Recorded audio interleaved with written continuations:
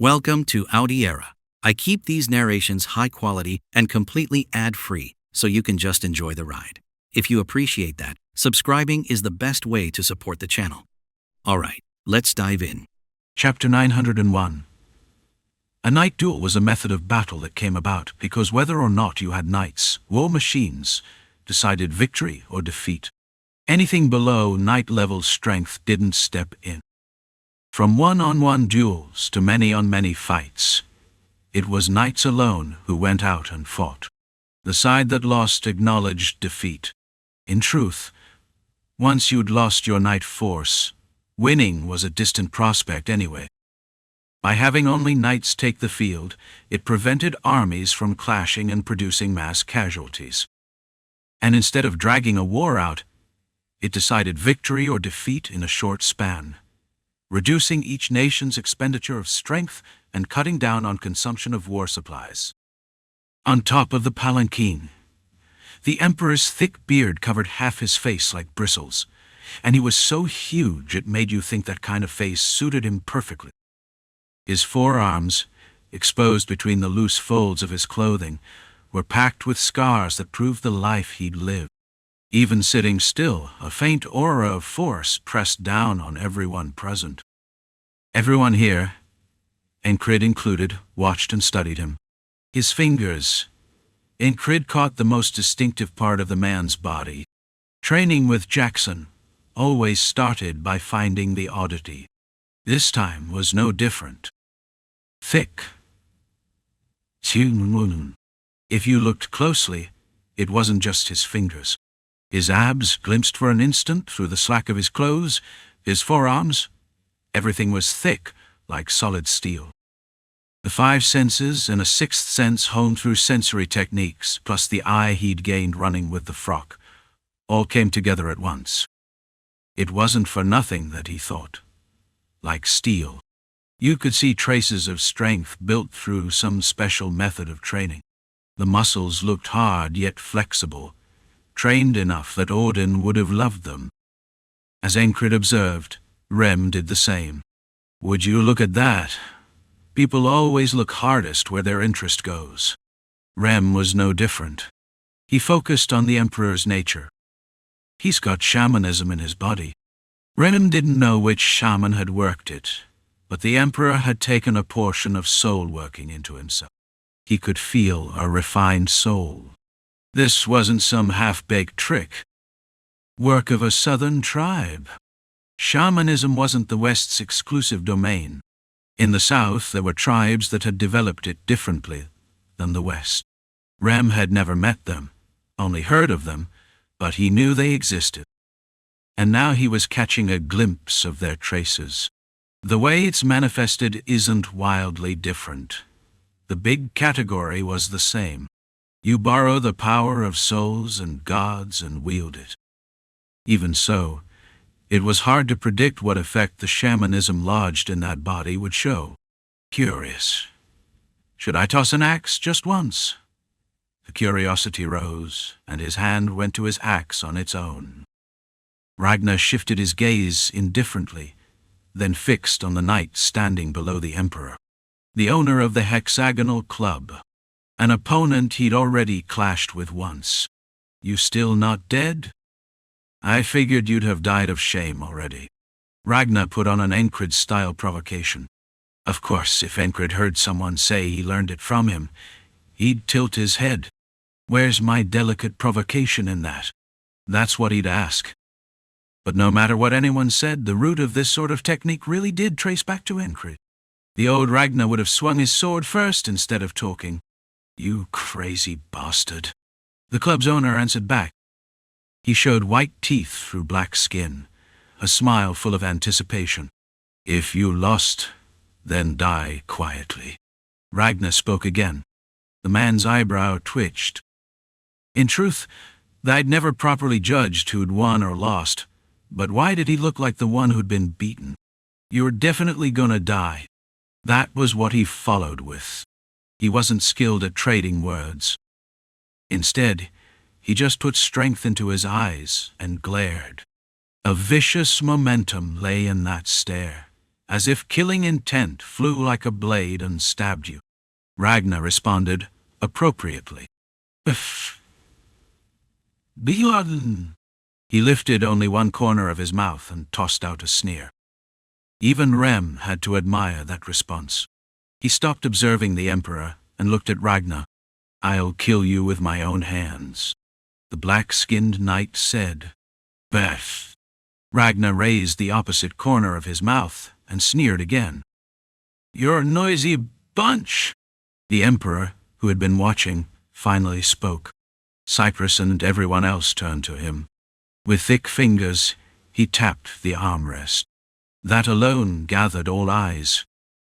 The overwhelming violence you felt from him made it impossible to look away from any movement he made. It felt like he could leap off the palanquin at any moment, grab someone's skull with his bare hands, and crush it. In a way, he stood opposite Krang. Krang drew eyes in with innate charm, but the Emperor made you think of death if you didn't look. If one side captivated you into watching him, the other forced you to watch through pressure and compulsion. Should you say there was no difference, and that both had the same pull? No, Bo. That wasn't it. If you're staking your neck, will you step up yourself? The Emperor asked. At some point, he propped his chin on his right hand. The motion was extremely natural. Enkrid recognized again that the Emperor was no easy opponent. It's not just his body. Well, if you trained your body to that degree, it was only natural your technique would be honed to match. Odin's words came to mind. Anyone who trains their body beyond a certain level will, by necessity, polish the techniques that suit it. At the Emperor's words, Krang stepped forward. In a way, you could say he truly had no fear. I don't know how to fight. A night duel, when you won't even step out yourself. Big mouth. Didn't I stake my neck, though? You've got nothing to lose because of oaths and vows. You're not even a knight. What value do your words have? The Emperor's attack was sharp. Not just someone who knows how to fight. Is his vessel big, too? His logic stabbed Krang. Krang didn't raise a shield. Fair. He agreed, just like that. Ingis watched tensely and nearly went limp. Admitting it here? What kind of reaction was that supposed to be? Krang opened his mouth again. Then if you won't even believe my words, why did you come out here? He meant, I spoke in the king's name, so you reacted, didn't you? The Emperor didn't waver. You think I came out because of you? Will rode on the Emperor's deep voice. If you stood before him, it would feel like your whole body was being squeezed tight.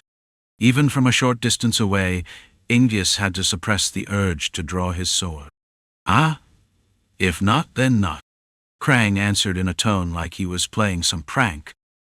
What kind of insane talk was that? Ingis was confused, and yet he felt something anew. What an incredible man. Even a knight would find it difficult not to tense up before the Emperor, but the master of his kingdom spoke with the enemy as if it were nothing. Wasn't that by itself enough to be respected? That's our king. It was a side of him Ingis had never imagined, a situation he'd never predicted. Maybe that was why, but Ingis saw the size of his king's vessel and couldn't help admiring it.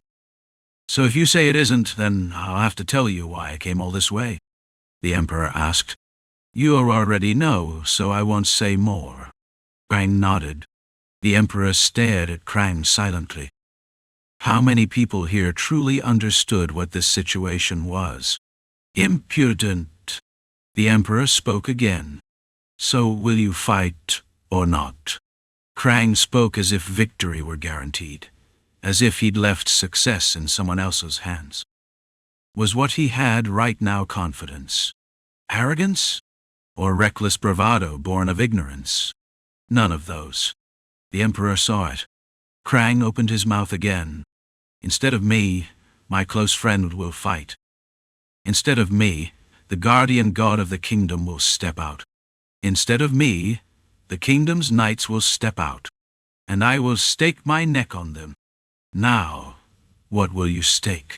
He trusted them. He believed in them. That was why he staked his own neck.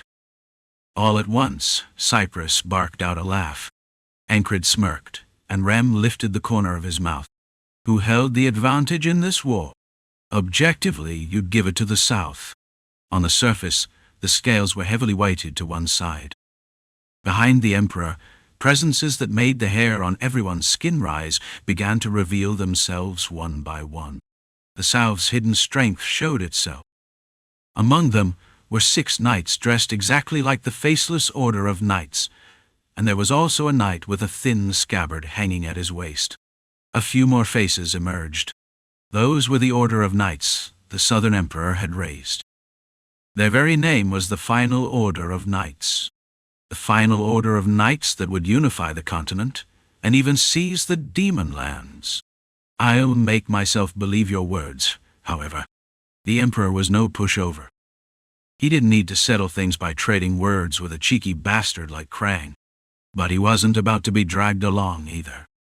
However, if you accept this greeting, I will accept the night duel. Before a fight, the emperor did everything he could to shave down the enemy's strength. That process had been the 2 detachments that infiltrated deep into enemy territory, including the Griffin unit. Everything had failed, but it wasn't as though he'd gained nothing. This greeting was the process of confirming that. The emperor met Krang's eyes for most of it, but right before he left, his gaze stopped on the one with black hair and blue eyes. Were you called the Madman Order of Knights? The emperor asked. Yes, Enkrid of the Madman Order of Knights. A short introduction. And I am his betrothed Shinar Kirchais. The fairy cut in from beside him. He might have said something, but the emperor didn't even shift his gaze once. In a way, that too was impressive. If it were Krang, he wouldn't have been able to help either asking what that was supposed to be, or laughing. Of course, it would have been a laugh of disbelief. If you lose the night duel, come under me. The offer was quite unexpected. Did that mean he rated him that highly? Why would I? Enkrid asked back. There was no hesitation in the question. It was a response with a clear meaning. How about we put the subordination of each order of knights as a condition on the outcome of the night duel? His eyes were on Enkrid, but the question was aimed at Krang. Emperor, you might see knights as possessions, but I don't. I can't decide that by my will. Krang answered. Even if I win, I won't take the king's life. Instead, come under me, Enkrid of the Madman. The emperor didn't easily change words he'd already spoken. He spoke only after he'd finished his calculations, which was why, to those behind him, this was a surprising thing. Of course, among knights, no one's heart would waver over something like this. Knights were those who surpassed limits with steadfast minds and robust bodies. In any case, it was an offer of that magnitude. The emperor held Enkrid in high regard, enough to show greed like this. The ones who reacted to the emperor's words were on this side. You rotten potato even monsters wouldn't eat. How dare you speak like that before us? Do you know whose face you're speaking in front of? Shinar Kirchais showed a razor-sharp momentum. A fairy rarely showed emotion, so it was uncommon for her to display such clear hostility like this, unless the opponent was a demon. Hey, why don't you just take the king's neck quietly? Rem cut in too. Krang felt a little hurt by that, but he didn't cut in like Rem did. It'd be nice if you treated my neck like it was precious too. That was how he felt inside, but outwardly his expression stayed calm. Who decided that? Ragnar stepped up as well. Well, by now, this sort of thing was everyday life. Dunbakel bared his fangs, and Pell put his hand on the idol slayer. Behind them, Odd-Eye came down and stared at the emperor without a word. So that's what they say. Enkrid shrugged. The emperor smiled. No matter what you want, it will be better to stand beside me than beside your frail king." Rather than lingering, he said what he wanted, and tried to turn away. To his back, Enkrid spoke. "This side is stronger." "Don't be mistaken. That's exactly why we're gathered here, to find out," the Emperor answered without turning his head. The two gathered forces pulled away. Right before they fully parted, Berlich spoke toward Cyprus. "Next time you won't get out." Cyprus answered without yielding. "That's my line." Then the Emperor's greeting came flying. Flap, flap. The sound of wings made some soldiers remember a brutal stretch of time. Up in the sky, the dots rising higher played in the air. It was the Griffin unit. "That's a greeting." Lien clicked his tongue. They were disgusting, so unpleasant to face. For someone who specialized in close combat and found it easier to deal with a single knight than an army that flew was a real nuisance. "You call it a knight duel proposal when you can't even stop something like that, Lien," Cyprus added. As he spoke, he looked toward Enkrid. Not just him. Others caught his eye, too. They were worth watching. Enkrid, too, happened to be looking at him. "Will you suffer one more time for me?" Cyprus asked. "It'll be less suffering than Sir Cyprus," Enkrid answered, then climbed back onto Odd Eye. Somehow, the moment Odd Eye flew, a chance to move so violently it bordered on excessive seemed to arrive. Well, good is good. There were more than 50 griffins. But unlike before, none of them carried knights. Odd Eye, carrying Enkrid, ran again. Chapter 902. 50 griffins were one of the monster tamer's trump weapons. The Emperor had built a new army, not only as an order of knights, but in several different forms. One of them was the Griffin unit. As he sent them out, the Emperor thought, how did they stop it? The more you knew your opponent, the more advantageous a fight became. He hadn't sent the unit while calling it a greeting for no reason. A unit calculated and trained so that even knight-level strength wouldn't be able to deal with it easily had collapsed far too simply. Traces and reports weren't enough. He wanted to see with his own eyes how the dagger he'd sent had been blocked. That the force I sent would get handled wasn't outside my expectations. What lay outside the Emperor's expectations was how easily it happened. With a single winged horse.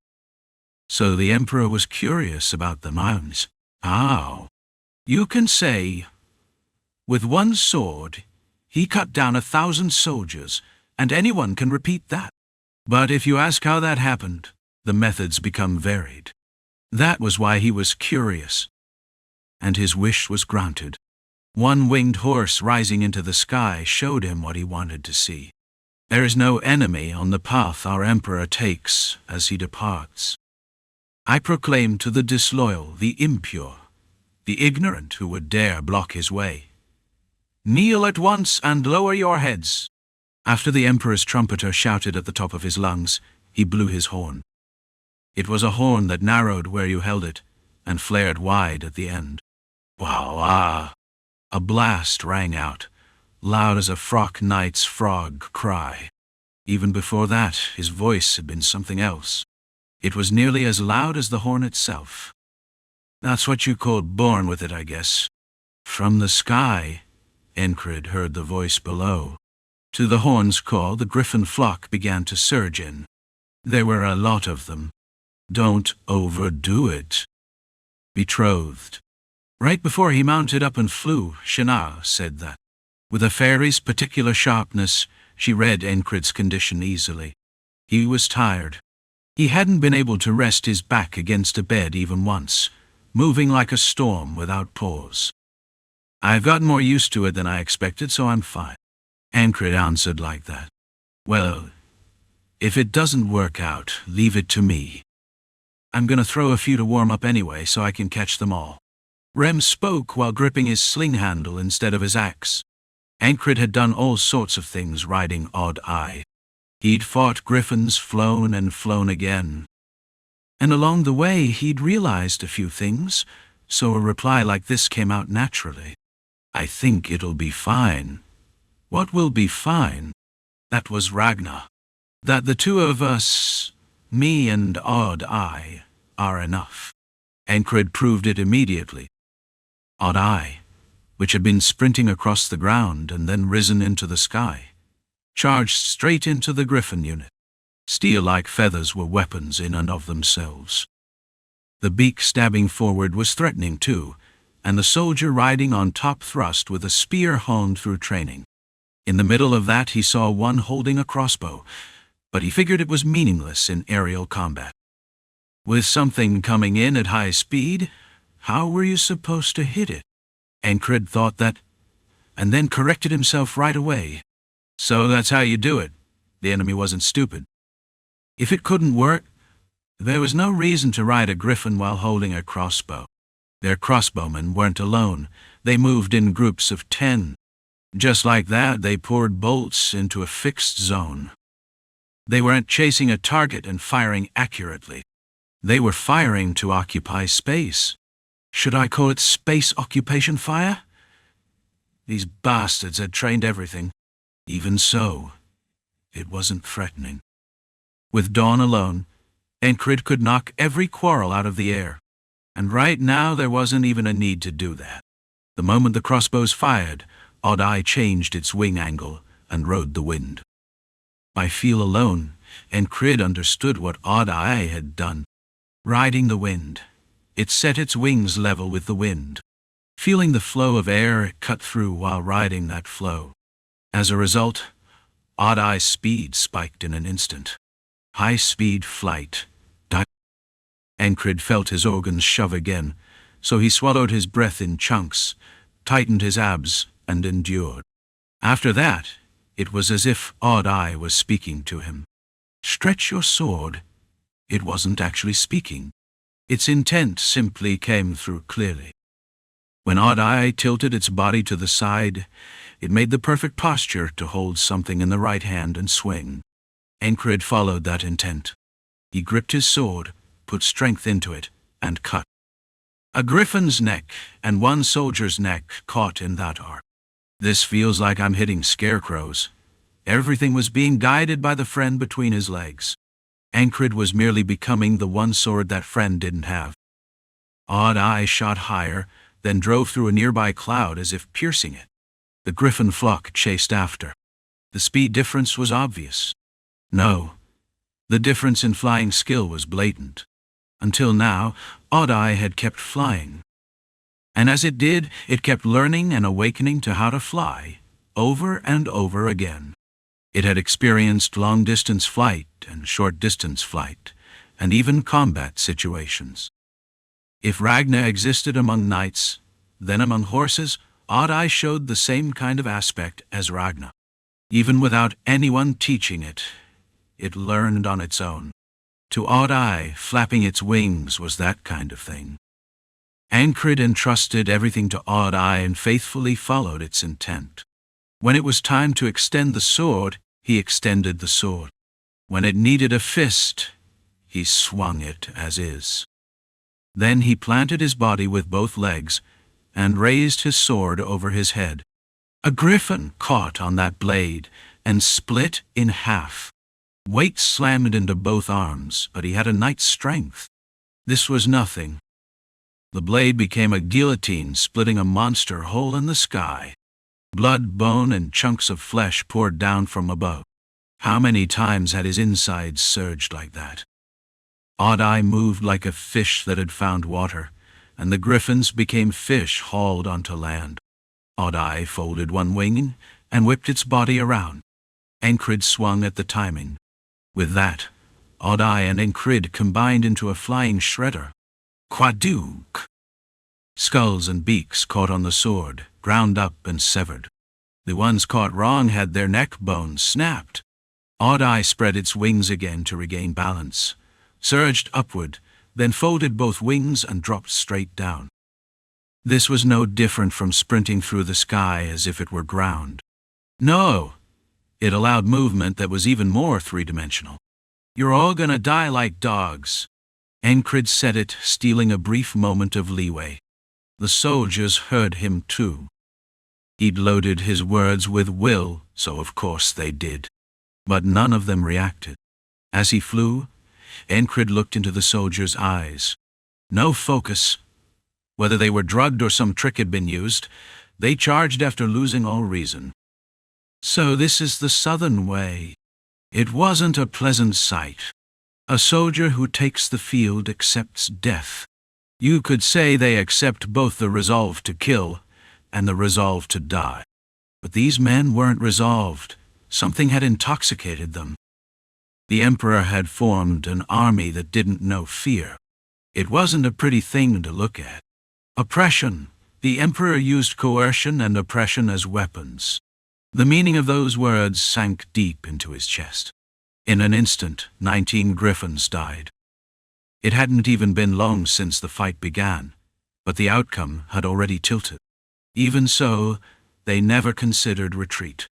In the end, Odd Eye dropped every griffin. Whoa! A soldier falling from the sky, even with unfocused eyes, followed instinct and screamed and turned into a crushed tomato. That was the height they were fighting at. Was there only 1 or 2 such soldiers?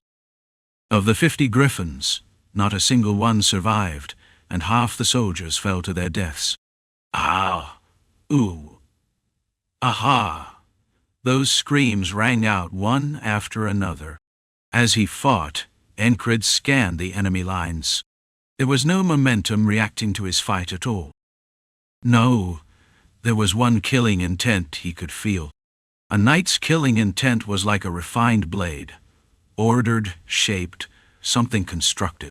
But the killing intent now, it feels more primal than that, thicker and denser than a wild beast's. And yet, calling it a monster's felt off. There was a strange sense of control to it. By instinct alone, Enkrid caught the presence of something odd among them.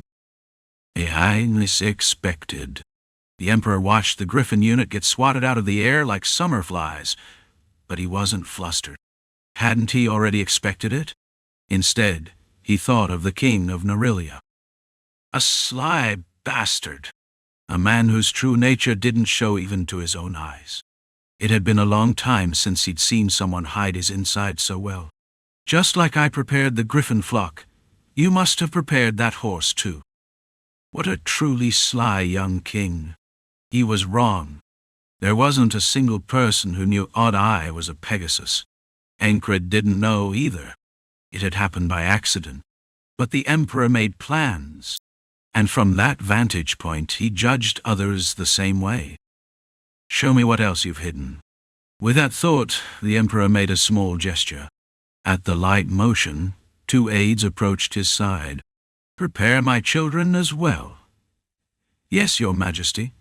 Tell the Order of Knights too. Tell them the enemy will have prepared all sorts of means. The aide answered and moved swiftly.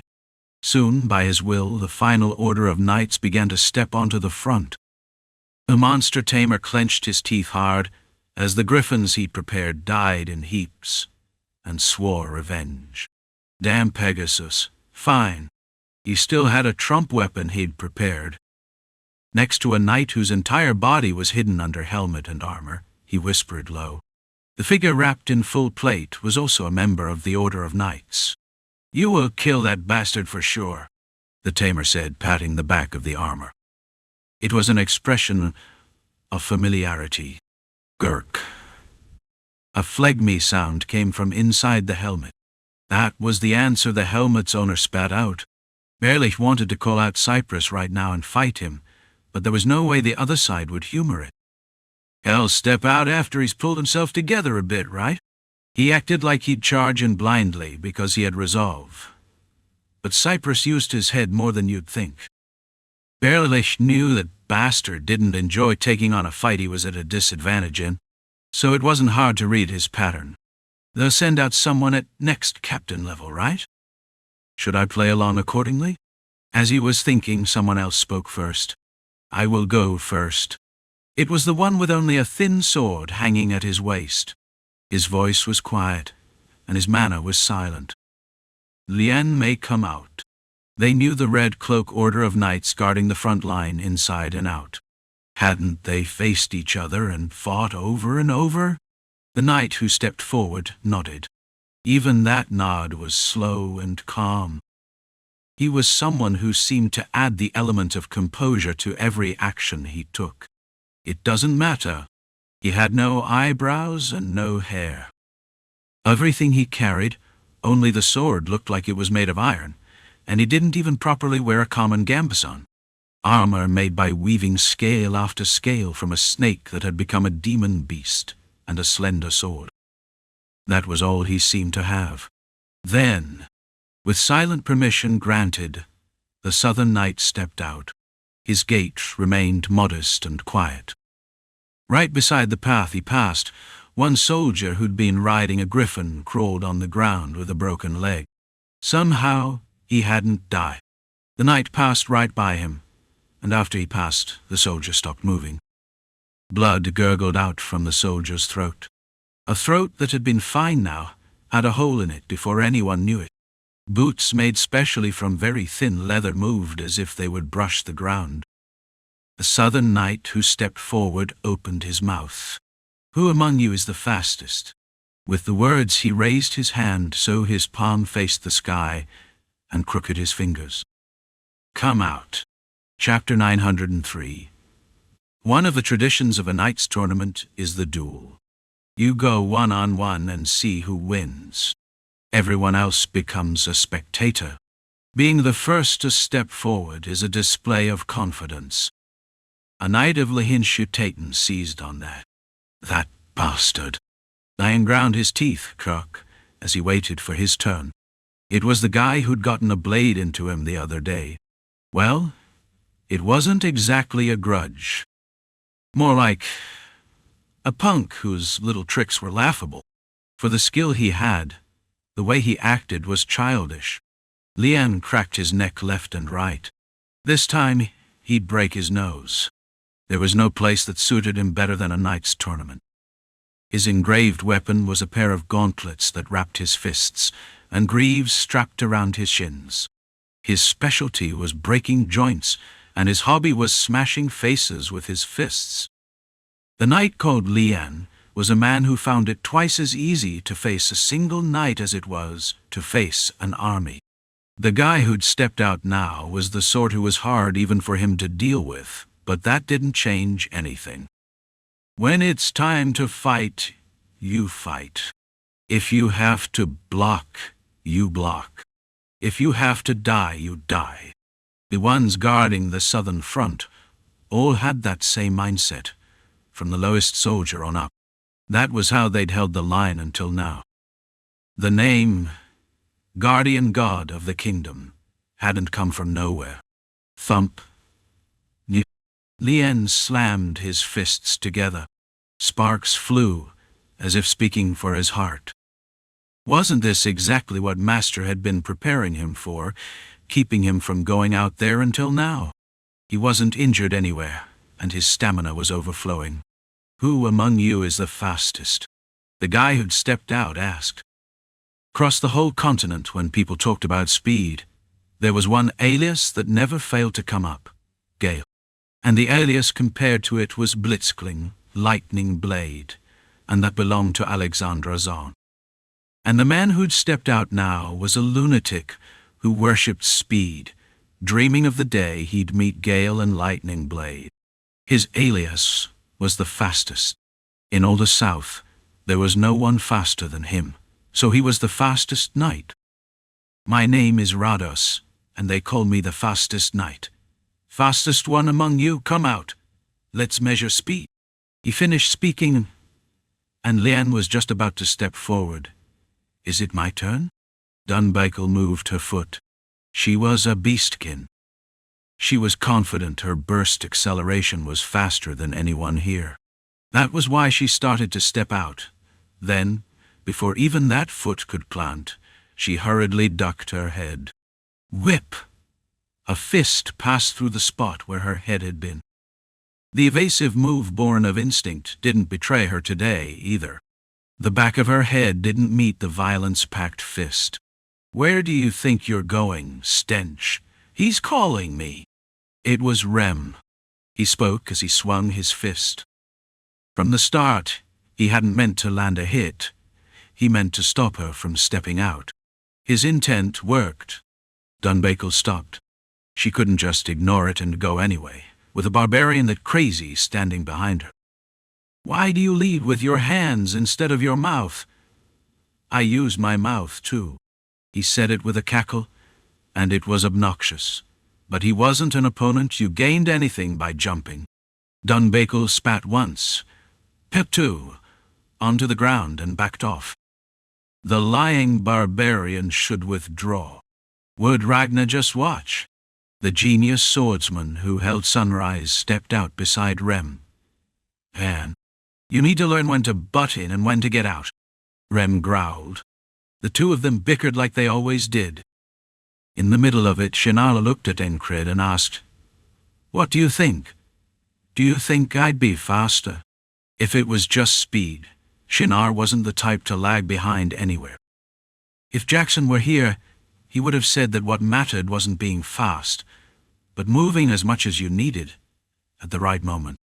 And Jackson's way of thinking like that would sometimes drive out a sword faster than any knight's. If Jackson were here, would he have stepped out? Maybe he would have. He used to like hanging back and watching. When Enkrid saw him this time, Jackson was in the middle of performing acrobatics against 5 knights alone. The fact he was acting like that at all was surprising. When Enkrid stared straight at that moment, it even gave him goosebumps. The will to protect what was behind him came through to Enkrid plainly. So strongly it made a desire boil up inside him, to stand right beside him and swing his sword. Of course, Enkrid had been faithful to that desire.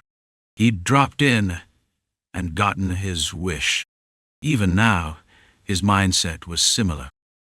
He felt fatigue from flying and fighting all day, but he didn't want to sit this out. Who was the fastest? "I think it'd be fine if I go out." Enkrid said it instead of answering Shannara. The betrothed really does ignore other people's words like they're nothing. Is it because human ears are short? Or is it because you ate the wrong poisonous herb when you were young? It was neither. It was just his personality. Enkrid didn't particularly react to Shannara's words this time, either. The moment he heard the two characters, fastest, he was drawn in. The other guy had practically advertised his appeal. He'd be a proper knight, someone worth crossing blades with. A quiet anticipation rose up inside him. That said, it didn't mean it was really his turn. "Captain, get some rest." Armam said it. He meant there was no need to step out when his condition wasn't normal. Rem was right. Enkrid nodded, but it wasn't only because of Rem's words. More than that, he stopped because he saw someone else step out first. Leanne, dumbfounded, stopped watching and spoke up. "Isn't it my turn?" "Commander?" Cypress answered with a snickering laugh. "Your matchup doesn't suit him anyway, so why not just what? Besides, one from our side has already stepped out. Among the available forces, it was the lunatic who'd been rolling his eyes around, looking for something, instead of moving his mouth. Instead of talking, he simply walked straight forward.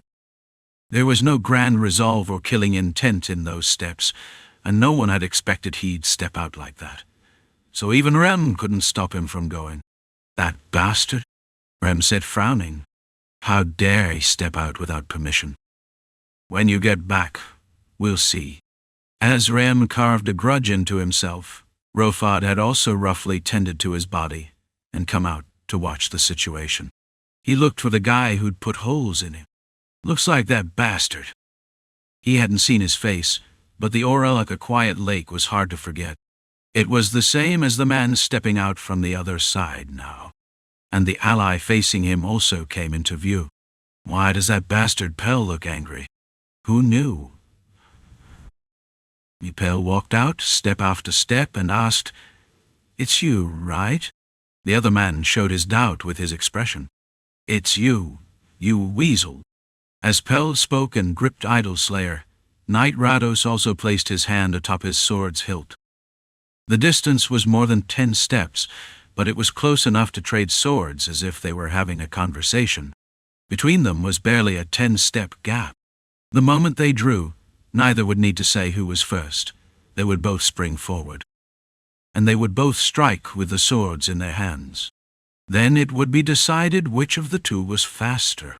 Pell, too, excelled at putting everything into a single blow. He could have fought head-on. When Rofod faced the drugged-up unit on the front line, this bastard had only hunted for openings. Weasley bastard. He was the kind who safely pulled his body back, stabbed, and then ran. What was that? Amusement? A game? Humiliation? Why he did it didn't matter. Pell knew when he saw the wounds all over Rofod's body. He played with him. Rofod endured it and held on, even knowing that. He must have known that if he collapsed, the formation would collapse. I couldn't have done that. With his personality, it would be hard. Even if the formation broke, he would have tried to take down a knight. You knew that, and that's why you stepped out, you prig. Rofod knew how to take responsibility. That was the difference between them. Words he'd once heard from his clan's elder echoed in Pell's head. The only thing you can do with talent alone is slaughter. Even if you kill dozens of coyotes, the dead sheep won't come back. Learn responsibility, Pell. Without it, you won't be a shepherd. You'll just be a swordsman drunk on killing. That's where the right to swing Idleslayer begins. Up until now, Pell hadn't failed at protecting sheep many times. It would be hard to call him the best, but he didn't think he lagged behind as a shepherd. Wasn't it enough for a shepherd to just protect the sheep well? Was it really a job that needed lofty words? That was what he'd thought. Until he saw Rofod fight, the root of that thinking hadn't changed. Only after seeing him did his framework crack. Through this event he'd grown a little more. Childish and immature. Pell looked back at his past self and realized the prig who always growled at his side was an adult. He showed responsibility. Even if he died, the prig would have held his position. Prig bastard died. Even if he died today, he wouldn't say this out loud. In a fight to protect, you're above me. Pell admitted it. It was something only he hadn't been able to admit until now. Everyone in the Mad Order of Knights besides him knew it. When they led troops and fought, Rofod always won. But inside that Mad Order of Knights, had anyone ever lectured Pell about responsibility? No one had. You lost again? Pip, stop. That bastard Rem just made weird laughing sounds and busied himself mocking him. If you cut down everything yourself, you win. That lunatic named Ragnar spat out nonsense like it was nothing. Effort, duck. You lack effort. Enkrid wasn't that different from Rem. What else could his intent be, copying Pell's words all the time? So did Pell resent them? No. Even if he cursed them inside, he didn't resent them. Do you know what you need in order to learn? It's knowing what you lack. Proc, Luagarn's words cut into his thoughts like lightning. If you ask questions, you learn the answers. If you reach out your hand, you can grasp something. If you move your feet, you can reach where you want to go. Simple logic tore through his head. Pell focused more than ever.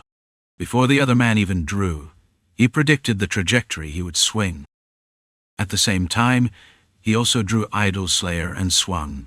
Clang! Metal met metal, and exchanged greetings. A crisp sound cut between them. Pell, keeping the motion of his swing, moved forward to the left, and the other man sprang off in the opposite direction like a mirror. There was no time to catch his breath. Pell immediately turned his body and swung Idleslayer. The pitch-black blade reflected light and left an afterimage like someone had spread a wide sheet of black velvet cloth. The other man's thin blade met that velvet afterimage. Clang! Neither weapon was ordinary. When the blades exchanged force, A flash of light burst between them. Then, both of them holding their breath, they began to strike. Cla-ta-ta-ta-ta-ta-tan! It sounded like thousands of beans being roasted at once. That sound rang out in a chain. Some soldiers covered their ears. Those who had risen above the rank of knight watched without blinking. He isn't getting pushed back. That was how Enkrid saw it. In pure swinging speed, the other man might be a little faster, but he fills the gap by controlling his line. Pell minimized everything in the motion of swinging and withdrawing his sword. That closed the speed difference. Pell, forgetting stray thoughts, was busy swinging, blocking, and pouring out what he had inside. Like always, he was about to forget himself and be sucked into the world where only the sword remained. That was his specialty. But unlike usual, in the middle of it, one thought forced its way in. If you die, who will protect the sheep? The elder's last words. And from now on, you're this unit's guardian. Those damn words from the prig. Guardian, my ass. He was an executioner swordsman. At that moment, Pell saw a needle flying at his eyes. He didn't know when or how it had come flying in. He hadn't sensed it, and he hadn't seen any preparatory movement either. He only reacted because he saw a few dots.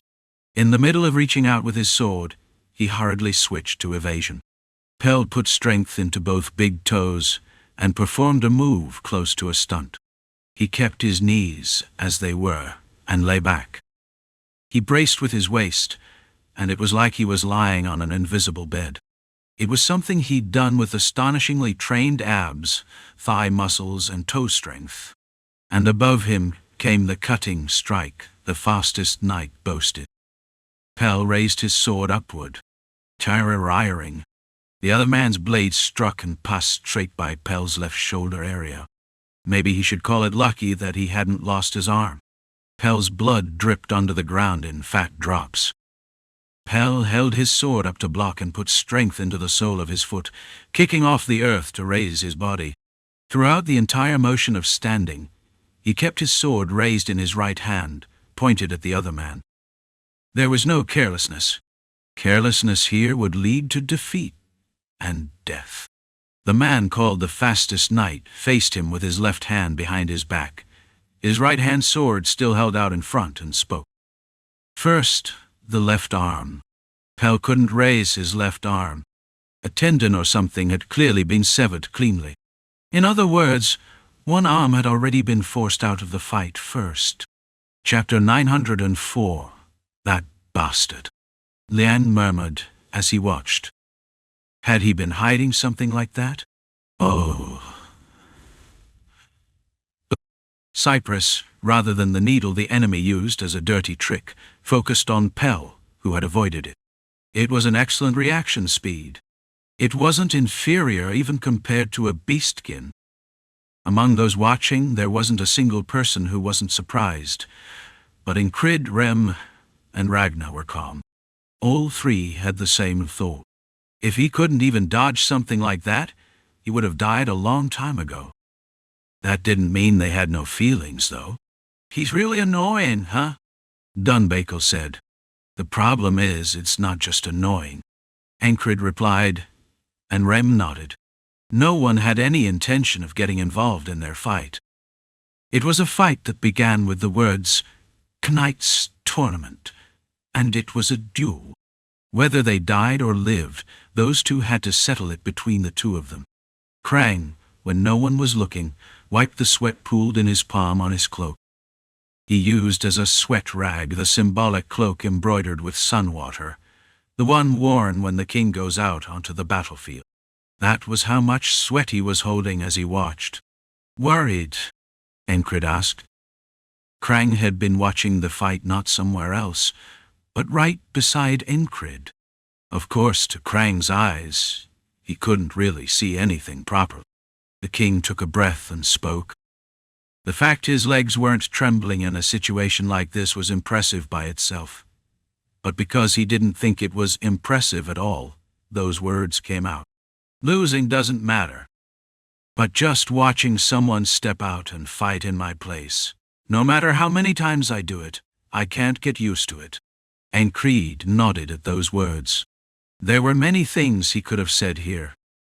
For example, he could have told him not to worry, that Pell would win and come back, to trust Pell. Or it wouldn't have been bad to say that even if he lost, "It wasn't your fault, I ordered it."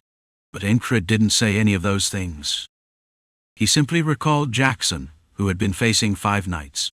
Why had Jackson fought that fiercely? Why had he guarded what was behind him even at the cost of his life? You can't do that just because someone else told you to. If that were the case, you couldn't properly use will either. Will is willpower. Will without willpower following it is nothing but a shell. You can't stop 5 knights with something like that. Therefore, Jackson truly and sincerely held that spot. It wasn't to look good to someone, and it wasn't because he wanted a reward.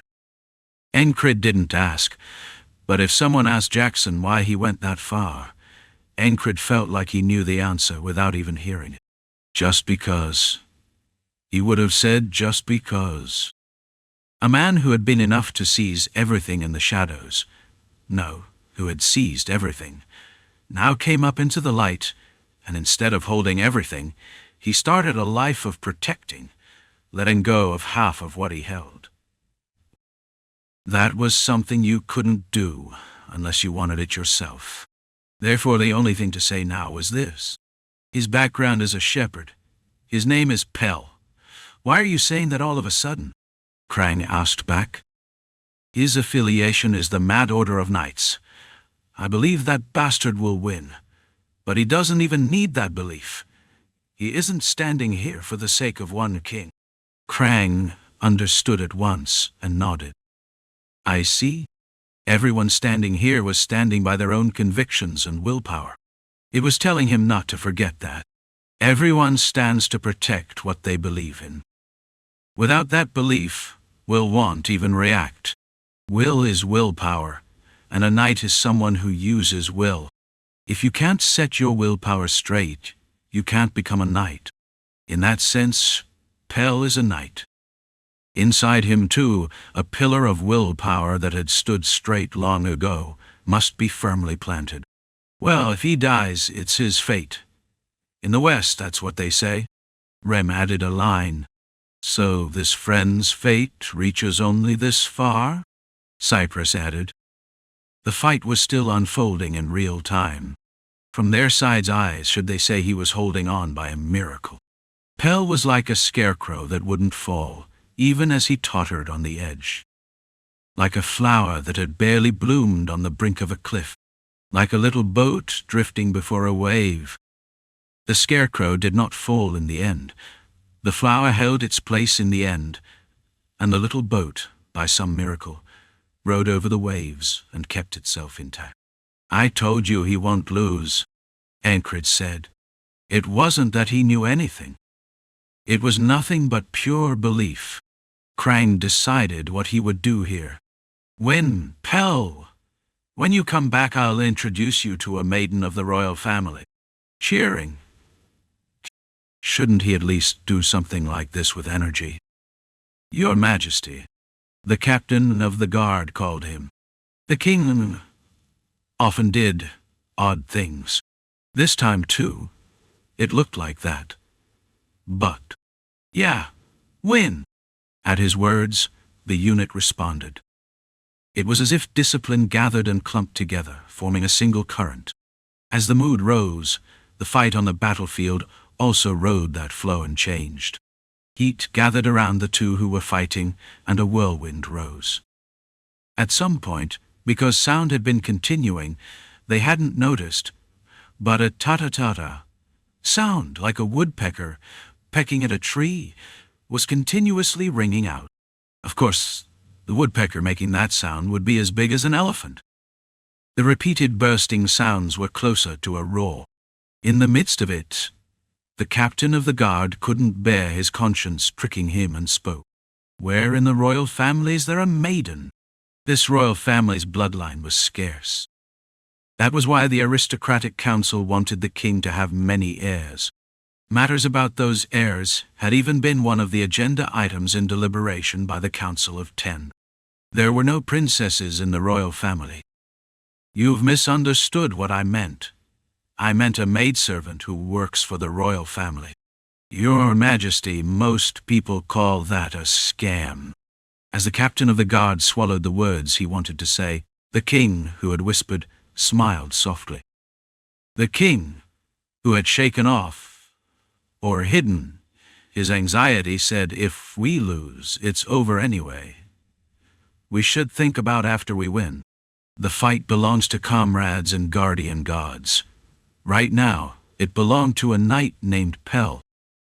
The alias Fastest Knight makes all eyes focus on the sword. Thanks to that, how easy had it been to deceive opponents." Rados scattered the needles he had hidden in his left hand.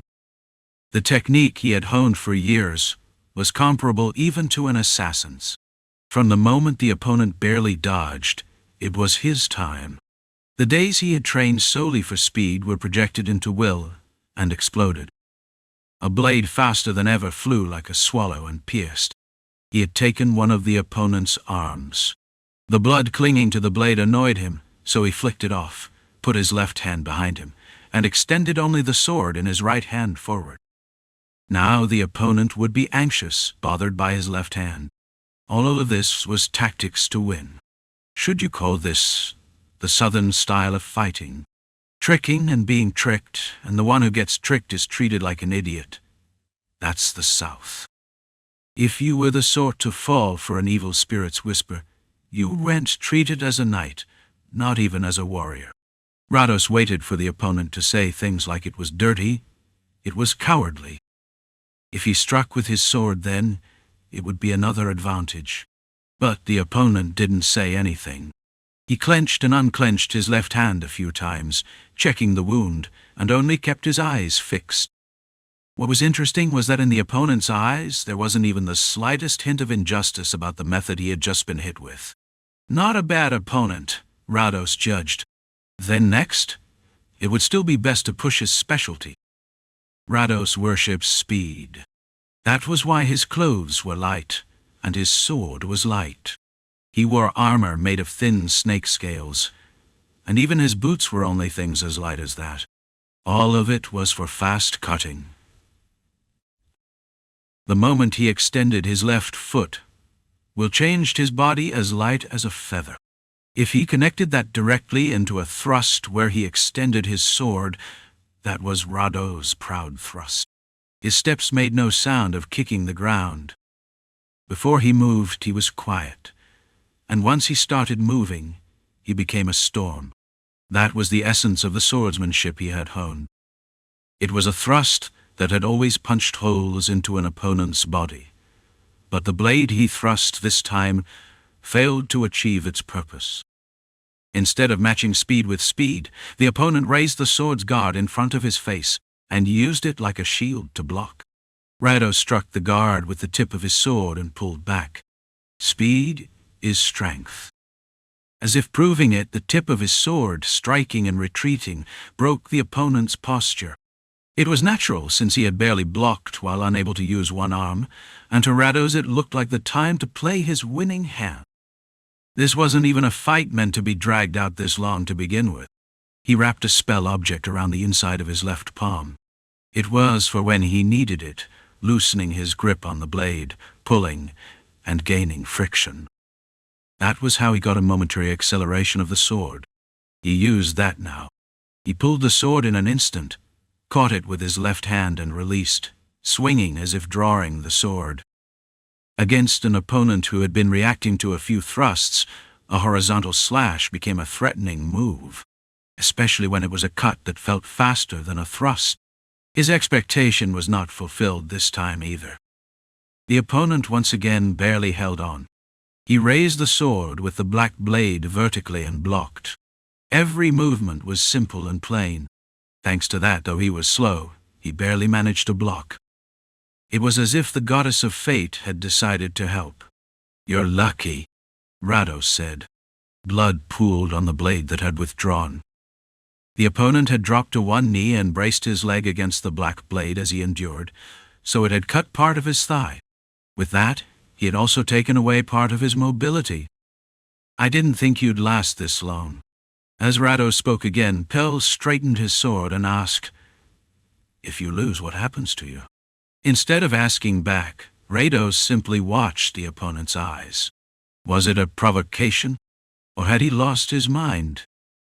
If you used burst acceleration over and over, you sometimes felt like your brain was burning. Maybe it was that. The opponent had been barely keeping up with his speed. Did his head break? In the end, Rados judged it was neither. The bastard's eyes were clear. "If I lose, I become extremely ashamed. That's my situation. So it's hard for me to lose." Pell said, "You're insane." Rados charged again. Entering the world of silence, he thrust 3 times in a row. Thrusts aimed at the head, the chest, and the thigh. A triple consecutive thrust was another one of his specialties. Clang! The opponent held his sword at a slant and brought it into the thrust trajectories to block. In other words, with a single motion, he blocked 3 attacks. It was an astonishing skill. With the blades flat, he blocked the thigh-aimed thrust, and with the guard, he blocked what targeted the face again. What aimed between them, he blocked near the ricasso of the sword. Both weapons were truly sturdy. Not even a tooth of the blade chipped. One was a relic, and the other was an engraved weapon that, though thin, had specially emphasized durability, so it was natural. Clang! Rados struck again. Neither of them did the pathetic thing of trying to read each other's breathing. They only struck in succession and pressed. Block and knock aside, and block again and knock aside again. They repeated that, and repeated it again. A hot wind blew between them, and a whirlwind rose. Sweat cooled in the hot heat. The 2 pieces of metal colliding in succession threw sparks. The scattered sparks mixed into the whirlwind, and a heated wind blew. In the world of silence, a voice was heard in his ear as if it cut off. "Adaptation complete." It was what Pell said. They weren't moving at a speed where they could even have a conversation to begin with. So what reason could there be to deliberately say that, breaking it into 1 syllable at a time? He didn't know, but it was just showing off. There were people who couldn't resist doing this in certain moments. Just as those words said, Pell adapted to the speed. At first he seemed faster than Ram, but compared to him, the motions were simple. Clearly faster than Ragnar, though. Light, rather than simply light movement if he compared it. The weight loaded into the sword was like a feather. Then was he as fierce as Enkrid? Did he give the dizzying feeling like the ember-killing Enkrid showed? Not that either. You're not even as good as the prig. He couldn't even count how many exchanges had passed between them. The moment Pell saw the opening he had thought of, he simply charged in with his sword forward. It was like a charge with the sword set up like a shield. Point thrust, the technique Rados boasted, pierced Pell's left abdomen. He pulled the sword out as quickly as he had thrust. Pell swung his sword even as blood poured from his stomach. When Pell swung once, Rados had thrust once and even defended. "Cut, you bastard," Pell said proudly. The world of silence broke. A qua. Noise hit his ears, and the 2 of them stopped. The whirlwind that had formed around them spread out as a fierce wind. The swords of the 2 who had stopped were stuck tight together. Rados tried to pry them apart with strength, but it was hopeless. Pell, in a bind state, even pressed his body in.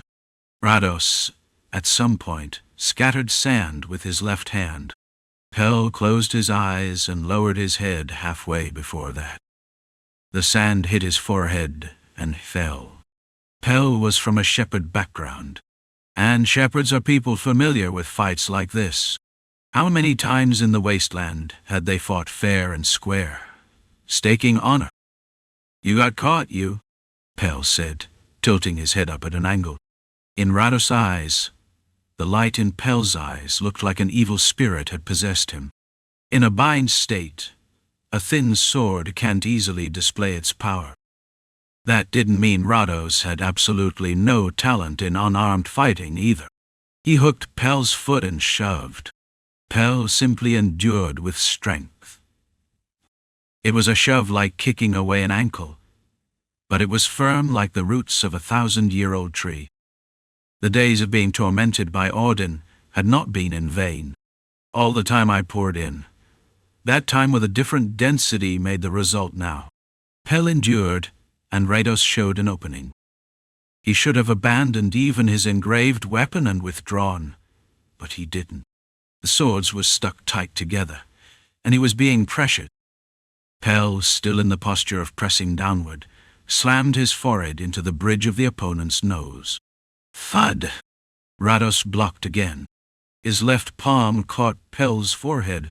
Pel lifted his face and bit off his finger. Crunch! Cock! Rados swallowed his breath. Would a knight feel no pain? He lost his left thumb. With blood streaming from the corner of his mouth, Pel smiled. How could it not be fun, when the blood flowing from his mouth was clearly the other man's? Rados swung his fist, and Pel twisted his head to dodge, closing in even tighter as he hooked a leg. He had reversed the technique the opponent had used. Thump! And the two of them fell to the ground. It was the moment the fight that had raised a hot wind turned into a dogfight. Chapter 905. Pel let go of his sword and drove his forehead into the opponent's head. Rados, too, had no time to grip his sword and do anything. Weren't the two of them both rolling on the ground? Still in that state, the two tangled a few times, and their posture quickly locked in. It was a posture where one side was on top, while pinning the other side's thigh down with a leg, and the one on top was Pel. Rados tried to hold on to Pel's arm until the end, and Pel, with his left arm caught by him, pulled his right elbow back behind him. From a half-awkward posture where he had lifted his waist, he rotated his torso and swung his elbow. Bam! Crunch! Rados barely used his arm as a shield and covered his face, but it was hard to say he blocked it. The forearm he used as a shield bent inward, and there was the sound of bone breaking. Yuck! A second groan spilled from Rados' mouth. Even though his arm was broken, a scream did not burst out. Endure is a technique that prevents the body's response from becoming dull to pain. It is a skill a knight commonly trains. Rados endured. Pel, with the bastard's body pinned down, looked into Rados' wavering pupils. It was like he was asking with his eyes, why was he getting beaten like this? He was a knight too, so of course he had wrapped himself in iron armor. Iron armor is a technique that strengthens the skin and bones of the whole body through will.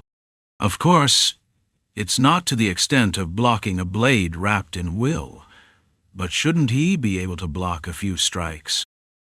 The meaning of the doubt held in his eyes was that, not a chance. Pel said it out loud. He even caught his breath. It was fine to show that much leeway. In a way, it was a natural result. One side, taking speed as its forte, unfolded circle swordsmanship. He pursued extreme speed where if someone approached the area of a circle drawn centered on himself, he would stab and cut them all down. Would someone like that bother to train iron armor? Also, Rados shaped and changed the will inside his body into a thin, hard needle. That was clothing that fit perfectly and the most effective weapon when fighting with a sword while taking speed as a forte, but once it turned into a messy brawl while stuck together, it became a weakness. This situation now was only the result of all of that mixing together. Pel's left hand wasn't moving, but now Rados was the same. Not long after, Pel's elbow tore into Rados' head. It was in the midst of thud, crack, whump sounds coming one after another. He tried to block with his broken arm and dodge somehow, but because he got hit cleanly, blood splashed everywhere. The outcome was decided. The amount of blood flowing was not small. Starting from the forehead, part of the ear was also torn, and he rolled on the ground. Odin, who had come out at some point, spoke to Timur standing beside him. "Look. As expected, a person has to learn while rolling." "I see." Pell hadn't learned unarmed combat in depth, but as he got hit, it naturally got ingrained in his body. The opponent couldn't. The moment the two stuck together and rolled on the ground, it was already decided. For the Dragonkin, it was just so. His interest leaned to one side, like all Dragonkin did. However, the reason he had come out this far now wasn't purely because of Enkrid.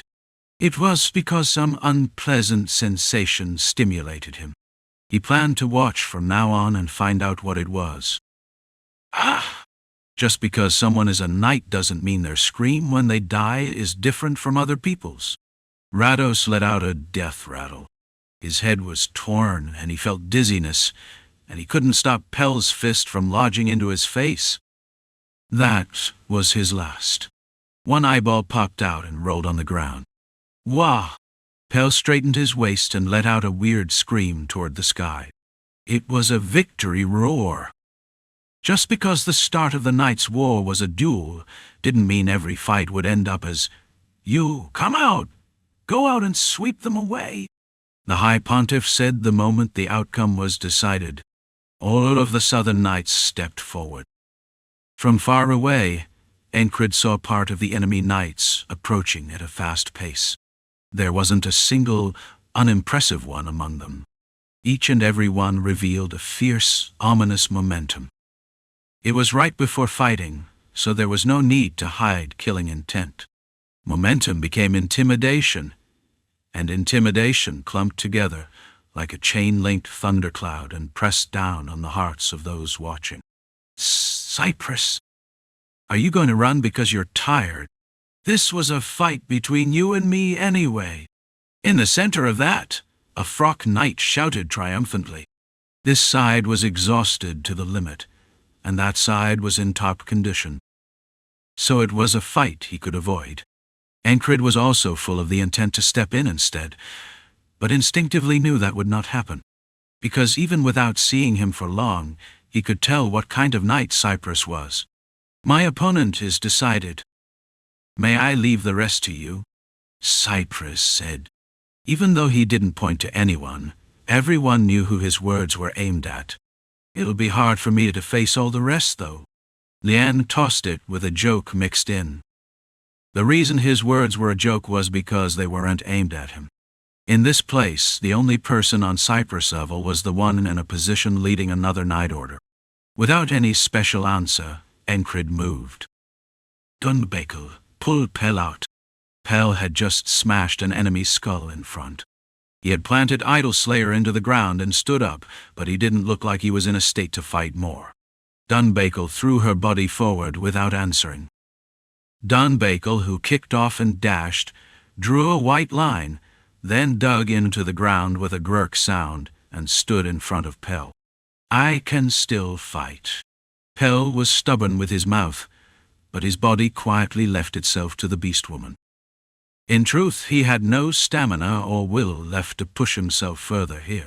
It had been a pretty brutal fight. "Could you shut it before I throw you into enemy lines?" Dunbakel's sprint was truly fast, and the other side didn't overreach trying to kill Pell. Thanks to that, Pell quietly fell back. Got lucky. When he came back to the rear as a piece of baggage like that, Rofod saw it and said so. Pell forgot his injury and opened his mouth.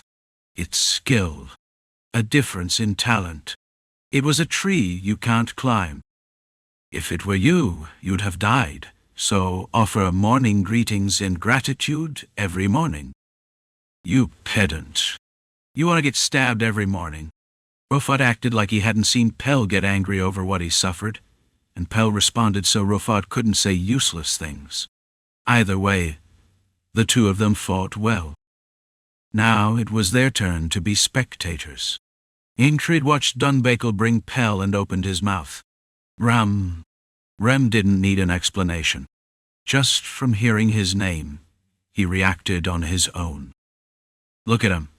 There ain't a single bastard that'll go down easy.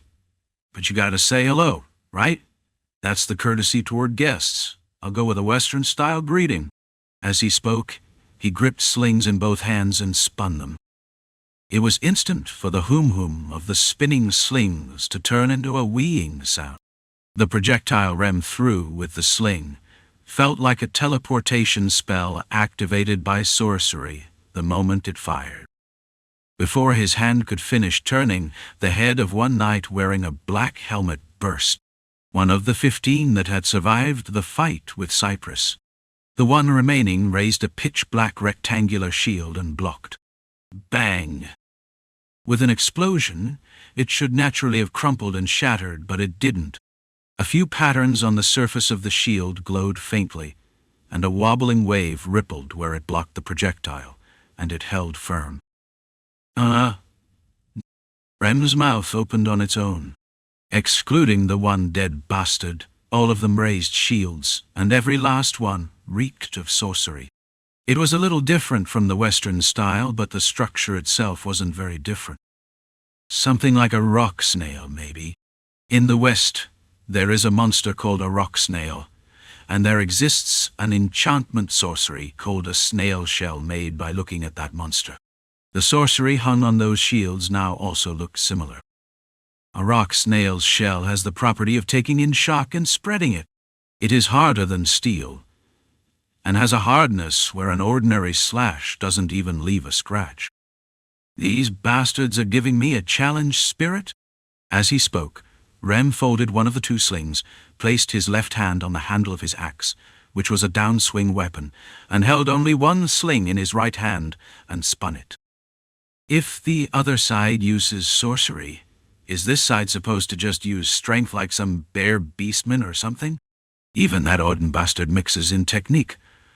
Odin, too, enjoyed putting technique forward rather than putting strength forward. Bastards who jump in just by looking at appearances end up getting taken by Odin again and again. Say me now, if they think all they have to do is block a simple projectile, it's gonna hurt a lot. Wheeing. The sling spun. In response to the projectile's assault, the bastards with black shields stepped to the front and lined up, pressed together. The Rhinestetten knights walked without any formation. Even though they blocked the front with shields, there were quite a few who slipped out to the side and walked leisurely. Some of them didn't bother stepping outside the formation and quietly followed behind the shields. The High Pontiff at the very back gave them no command. Cypress, you're not thinking of blocking that again, are you? It's the Black Iron Wall formation. Don't charge in thinking it'll be easy to break. If you get more tired than now, I won't have any fun. Enkrid and a few others, including Rem spinning his sling, felt the sneakiness of Berlik. It's like he's reciting it all for us to pay attention, because he made everyone think something like that. Even knowing it, it was hard to ignore. The bastards who had formed the Black Iron Wall matched their breathing and stamped their shields on the ground. Thud! The ground trembled, and a cloud of dust rose around them. Stones caught on shield corners and the like cracked and scattered. Instead of answering, Cypress took out his sword, resolve, put it to his forehead, and prayed. Since he didn't recite what he prayed with his mouth, there was no way to know it. Rem, Enkrid called his unit member. Don't rush me, Rem answered, and again threw the projectile in his hand. Boom! The air burst and the projectile struck the shield again. Quang! Along with an ear-rending blast, a wave rippled over the shields pressed together. The shields heaved like small waves, crashing 3 or 4 times in a row. It felt like proof that simply putting strength forward would never break through. One knight behind the shields tilted his head. The 3 in front put the shields down. It was a calm voice. The 3 faceless knights followed those words at once. Rem, watching, snapped his fingers and said, "Too late." Crack. The center of the formation called Black Iron Wall. The projectile Rem fired did not bounce away. Stuck to it. It began to glow red-hot. Burst. Tight D. Boom. Flame and pressure tore the shield. Just before throwing the projectile, Rem had layered 2 sorceries and imbued it. One was the spirit of a metal leech, and the other was the spirit of a flame imp coal. Both were to a level that an ordinary sorcerer couldn't even imitate using stored monster spirits. A metal leech can't resist metal, clings to it, and gnaws it down, and a flame imp makes flames burst bigger in proportion to the shock. Rem had added his own sorcery power to the two, and packed them into the projectile before throwing it. And so, with a single projectile thrown just now, the formation broke. The helmets of the 3 bastards in front split, revealing pale skin. The pooled blood water and broken skulls proved their lives were over. Rem let out a big breath, showing that the blow just now wasn't easy. To the opponent, it was a posture perfect for letting their guard down. Looking at Rem like that, the bastard who had spoken earlier said again, "Another one is flying in." Just as he said, Rem drooped the sling as if he were resting, but he had already loaded another projectile into it long ago. Ooh-weeing. With one turn, and then the moment it became 2, it was high-speed rotation. When he stretched out his hand like that, the projectile once again tore the air with a pop. This time, one bastard snatched the shield of the bastard beside him and overlapped 2. Bang! This time, too, he stuck it with the metal leech spirit, but the opponent's response was different from before.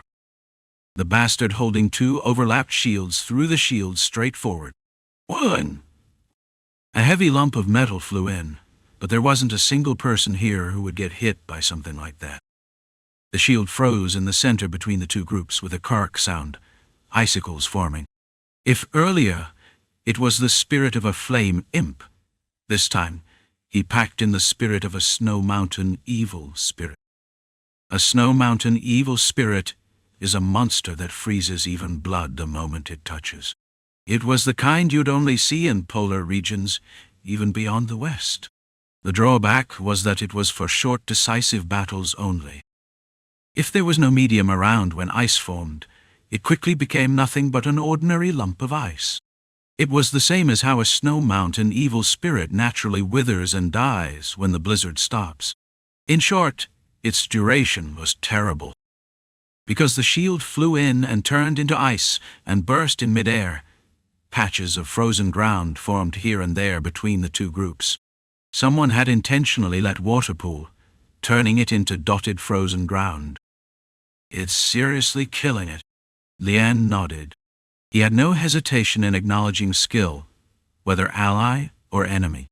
That was just his personality. Enkrid didn't have anything to marvel at, because he had expected Rem would do about this much. It was surprising that flames rose and ice formed, though. Enkrid quietly watched the situation, then stepped forward. "Is it right to deal with them slowly here?" No matter how you looked at it, their numbers were clearly lacking. His eyes swept between the High Pontiff and the group of bastards with black shields that had formed the Black Iron Wall, and then half collapsed into a group. "Doesn't seem like there's a need for that," Enkrid thought, and moved. Chapter 906. Enkrid measured the enemy's position and counted their numbers. 1 frock. 1 guy holding a club.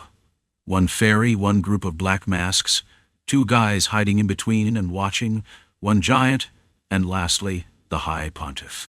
It wasn't a simple head count. In his head, he divided that group into a form that would be good for breaking them apart. What he'd learned from Luagarn and the experience he'd built up rolling across the continent guided him. Split them. He grasped it. His intuition prickled and stimulated his scalp, telling him that this was the most important thing right now. Treat the Black Mask group as one, while recognizing the others one by one as individual entities, He didn't split the Black Mask group. Similar technique, similar momentum. They were like bastards stamped out from a casting plate. It was a type he'd seen many times while fighting. Mass-produced knights. There was no reason for them not to do that. If they knew the method and had abundant resources, they possessed enough force to be called a calamity against ordinary soldiers. Also, if their head count increased, hadn't they judged it would be effective even against knights? It was a guess, but it was half the right answer. If Crace could look into Enkrid's head right now, wouldn't he have kept shouting that he was a genius at this kind of thing? He was piercing the past by looking at the present. It wasn't the important part right now. Still, depending on whether you knew it or not, the way you acted could change. At the same time as measuring the enemy, Enkrid drew the direction of the fight. Everything he'd pierced, recognized, and experienced blended together. The tactical sense he had awakened when Abnai had driven him hard surged and showed him the path. In other words, he decided where and how he had to fight.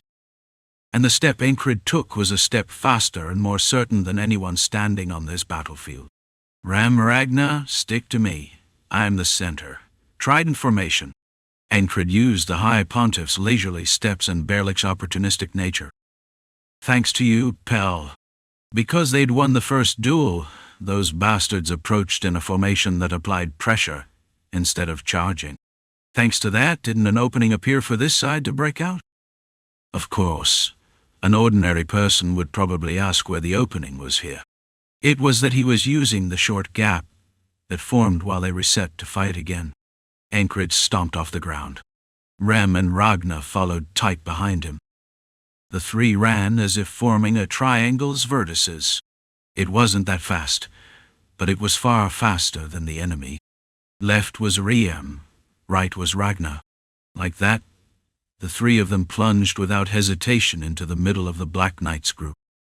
In a way, it looked like a suicide act. It was like three of them were charging straight into the center of enemy lines. I am none other than Rem, the mad deputy commander. The deputy commander Ragna is here. Shouts burst out from both sides of Enkrid at the same time. Where? Who? Right up until the moment they were about to collide with the enemy. Rem and Ragna glared at each other. Strangely, even as that nonsense exploded, the spacing between the three stayed the same. Would that behavior itself look like an opening to the enemy? Spearheads flew in aiming for Rem and Ragna. In an instant, Enkrid twisted his body to the left. Along with that, Ragna swung Sunrise, knocking aside the spearheads and guarding the rear, and Rem, from his spot, swung his axe and smashed the spear shafts. Bang! A spear shaft made from solid iron didn't break easily. Instead, the bastard holding it staggered, and in that brief stagger, a blue line struck his neck. One toit, Enkrid murmured. At the same time, spears and swords flew in from all directions. Enkrid swung his sword and shifted position to stand on Ragna's left, and Rem shifted to Ragna's right. The trident formation took as its strength a flexible spear shaft, where the spearhead's direction at the center could change at any time, and bend left and right. The first time Enkrid moved sideways, while swinging his sword, it was the flexible shaft. And now that they'd shifted the formation around Ragna, it was changing the position of the spear. Ragna, holding his breath, raised Sunrise and brought it down vertically. It was a slash that would cut anything that got caught, elephant or whatever. One knight, gripping a rectangular shield, stepped in to block it. Ragna's Sunrise split the shield and passed through. Krang! With a roar, a red line formed down the center of the shield and let off heat as if it had been heated red-hot. Then it split. The knight holding the shield was also cut from the head down to the collarbone. Someone who'd lost their head and an arm couldn't live. 2. Ragna said. Even though 2 were dead, the shape of the fight didn't change. The 3 had entered the middle of enemy lines. From the enemy's perspective, If they retreated here, there was nowhere to go. A few more exchanges followed. If you stuck, bastards died. Naturally, the side falling was the Faceless Knights. The Faceless Knights maintained their encirclement formation and pulled out the hidden move they'd kept. Even the bastards who had been standing a step back and half holding themselves back joined in. There were 6 of them, and they were ones who had reached their current level through a different process than ordinary Faceless Knights. Those 6 came out one by one from between the encirclement and circled around, with the 3 in the center. All 6 held long spears that were half again as long as normal spears, and their movement and momentum were different as well. Their feet were light, their long spears were ready to slam down or thrust at any moment, and the form of their intimidation pricked the skin of Enkrid, Rem, and Ragnar like sharp spearheads. Oh, Rem, in the middle of fighting, recognized them and showed expectation, and Ragnar looked at them without any reaction, not particularly letting his gaze linger on them. If they come, cut them. He just faithfully followed that simple proposition. Right now, Enkrid was leading, so it was a moment where there was no need to find a path on their own. It wasn't Pell but Ragnar who was the original when it came to fighting well, only when there was a simple goal. Where else would that stubbornness come from? The stubbornness of walking and walking until the destination came out. Enkrid changed the formation entirely in response to the opponent's movement. While stirring through them in trident formation, they killed 8 enemy knights. That meant only 7 of the 15 Cyprus had left alive remain. The remaining 6 used those 7 as shields. The 6 cut in between, hiding half their bodies behind the shields. Like that, the remaining bastards wrapped around them. It was like pitch-black shadows covered them from head to toe. Between them, the cool blue of dawn gleamed, sunrise, let off red light, and grey pupils shone. The High Pontiff raised knights in 2 forms. If one was the traditional method, the other was mass production. Among them, the method of raising mass-produced knights used a method you could say had shed the skin of being human. He gathered those said to have outstanding talent in one place, made them duel once a month, and only raised up the ones who survived. It was a kind of sorcery.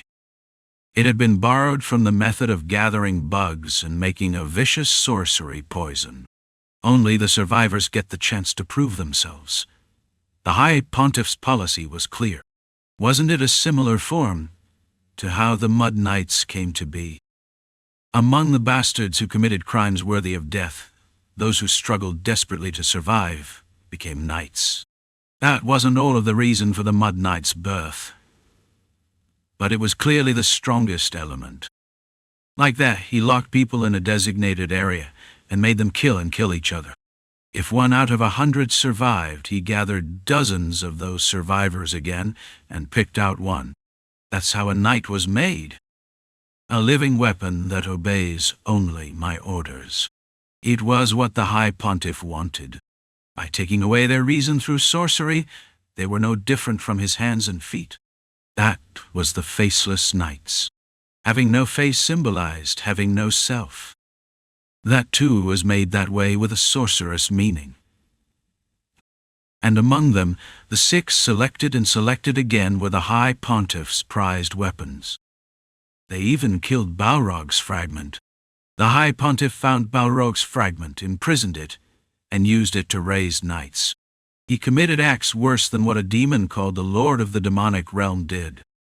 If necessary, I'll do worse. The High Pontiff was serious. He would put the continent under his feet. He would put the world under his feet. The 5-colored banner, the 5-energy army would kill every last one who rebelled, and make all the land he could see his own. That was the High Pontiff's dream. Among the Faceless Knights, the 6 fought Balrog for 3 days and nights. Of the more than 10 knights of outstanding talent, 4 died. The remaining 6 finally won against Balrog's fragment. That was why the High Pontiff guaranteed victory. He just didn't know that the three they were facing were ones who had fought Balrog himself, and won. Of course, there was no one here who knew who had killed Balrog. Some demons knew, but they didn't tell the High Pontiff. To them as well, the High Pontiff was someone who might become a cumbersome enemy. There was no need to teach him everything. Was it the result shown by that gap in knowledge? Rem suddenly ignored the formation and burst out.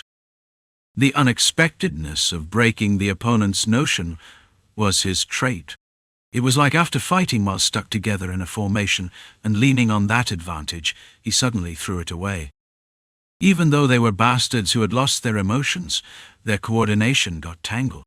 Even if only the thinking ability about battle remained, it was natural to be surprised by this. Rem got right up close to one enemy knight, grabbed the edge of his shield with his left hand, and yanked. He could break it too, but was there any need? The strength of a bear, he packed sorcery into his body. He already used a monstrous strength heart, and on top of that, he packed in the strength of a bear. Even though he was yanking the shield with only his left hand, when the bastard holding it resisted, trying not to have it taken, 3 fingers snapped with a crunch. When the broken fingers let go of the shield, Rem threw it back behind him. The agility of a leopard. At the same time, Rem smashed the bastard's head with his fist. The knight who'd lost the shield drew his sword and slashed upward. Rem extended his left fist, then pulled it back and swung his axe to the right. He mixed in a feint. The spearhead caught on the axe blade, falling diagonally from above to below. Clang! A roar burst, and Rem moved both feet again. When he sprang forward like that, the axe blade ran along the spear shaft. Kagagagak! Sparks flew, and in the moment the bastard holding the spear stepped back. Rem's left hand passed his waist and aimed forward. The posture of fingers spread and thrust out was the posture after throwing something. Rem was a sorcerer outstanding at throwing things. What he threw was a throwing axe, and it held sorcery power clumped grey. The startled bastard tucked his chin and twisted the helmet's direction, trying to deflect it down, but it wasn't even close. It was a throwing axe packed with a weasel tail enchantment that doubled cutting power. The axe flew like a discus and split the bastard's skull and lodged in. Thunk! Because he tried to endure to the end, his neck bones didn't snap back. But with an axe blade embedded in his head, it was clear he was dead. Why? Do I look easy? Rem said, letting both arms hang down. One of the 6 died. In the meantime, 2 more black knights behind them also died. Without even needing to watch the process, Rem knew what had happened. Enkrid would have caught the shield Rem threw and hurled it horizontally, like throwing a blade, and while their attention was pulled by the shield, that brute swordsman would have swung that hot blade around like he was showing it off. Like that. One bastard's helmet was cut in half from around the nose, and Dawn, the sword so-called, was stuck in the other bastard's skull. Enkrid had no intention of dragging this fight out.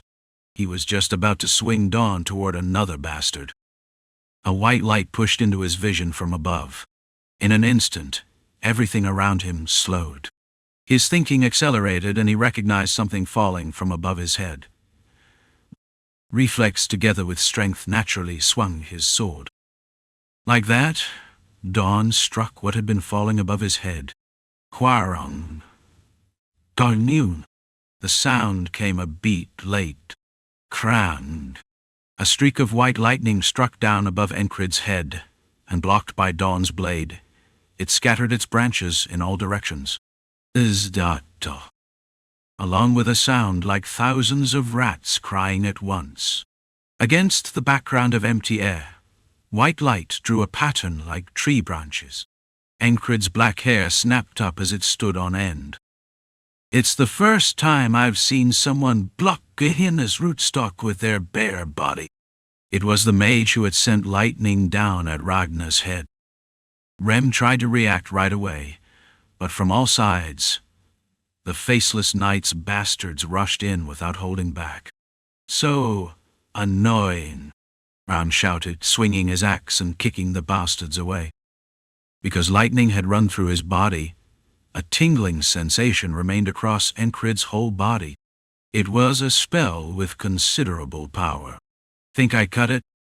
"No, did I only cut it halfway? If it was this much even when he'd cut it halfway, if he took it cleanly, his whole body might be paralyzed." To stand stiff and defenseless in front of a hostile mage was the same as asking to be killed. "I can't take a clean hit." While measuring and calculating various situations against the mage, Ragnar spoke from behind. "The one I'm supposed to face is back there." He wasn't exactly asking, but Enkrid nodded. "Do what you want." Either way, things here were already settling, and Rem could handle the rest on his own. Hearing their conversation, the mage tilted his head. The bastard was floating in the air. It was outside the reach of a sword. "You're saying you'll face me alone?" the mage asked. Enkrid corrected him. "No, I'm saying I'll kill you alone." "You had to say it right." Chapter 907. Cyprus reacted to Enkrid's bold charge. If he left it alone, it would be the same as letting the enemy knight orders surround the three of them. And he couldn't just stand by and watch that. "Lien, Ingis." At his call, red cloaks fluttered. These two were also proud members of the Order and owners of heaven-sent talent.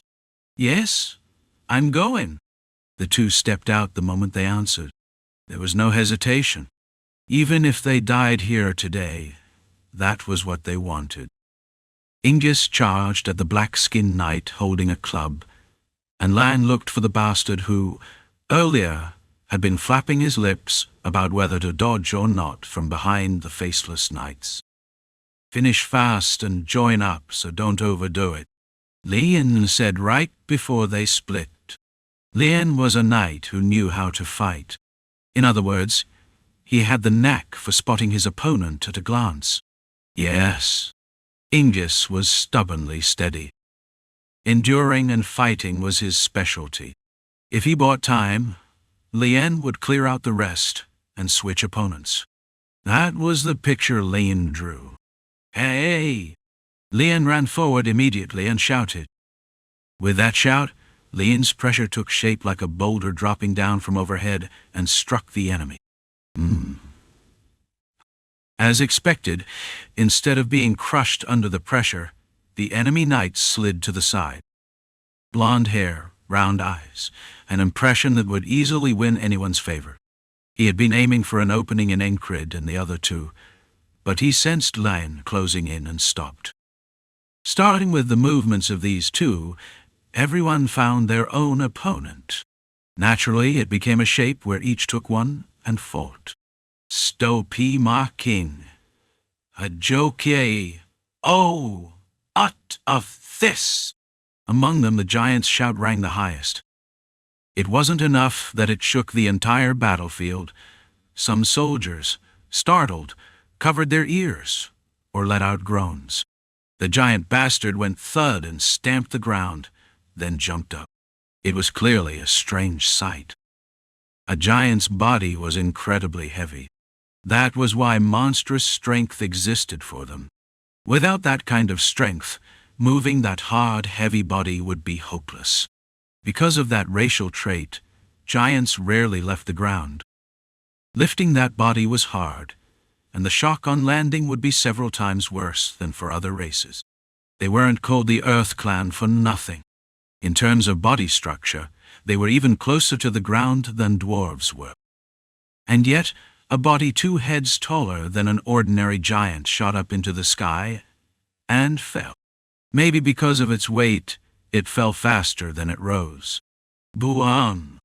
It was like a boulder several times larger than a human body had dropped straight down. The ground shook and dust scattered.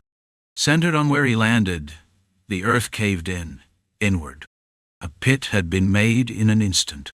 He held 2 clubs, thicker toward the ends, in both hands, kneeling on one knee.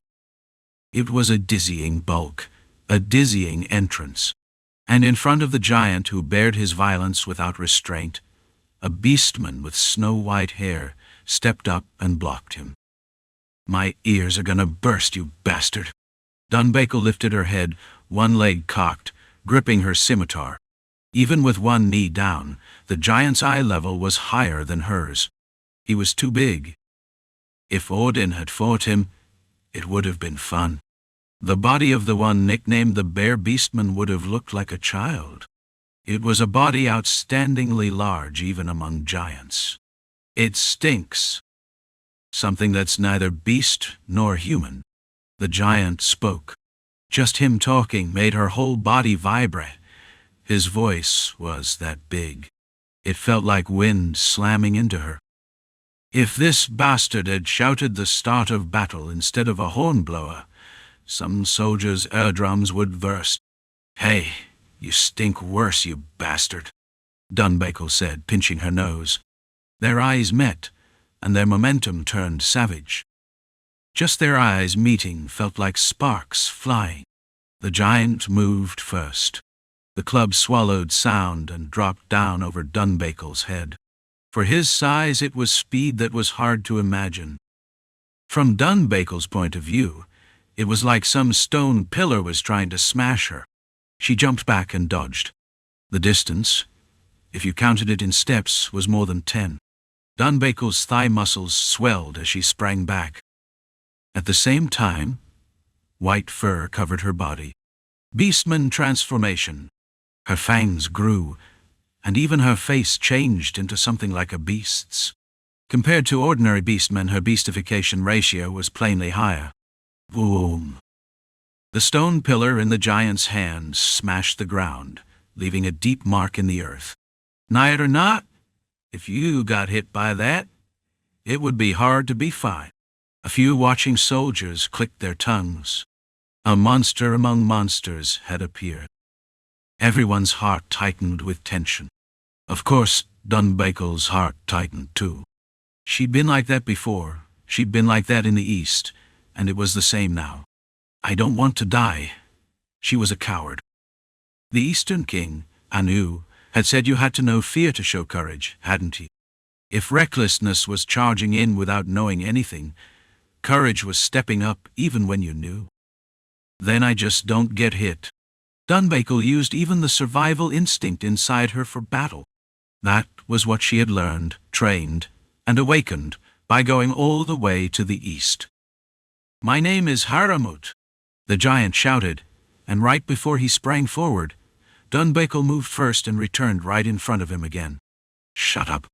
At the beastman's words as she closed in, the giant swung the club in his left hand horizontally. Boom! A fierce wind rose along the path the club passed. Pebbles the size of fists were swept up in that wind and flung in all directions. Dunbakel jumped back again and dodged, just like before. She widened the gap in an instant, making the attack range itself useless.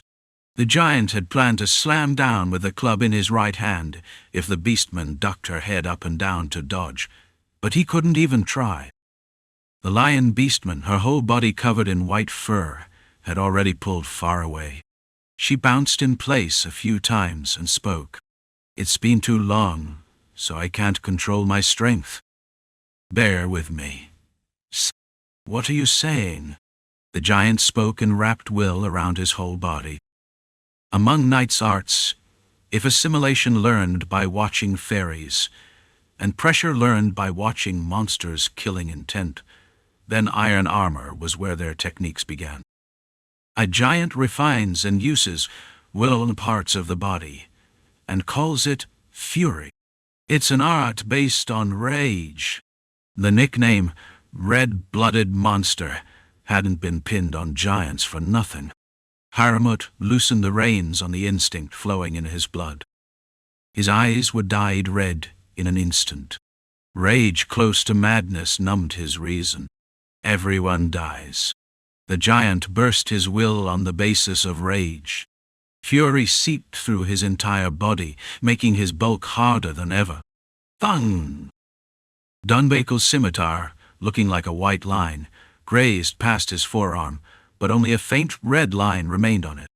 It didn't even become a scratch. "It's useless," the giant shouted. That shout boomed in all directions. "I told you it was loud." Dunbakel's voice started from far away and ended right in front of the giant's nose. Thump! The giant hurriedly shut his eyes. He'd just seen a single-point stab for his eye. That point was blocked by his eyelid. At the same time, the giant swung the hand holding the club, but Dunbakel had already hopped back, so it turned into empty air. "You damn beastman bitch!" The giant burst even more rage, but it was useless.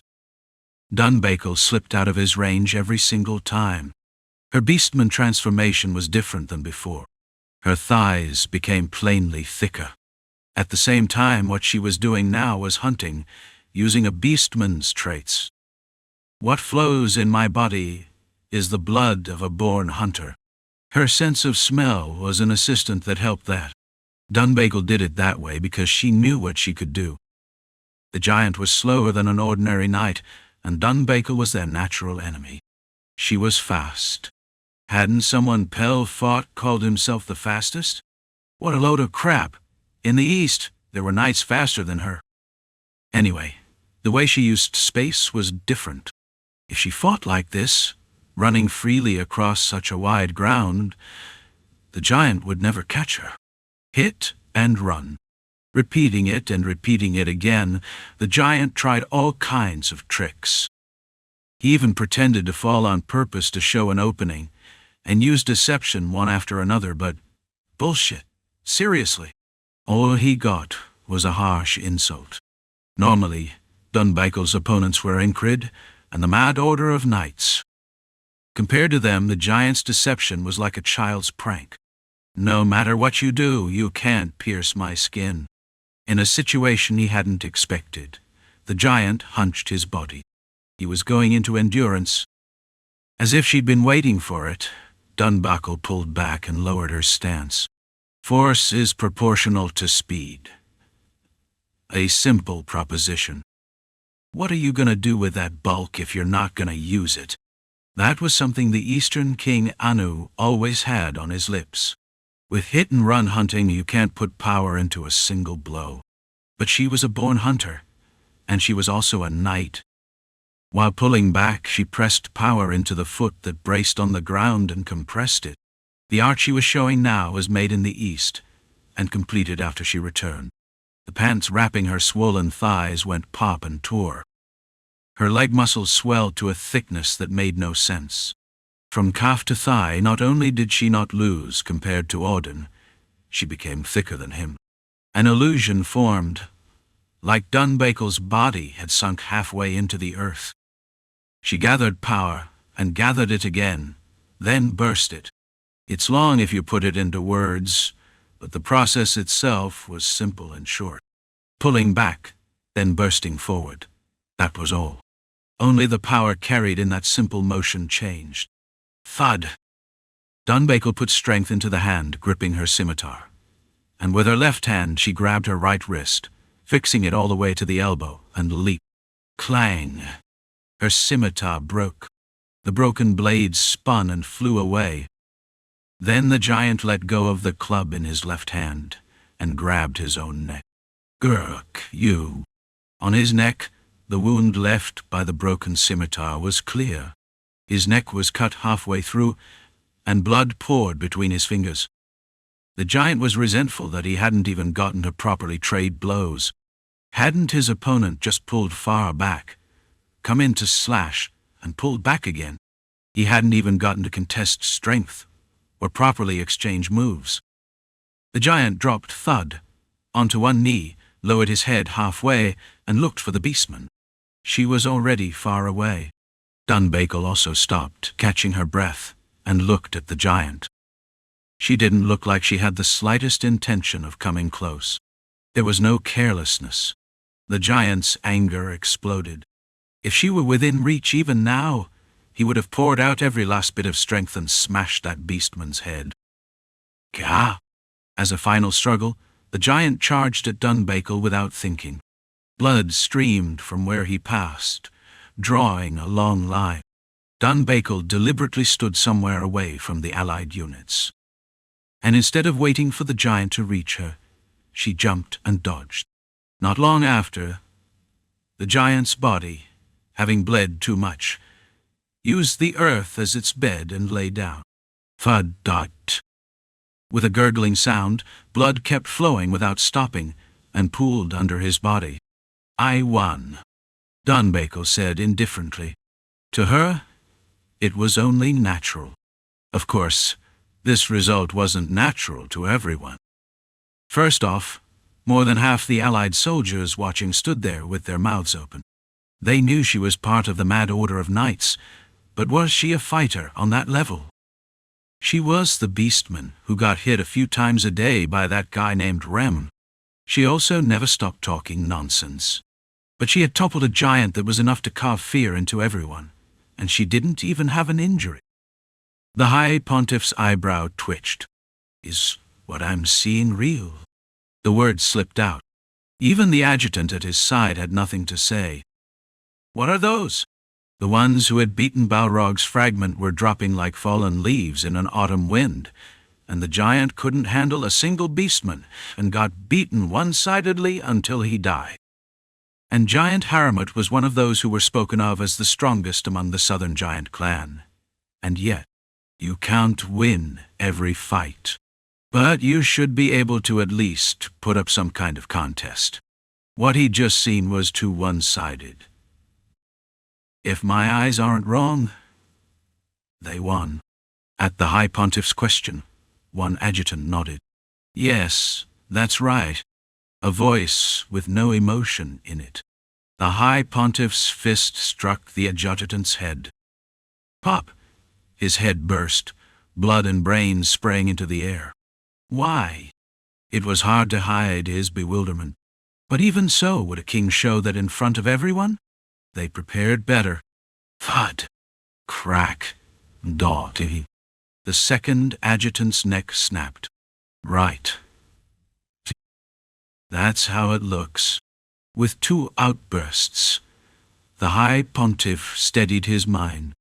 If they had prepared that well, then he also had to pour in what remained. It stung his insides, but things had come to this, so there was no helping it. At least it was something that the one remaining knight was just about to kill Ingis of the Red Cloaks. Baelish would be at a relative advantage too. There is no defeat for the Reinstetten Order of Knights, the High Pontiff said and reached out his hand. Heat gathered in that hand, warming the air and raising a shimmer. Make those who surrendered kneel. Kill every last one who resists. He spoke. Absurd was absurd, but there was no way a king of a nation would waver here. Showing himself as that light wasn't what a king did. I shouldn't clench my fist and hop up and down here because I'm happy, right? Krang was saying that, but you must not. It was the guard captain speaking. It wasn't only for the king's dignity. You're already in a position that's easy to become a target. If that line breaks through, it's a foregone conclusion that I'll be the first to die before your highness. But if you're itching to kill me, then by all means, you may draw the enemy's eyes as much as you like. At some point you became an eloquent man. Serving your highness my tongue grew. Is that my fault? I meant it's thanks to your highness. In a fight between knights, it was hard for an ordinary person to grasp the flow of battle, but it was easy to know which side was ahead. We're ahead. Well, that didn't mean there could be no sacrifices at all. It looked like the first sacrifice would be Sir Ingis. And if there was no hand that could help him right now, it looked like it would happen that way. Chapter 908 Thud. Ingis had one arm and one leg broken. His arm broke because he missed the arc of the opponent's bludgeon, and his leg broke because he was overwhelmed in a contest of strength and got hit. Every time he blocked, even an invisible shockwave pounded his body. Surrender, kneel, and I'll spare you. Swear your loyalty. The opponent said it. Ingis, forced to hold his balance on one leg because of the broken one, answered, "If I betray my oath, I won't even be able to fight properly. Does that have any value?" It was a question asked out of pure curiosity. "There's a way, so just kneel." "I refuse. You'll accept death?" "It's a pointless death." The gap in capability was clear. Even so, he didn't feel wronged. If you put it that way, then everyone who had fallen by his hand until now would have been wronged and resentful too. Ingus also had a record of cutting down 2 southern knights. Whether it's pointless or not is something I decide. That calm tone and unshaken core, those were what Cyprus valued most in Ingus. If you threw away your will just because death was coming, you were denying the days you had lived. If there's something you believe in, you just head for it. If the end was death, he could bear it. That was the teaching of the Red Cloak Order of Knights, and the conviction Ingus held. "My name is Silo. At least remember the name of the man who killed you." Southern Silo swung his weapon, thinking of the pup who had bolted without even listening to his name. It was an engraved weapon named Destruction. He enjoyed breaking opponents' weapons, so he also had the nickname Weapon Breaker. Making a show of breaking weapons was half a smokescreen. This was a weapon embedded with various magics. Weapon Breaker Silo was evaluated as better at duels than Berlik, one of the knights spoken of as the strongest in the south. Ingus raised his sword toward the bludgeon dropping down over his head. He tried to divert it, knock it aside, calculate it, but nothing worked. So what was left was to take it with strength. "He's faster than me, and stronger than me." Because he couldn't close that simple gap, this was the result. With one leg broken, he couldn't form a contest of force. But should he just die obediently? He couldn't, so he tried to strike it aside with strength, let the lacking part slip, endure, and calculate the next move. He was desperate. It wasn't the first time he'd faced a crisis like this, but this one was the most threatening. Death came close and brushed his nape.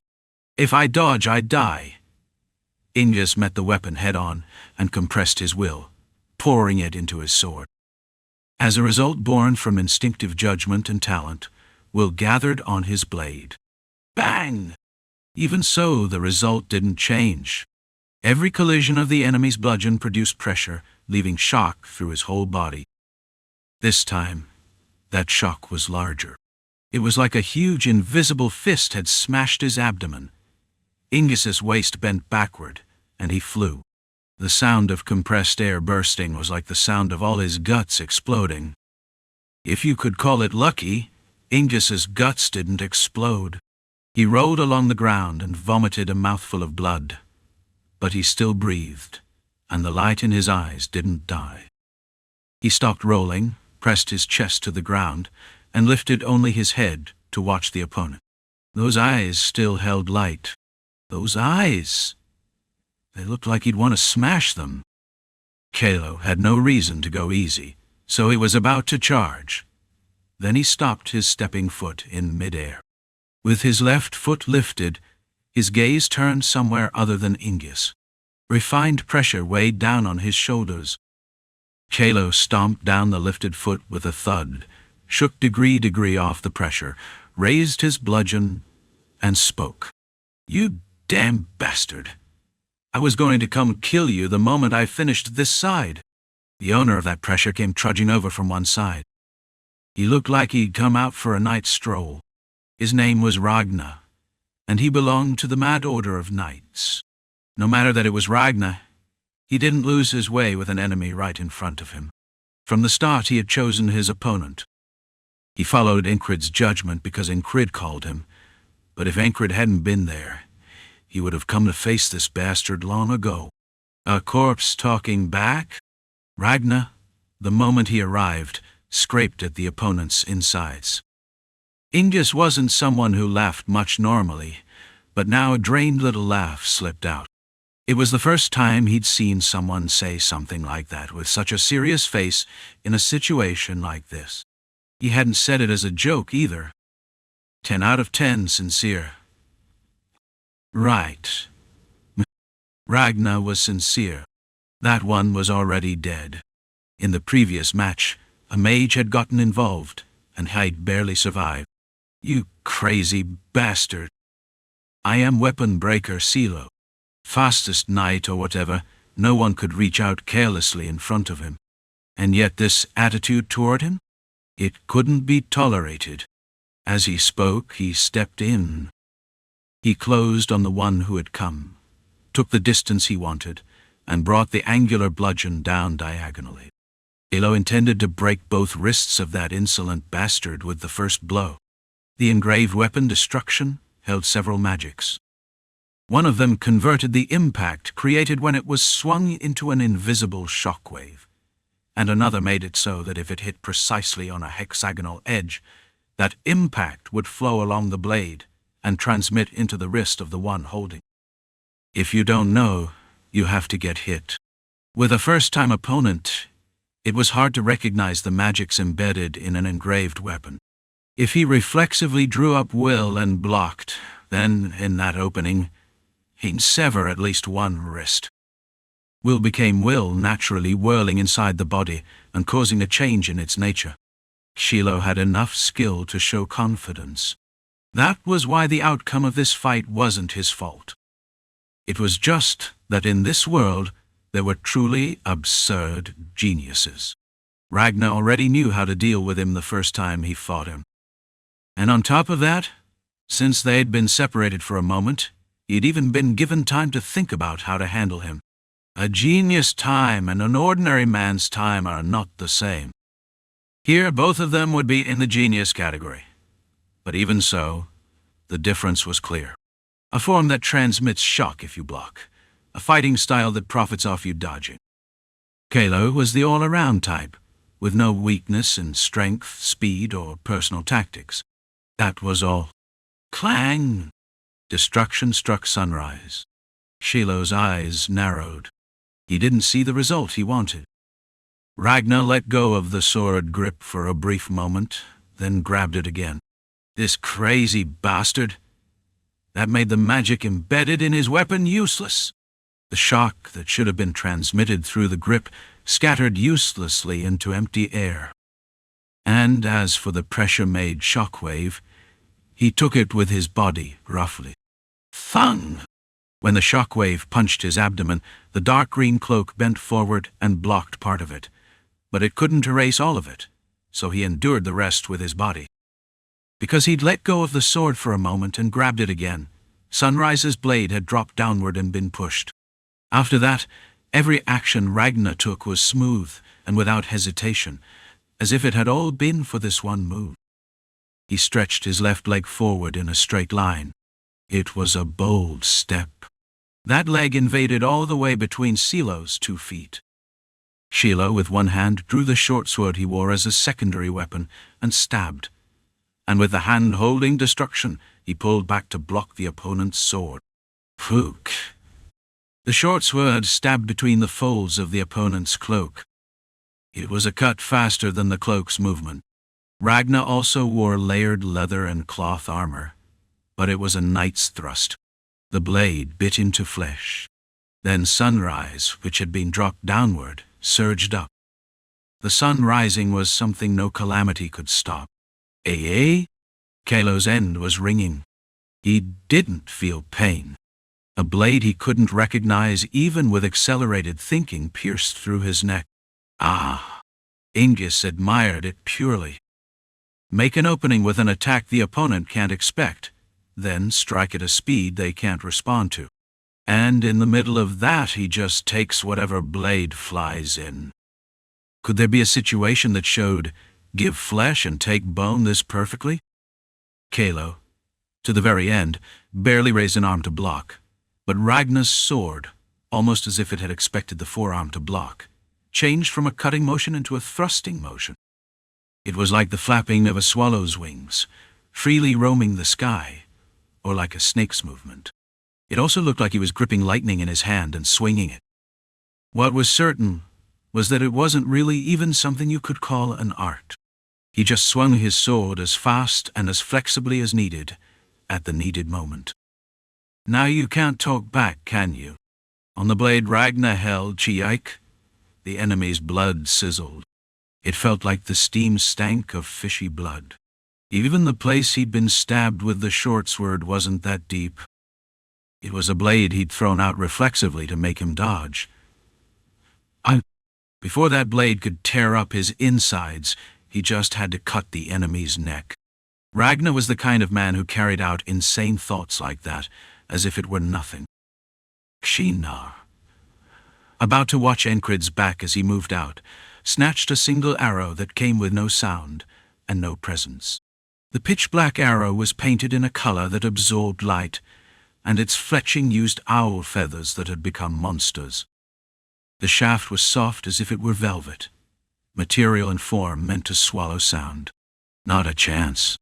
Shinar was a fairy who had mastered fighting while killing sound. And within the mad order of knights, there existed a monster that even killed killing intent, throwing daggers. Because she had seen that monster, Shinar repeatedly whipped herself. And besides, for madmen, it was basic to provoke each other and never lose their desire to improve. She was the master of Kurhace, but also a member of the Mad Order of Knights, so she had been faithful to that basic and reached this point. It was an arrow easier to block than Jackson's dagger. The killing intent had been erased, but couldn't she still feel the momentum flying in? She had blocked it relying purely on instinct, so she couldn't dare call it easy, but still. You blocked that. The opponent was a southern fairy called the Black Forest Clan. Her skin was black as pitch, a traitor of a clan that made the Demon Lands its home. Even when a black fairy drew a sword, it made no sound. The blade was dark brown, and it carried a stinging scent. The sword's name was Dead Leaf. It wasn't a sword made by hammering iron. It was made by taking dozens of trees that had lived for hundreds of years and gained spirit, rotting them whole, then covering them with rotten soil again and again, storing poison. Shinar also drew Nadel, the refreshing blue of spring, and a dark brown blade that symbolized poison pointed at each other. Cruel, Shinar said. There wasn't a change in her expression. But if Enkrid had seen it, he would have known she was angry. What were old trees with spirit? Wood guards. The sword the opponent held was a sword made by killing dozens of wood guards, one of the fairy clans. Even without seeing the process, she could tell, and anger rose up. It's a waste even to curse you. When Shinar said it, the black fairy's eyes curved. Hypocrisy. Either way, weren't they going to kill and be killed? The black fairy treated poison as an organ. Shinar couldn't find a reason to drag time out. After a few exchanges, the black fairy secretly threw a dagger, and Shinar took the dagger and cut her neck. The dagger lodged in Shinar's left thigh. Considering it pierced even the cloak's defense, this dagger too was paired with the weapon called Dead Leaf. You said Black Forest Clan? That alone wasn't enough to catch me, Shinar said. You want to die together? My dagger is filled with the same rotten leaf poison too. As if using some kind of magic, the fairy answered with her neck half cut. She was barely holding her own neck together and enduring. Blood gushed from the cut surface. Maybe because she was a fairy, even with her neck cut, she didn't change expression much, and Shinar thought it was impressive she could open her mouth in that state. It's fine. As always, Shinar answered without a trace of a smile. The flames the salamander possessed burned away all poison. His fire was destruction that burned everything, and also symbolized regeneration. And if it was poison made from leaf mold soil, you could call it a perfect counter. Fire burns away old poison. That was truth. There was no sound and no presence, but Shinar burned the poison that had entered her body. Connected to the salamander through a mental image, a part of him passed through her body for a moment, then left. The fairy knight the High Pontiff had prepared widened her eyes and dropped to her knees. She took 2 or 3 thin breaths. Then her breathing stopped. She died kneeling. Lane's opponent had an ability to glimpse the future. Beyond a knight's insight, he actually foresaw what would happen, so his nickname was Prophet. If you looked closely, it wasn't really foreknowledge, but a talent for reading the opponent's intent. But either way this time, his opponent was too bad. You still held on a long time. Lane's specialty was burrowing into the opponent's reach and snapping and breaking joints. He was a master of Elkaraz-style martial arts. The opponent predicted and foretold Lane's movements, escaping danger again and again and poking openings. But Lane didn't hesitate. He just charged stubbornly. His shoulder got scraped by a blade and a bit of flesh tore off. But so what? The moment he closed the distance like that, the opponent knight's complexion turned pale. What kind of future had he seen? Had he seen his own end? Yeah, you saw it, Liane asked in the tone of a third-rate street punk. There was no answer. The opponent, dead with his neck snapped, couldn't answer. Who? His left arm was awkward because his shoulder had been stabbed, but it wasn't like he'd been stabbed somewhere truly bad. Liane shook out both hands and turned his gaze to the other fights. The situation was mostly being cleaned up. Looking at the scenes entering his eyes one by one, a thought naturally came to him. If they weren't here, we'd all be dead. Or would the master have made some absurd oath again and held on? Either way, one thing was certain. The madmen were dominating the battlefield. Here and now, the strongest were them. You bastards! I am none other than Deputy Commander Rem. From one side, a Western barbarian shouted. There was no need for the injured one, who had stayed in the rear, to force himself out. Damn it! From back there, the king's exclamation came. He wasn't even a knight, but he sure had a loud voice. It was a curse filled with the joy of victory. Chapter 909. Rayem split apart every last leftover husk with his axe. Having 4 spearheads fly in from all directions with the same rhythm was fairly threatening, but that only mattered when the opponent's skill was similar. Compared to when I was up against that bastard Balrog, this wasn't even a crisis. The experience he had piled up made the steel called a knight harder. It was even easier because someone called Cypress had already shown the answer for how it was advantageous to fight. Rem knocked away 1 spearhead each with his left fist and right foot, and pinned another one against his side. In the meantime, the axe in his right hand split open one knight's head. As the fight went on, the corpses increased. The barbarian holding an axe wasn't rash, and he didn't hesitate more than necessary either. He just moved at exactly the right speed and swung his axe with exactly the right amount of strength. If you left him alone, it felt like he'd fight like that for 3 days and nights. That wasn't a joke. He could actually do it.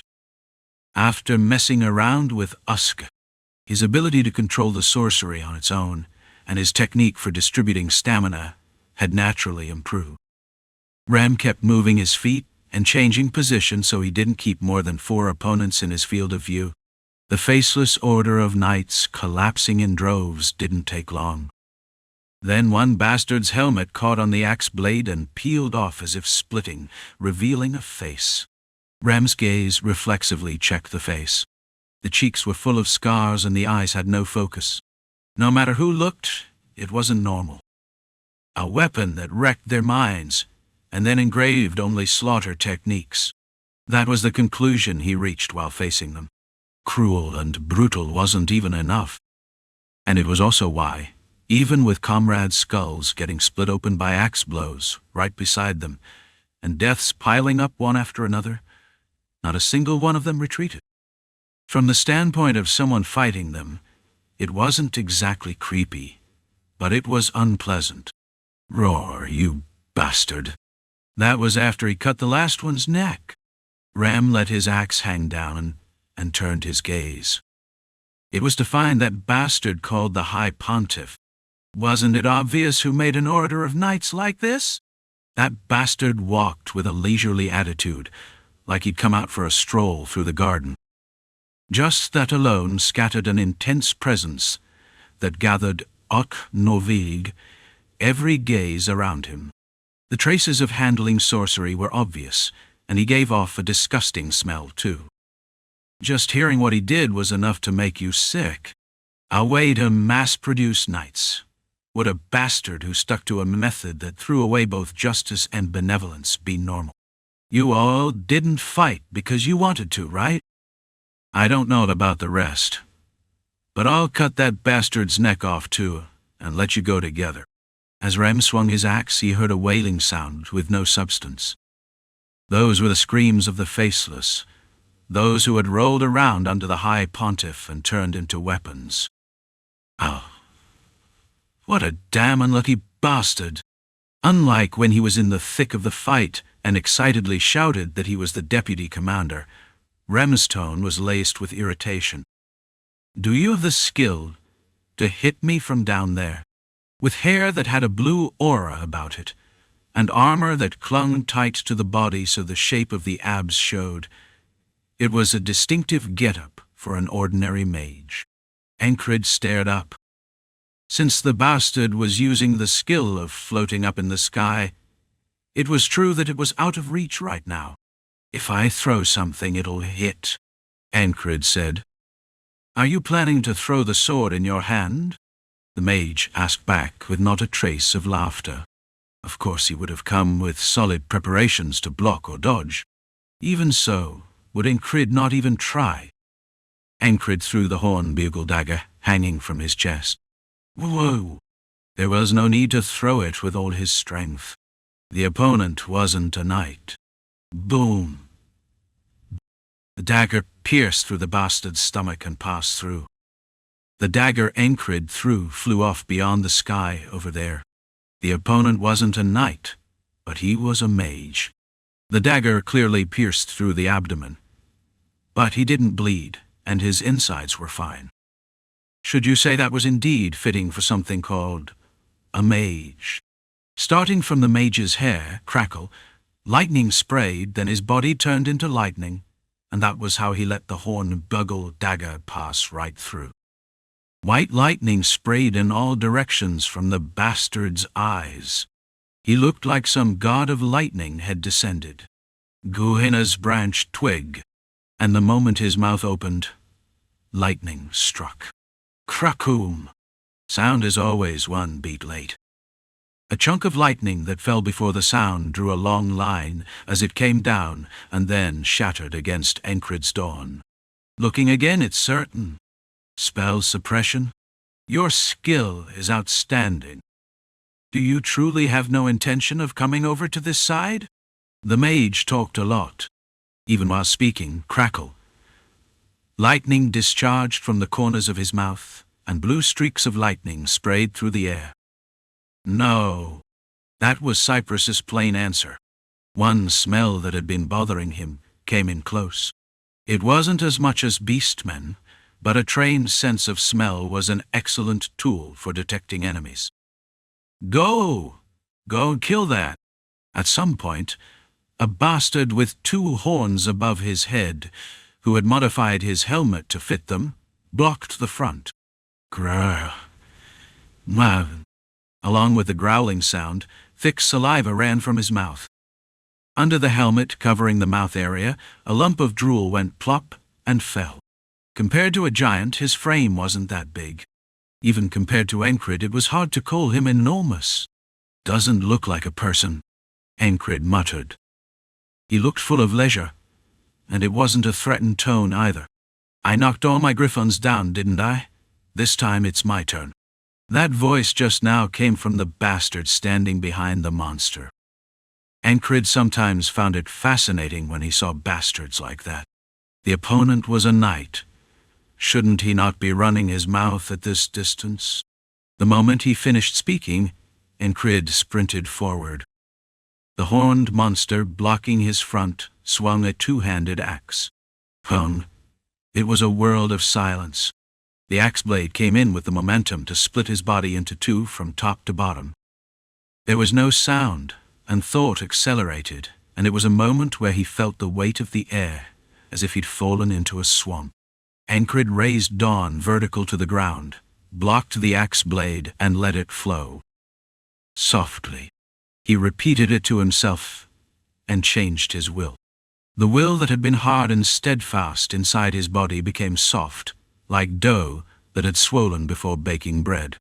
He had been preparing it from long ago. It was a flow that spread through his whole body as he twisted out his left ankle as the axis. After letting the axe flow like that, he abruptly swung his fist and planted it in the face of the bastard who had been running his mouth.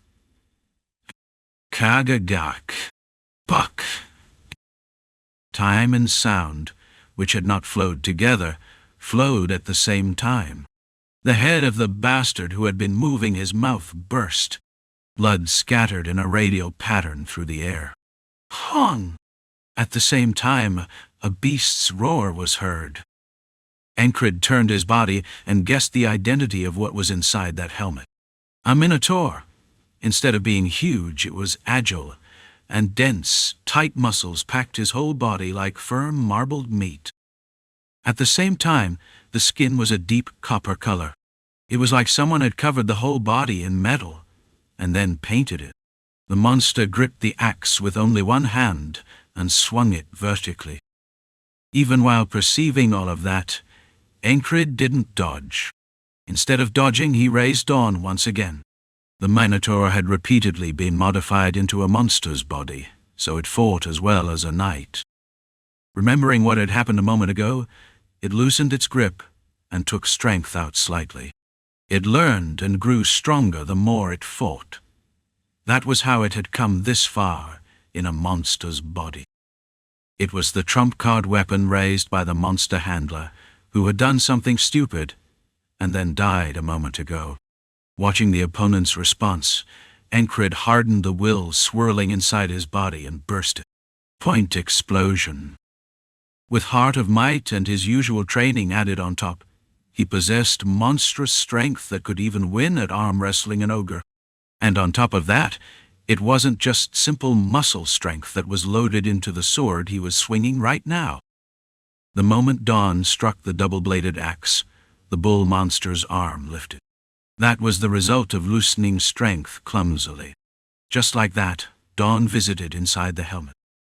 The blade that went in without even knocking dug up and tore at the secret hidden in the room. Whoa! The bull monster swung its axe 8 more times into empty air. A monster's vitality was truly tenacious. Enkrid roughly accepted that while consecutively dodging and batting away, the lightning stabbing down from the sky. You're a monster, you. Hearing those words, Enkrid flicked his eyes up. If the body turned into lightning, would it be that fast? Seeing that he couldn't dodge the dagger, it wouldn't be. When you saw the result, you knew the cause. From the mage's actions, he read the limit the mage had. It was a surprising level of tactical ability. Then at what he did next, the mage panicked. Right before the bull monster collapsed, Enkrid put his foot on the axe blade it was swinging. From there he jumped up, stomped the opponent's weapon with his left foot, and then stomped the shoulder again with his right foot, then pulled the left foot back and kicked off the head, shooting upward. All of those movements ended before he could even exhale once. His body flew. He wasn't calling odd eye and flying. He was facing the mage bare-bodied. Boom! The monster's head that had been his support burst, and black blood sprayed everywhere. Gah! The mage couldn't even bring himself to finish speaking. Enkrid knew how to read the gaps in a spell and scorch them. His sword wasn't spell suppression, it was spell killing. That skill he realized while cutting down walking fire. Esther had trained him in with great care. The result was now. Boom! The blade split the body made of lightning. With its ceased sound, the chunk of lightning split into two, looked like it would merge again, then collapsed as it was. Then an extremely astonishing scene entered everyone's eyes. He clearly cut lightning, but between it, red blood gushed out in streams. Crackle, chiyik, crackle, chiyik dottle. It was a rare sight, lightning burning, flowing blood. Without even throwing the sword, I can go up and cut you. Enkrid humiliated the mage one more time by saying it after killing him. Of course, he had only answered without forgetting the question about whether he would throw the sword. Even as he died, the mage was wronged. There was still a lot of magic he could use, but he died without even being able to do anything. Unfair. That was the mage's last thought. Enkrid spun his body with a whip and lightly tapped his foot on the ground with a tock, then turned his gaze. At some point, the High Pontiff had strode close. He reached a hand toward the adjutant. 10 of the High Pontiff's subordinates with shaved heads came, grunting as they carried his weapon. Du-du-du, daido-duck. It was a thick iron plate that, just by dragging it along the ground, smashed apart the stones that got caught. The High Pontiff gripped the handle and said, "You all lost." He was one who made plans, one who enjoyed fights that he prepared for, thought through, and won. The High Pontiff tasted a defeat like this for the first time in decades. It was enough to make him recall the day he fought one of the lords of the demon lands and suffered a crushing defeat. So had he learned nothing back then? No, he had learned a lot. Every plan is nothing but words that speak of hope until it succeeds. Therefore, even if he failed, he had to agonize over how to win. Even if the plan went off, he had to learn how to advance. Even if everything went wrong, he had to devise a way to stand tall in the end. Now that I look, it seems like the one who caught Balrog wasn't some monster coiled up inside the demon lands, but you. The High Pontiff said it with half conviction, and Enkrid didn't feel a need to hide it. They call you Balrog's Slayer. You have more than enough qualification to use those words. So what will you do alone? Are you planning to duel one after another?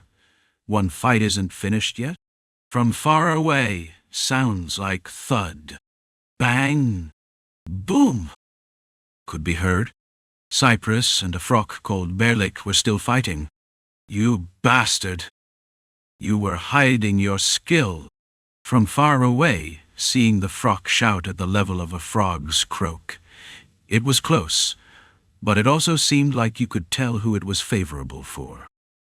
Without directly clashing and fighting, you couldn't easily gauge victory or defeat, so it was hard to carelessly guess the result of those two. While they exchanged a brief talk like that, whoosh, a disc flew toward the High Pontiff. The High Pontiff didn't even move the iron plate and slapped the disc with his bare hand. Bang! The thrown axe that had looked like a disc shattered. Steel that a dwarf living in the border guard had sharpened with skill broke like a thin porcelain plate. Even so, the axe did its job.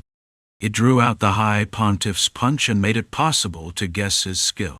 What is it? Is the king the best at fighting? You guys must make the strongest bastard the king. Rem approached and said, of course the thrown axe was his work too. The High Pontiff lifted the corners of his mouth and then burst into a guffaw. His laughter shook and spread through the air. If you didn't block it with will, it felt like it could burst your heart. Then, cutting off the laughter sharply, the High Pontiff asked, do you think you have won? It's not that it seems like it. We won. Ragnar answered, facing the fact. The High Pontiff opened the hand that had smashed the axe. Around that hand, a mirage had been rising for a while now to a strangely intense degree. Keep the contract, the High Pontiff shouted. Along with that, a mirage rose from the bodies of the bastards who had been lying fallen too. Of course. At the same time, a voice was heard from behind the High Pontiff. Everyone, including Enkrid, began to see the ones they had killed twitch and move. It's the second round? Let's fight gladly. the High Pontiff said, bursting into laughter. Chapter 910. The Minotaur's body rose again. With no head, the helmet rolled over and settled on top of the neck. Then the blood vessels connected from the neck to the helmet, and a plausible head formed. Between the helmet, the newly formed eyes had no focus and were pure white. A dull white that had no clear feeling at all. You all become my vessels. From behind the High Pontiff, that voice from earlier was heard again. The bastard couldn't hold back and projected his will one after another. In other words, he kept talking. So you should have followed my offer, right? As he did, he even showed the trick of whispering so that only Enkrid could hear. Enkrid felt something disgusting before he even heard anything about an offer or whatever. A demon, so he muttered. A demon, Ram agreed. After that, Shinar expressed fury. Things that aren't even worth less than the weeds that grow in the demon lands. This fairy would flare up in anger any time she saw a demon. If you knew her past, it was rage you could fully accept. All of them are connected to me. Therefore, if you cannot kill me, you must fight forever. The High Pontiff shouted and spun the iron plate above his head, then lashed it down at the ground. Gwag. The iron plate he swung dug into the ground, smashed it, and crushed it. Something was hidden, I thought. Berlich muttered while looking down at the nemesis sword that had pierced his stomach. He had offered up his belly, intending to catch the sword with his abs, but in the meantime, that bastard Cypress closed in tight, let go of the sword that had stabbed into his belly, and then smashed down with his bare hand on top of the breastplate. With that, his heart was split into 3. It was truly slight if you had to put it into words. It was a mild and minute difference. If you were just a little faster, I would have won, Berlich said, foaming blood at the mouth.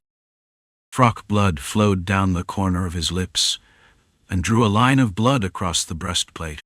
No, you wouldn't have. Cypress denied it immediately. You hid your skill. I got tricked again. I didn't hide it. I just placed a few more oaths. You crazy bastard! If you throw around oaths like that, you'll become a cripple. Oaths and vows affect will, but they aren't omnipotent. You have to live with piles of things you must keep for your entire life. And if you can live with a sane mind, even while doing that, that would be lucky. A knight who piled up oaths stupidly and layered vows becomes a monster that loses reason. And if it's worse than that, a fool. If the path went off by even a little, even if you lived, you weren't really living, and you wouldn't even be able to make up your mind to die, and you'd meet an ugly end. You won't die cleanly, Sai, Berlich said. The Frock still had strength left, but he gave up. As he died, he looked back on his longing and desires. Killing was the goal, but, in truth, he had enjoyed it the whole time they fought together. The Frock was satisfied. That was why he didn't use his remaining strength to thrash. Cypress silently looked at the Frock. Sai was a nickname you'd only hear used for someone who lived in the same era. A bastard who decided he'd die cleanly while living as a swordsman is crazy. Bear. Cypress also called the opponent by a nickname.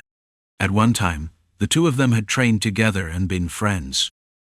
They wandered the continent, killed monsters, killed dog bastards, and kept company. Should you say it was fun?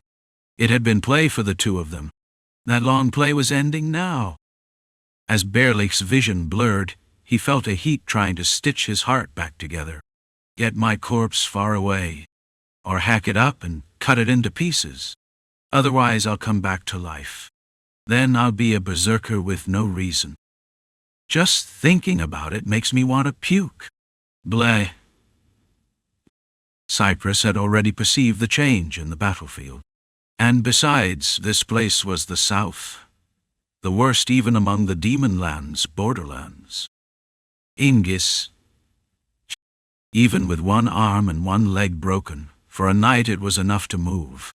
And with injuries at that level, he was talent you'd want to have pulled back and planned for later.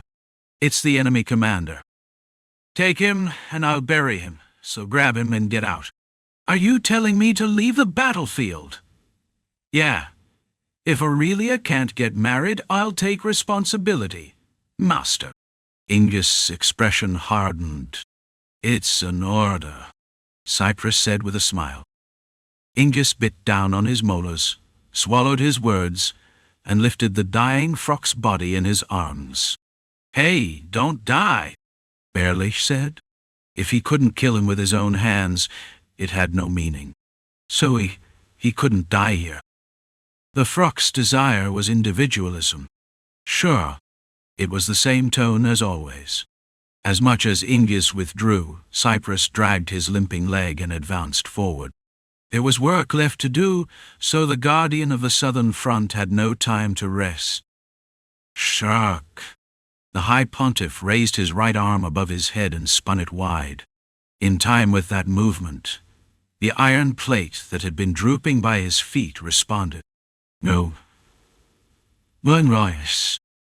Wind rose enough to blow away an ordinary boulder, and then the iron plate stabbed down as if splitting space.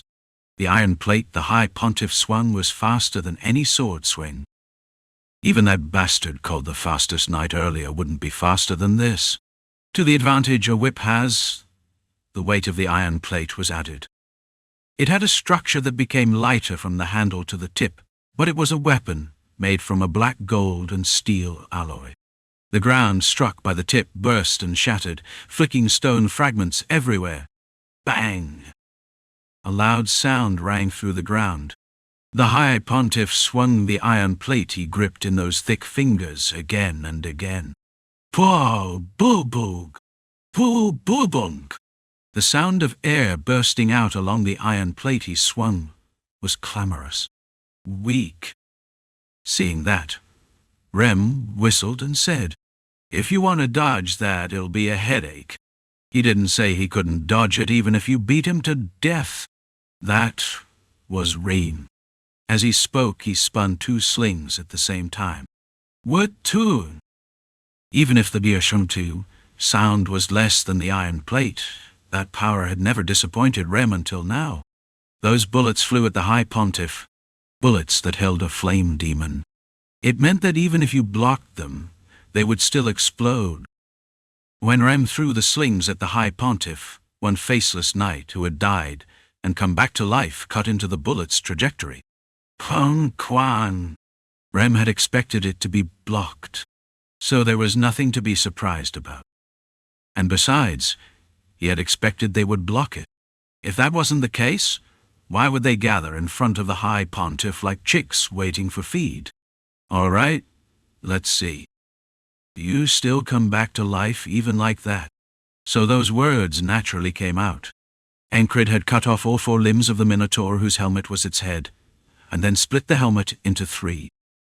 From far away, Lian muttered, It's the same over and over, and created a grotesque sight where he didn't just snap the neck bone, but tore it out. The one burning fiercely collapsed as it was. All right. For now, one again. Rem muttered and gripped the sling again. In the meantime, Ragnar also had to turn back. He had seen the bastard he killed get up fine. Damn it, I lost, didn't I? The other bastards lost reason and didn't even let out a groan. But this bastard alone moved his mouth. There were various reasons for it. The High Pontiff made a contract with a demon, and through that he put them under his control. Still, among them, there were always ones that stood out. In the case of a Frock called Berlich, or someone like Silo, he made them each form a separate contract, so even if they came back to life, they didn't lose reason. Dying and coming back to life. Even among those who have had an experience like that, you'd be rare, Shalo said. Enkrid heard what Sila was yapping about from back there, but he didn't react. Nobody knew it. But on this side, the experience of dying and coming back was well past even thousands of times. So you're not a corpse, you're something like a ghoul now, right? Ragnar faced Silo again. You bastard should be a little shocked, shouldn't you? In the middle of all this, the way you talk is really something. Their conversation ended there. Ragnar cut Shilo again. This time he didn't even need to get stabbed in the stomach. It was an opponent he'd beaten once, and a technique he'd seen once. If you confirmed it, perceived it, and grasped it, it was easy to break it. Of course, that was because he was a genius among geniuses. Damn it. Even as his body split vertically, Shilo moved his mouth and died. Once again, southern knights died in droves. The High Pontiff raised the hand on the other side from the one swinging the iron plate. Carry it out. Those words spread with the revived faceless order of knights as a shield wall. The moment he finished speaking, white thread came out from between Silo's corpse and stitched the body. At the same time, a faint heat flowed out from his body. My name is Silo, an immortal knight. How about it? What's my new nickname? That bastard revived. I think a knight who only dies suits you better. Ragnar answered, raising his sword. Was it a crisis? Not yet, not at all. Like Rem, Ragnar didn't use will recklessly. It was the result of clashing with and sparring with Enkrids, Usk day after day. Ragnar cut Silo again. Lian killed the same opponent again. Shannara, too, killed a fairy reviving on one side and shouted once, "You're a demon. I will definitely kill you." She expressed clear anger, to the point where you wondered how many existences could pull out that level of emotion from a fairy. Her leaf-shaped sword cut and hacked at the black fairy's neck. Even if it split into dozens of pieces, would it revive? It revived. From back there, the High Pontiff's single line, "Carry it out," was enough. Still, just because they revived didn't mean skill appeared where there was none. No, it was right to see it as worse than before. With reason lost, it threw poisoned daggers and swung swords, but it didn't make use of the advantages its body had. Since it revived even if it died, it could fight by throwing its body in, but it fought while keeping the habits it had in life. And besides, it didn't even use its head, so you could say it was a little easier for the ones facing it. But if we fight like that forever, we lose on this side. That was Lua Garn's words. It was a sight enough to make everyone watching aghast. Even in that moment, Krang only showed a calm gaze. There was no reason to be surprised. Even less reason to be flustered. Krang and the others were spectators armed with trust and belief. Right now, believing was the best he could do. Bang! As if he wanted to vent, the High Pontiff swung the iron plate and struck the ground. The one burned by the flame demon raised its body. The revived knight wearing plate armor fought while burning as it was. In other words, it became a more threatening enemy. Yes, burning won't work, Rem said. If burning didn't work and splitting didn't work, what did you do? The hunter's nature led him to a clear path. Don't you just kill that bastard called the High Pontiff? He calculated the trajectory and speed of the iron plate's movement, looked for a gap, and stepped forward. He swung his axe and took the neck. He thought of it as a chance to watch whether that bastard called the High Pontiff also came back to life. At that moment, the ground shook and rose with a rumble, blocking the front. Rem, who had been about to dash out, smashed the wall with his fist. Bang! Just like that, the wall broke and scattered broken stones in all directions. The charging Rem used the rebound force from swinging his fist to fling his body to the side. Boom! Into the spot where he had been, one of the faceless order of knights thrust a spear. Well, would you look at that? As Rem muttered, Enkrid, too, while the ground rose and wrapped around him on all sides, smashed his way out, cut the Minotaur's head that rushed him again, and by now had killed the mage who had become outright a single streak of light. The High Pontiff stopped swinging the iron plate and spoke so everyone could hear. "I am the one who dominates." The words coming from his mouth were arrogance at its peak. "You'll all die and become a part of me." "The demon, too," shouted excitedly. Enkrid drove Dawn out and leaped left, splitting lightning one more time. Why did it feel like he kept repeating the same thing? To state only the conclusion, stamina and strength were being drained. The High Pontiff with a demon on his back did not permit them to approach close to him. At the same time, Enkrid split his thoughts into two and thought. The reason he lashed the ground with the iron plate. Exactly the ground the High Pontiff swept over with the iron plate rose and attacked. And from the walls blocking all directions, he could feel something similar to the force flowing out of the High Pontiff's body, too. It was what instinct and gut sense told him. The High Pontiff's iron plate makes what it lashes into his. "You're really doing every kind of thing," Rem muttered too. He had roughly grasped it as well. The ground that the High Pontiff's weapon touched wasn't an ally. It was on the enemy's side. It would become a wall and a pit and activate like a trap, just as the High Pontiff wanted. Should you call it dominating the terrain? "I speak, for I am merciful and broad-minded. Follow my will," the High Pontiff said. Whatever he did to his voice, the demon's voice overlapped and could be heard. "Ride the flow. Stop thinking. Stand under me. Thus be saved in your life. There is nothing you can change." The High Pontiff's faceless order of knights was a living fortress wall, and a shield clad in plate armor. Everyone killed their opponent more than 10 times and killed them again. So a moment was coming where an ordinary person would have to talk about giving up, and yet not a single one of them wavered even a little, especially the knight with black hair and blue eyes, standing at the center. "After death there is nothing." "Then what is the reason you fight?" the High Pontiff asked. Without asking, you could tell who that question was aimed at. The High Pontiff's gaze was on Enkrid, a man who walked while cutting down monsters and lightning that revived even after dying. He had come 6 steps closer to the High Pontiff than before. To the High Pontiff, it was a deeply impressive sight. That was why he threw out the question. "What is the reason for longing?" The High Pontiff's question forced a short thought on Enkrid.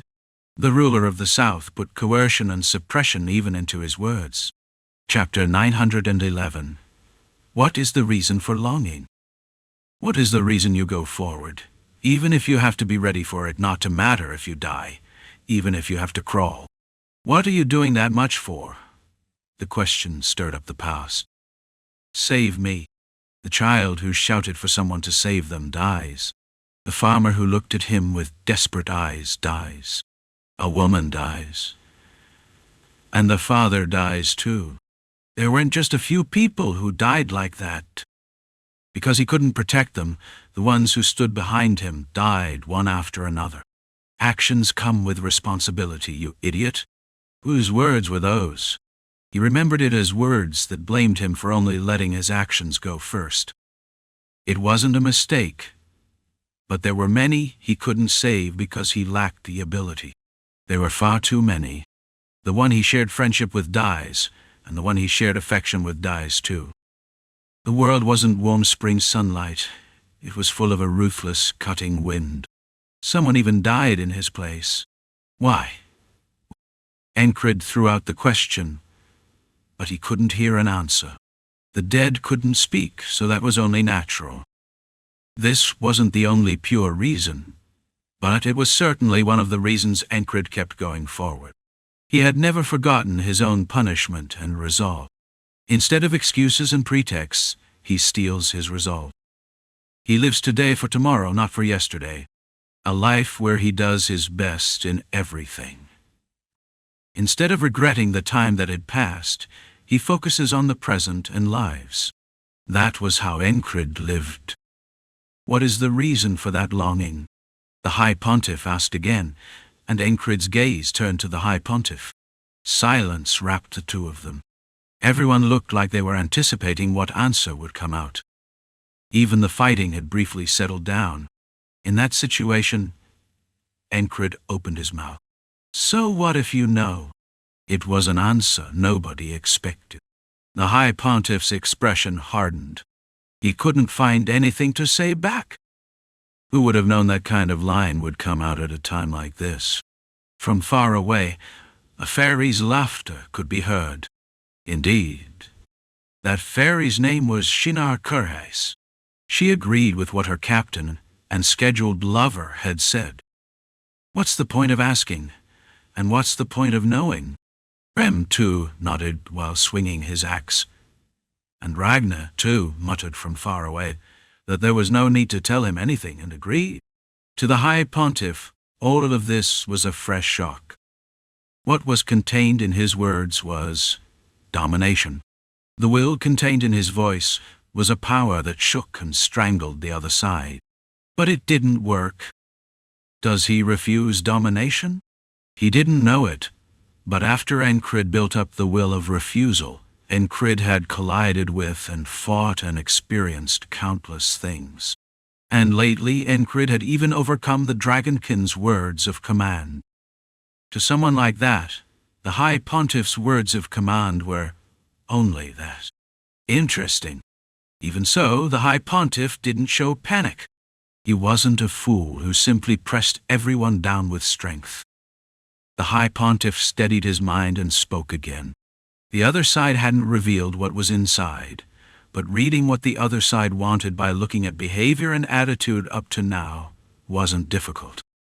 If someone is an outstanding ruler, that person has to have the talent to read the hearts of vassals and subordinates, and the High Pontiff was someone with outstanding talent in that regard. If you look at the world as a great flow, you are a small one. Do you think someone's effort or actions can change the world? It can. The High Pontiff spoke.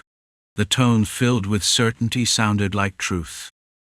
Like a priest delivering a god's words, he showed devout faith. That faith was only toward his own conviction and the values with which he looked at the world. And so his tone was like something that couldn't be changed no matter what you did, like the sun rising in the east and setting in the west. Enkrid had heard those words elsewhere too. That's why a peacetime night is a dream. More precisely, it was what everyone who had mocked his dream up to now said, all mixed together. Like the ferryman, some of what made up his past became one and scolded him. They pressed him like that, saying, what could you do on your own? Reality is different. What moves the world isn't someone's effort or resolve. Again, the High Pontiff spoke. His words had enough persuasive power. But just because it's enough doesn't mean it always works every single time. That was how the world worked. In that sense, Enkrid was stubborn, but also a person who had established a clear standard inside himself for how to look at the world. Enkrid opened his mouth, but it wasn't because he wanted to refute the High Pontiff's theory. It was only the dregs that had followed him as he recalled the past, meaning words to his past self, and in the end, words that prove the self who had come to the present through action. One within the whole can't change anything, but if that one gathers and becomes many, the world changes. Change starts with me, but it doesn't end with me. He was the beginning. Now, the ones tangled up with that beginning were at his side. He met the mad order of knights and Krang and all kinds of people up to now. But Jackson threw efficiency aside and showed spirit, saying he would protect the ones behind him, and the witch named Esther risked her life and worked a miracle, saying she would protect people. Besides that, so many people stood at his side. Crace and everyone of the border guard, even as roaring sounds and explosions rang out in succession from all directions. The High Pontiff and Enkrid maintained quiet. Breaking the brief silence, the High Pontiff spoke. Only advancing and proving it is right. It carried the same meaning as the words that history is on the winner's side. Enkrid answered his words. By the continent's way, If each side insists it is right, what divides that right? Swords and spears, hammers and arrows, shields and armor divide it. The side that wins is right. The continent's truth and way were a ruthless cutting wind. Enkrid acknowledged the continent's way, and he crawled, walked, and ran as he cut through that cutting wind. Between the two, what's right is the side that wins. The agreement was over. In the middle of that, Cyprus crossed the battlefield and approached Enkrid's side. Is the talk over? The one who came close asked. It just ended. Then I'll lend a hand. Whose side was time on? At least right now, it was on the High Pontiff's side. The young demon shape behind his back had created an order of knights that didn't die, even if it died. The final order of knights became an immortal order of knights. If I eat all those humans, my belly'll burst. The demon displayed joy and tried to raise ominousness, but there was no one here who would be taken down by mere words. Everyone was firm. Ragnar heard the words to resume the fight that had stopped during Enkrid and the High Pontiff's talk. Hey, is your belly okay? I don't want to do this either. If you can, kill the High Pontiff and end it. From now on, I'm not getting involved in the fight. Kelo, Ragnar's opponent, revised the strategy and mixed in a trick. While saying that, Sela suddenly swung the club. Even after dying and coming back to life, the engraved weapon was the same. It was hard to block. Ragnar let the club falling on a diagonal slide past and cut Shiloh's body apart again. A straight cut, level with the ground, split the owner's body in two before the club could reach. The bastard died with the upper body rolling backward, while the lower body moved forward, and blood vessels rose up in streams from the cross-section of the cut body, wove together again, and it stood up again. The revival is getting faster. It was a visible change. Ragnar had applied and drunk Anne's medicine long ago, but a lover's medicine wasn't synonymous with a miracle, meaning stamina was being consumed and will was being shaved down. I can still do more, but the High Pontiff is calling. See you later. Kelo, who had gotten up, withdrew backward. Ragnar didn't bother to chase. More precisely, Ragnar thought it was right to save even the strength to chase. The stabbed wound in the belly wasn't shallow, and a cut that held will didn't heal easily. I can't fight long. Ragnar coolly evaluated the condition. Even so, there was no need to let go right now. Rem was in a similar condition. If Rem poured out strength and fought right now, it felt like the road would open, but if we can't catch that bastard High Pontiff, it won't end. What should he do? Rem's head spun tight. It wasn't a problem to agonize over for long. Break through and kill him. Simple and clear, so it was certain. Could Enkrid not have seen what Rem saw? The High Pontiff, as if sensing that kind of flow, gathered all the fighting bastards in front of himself.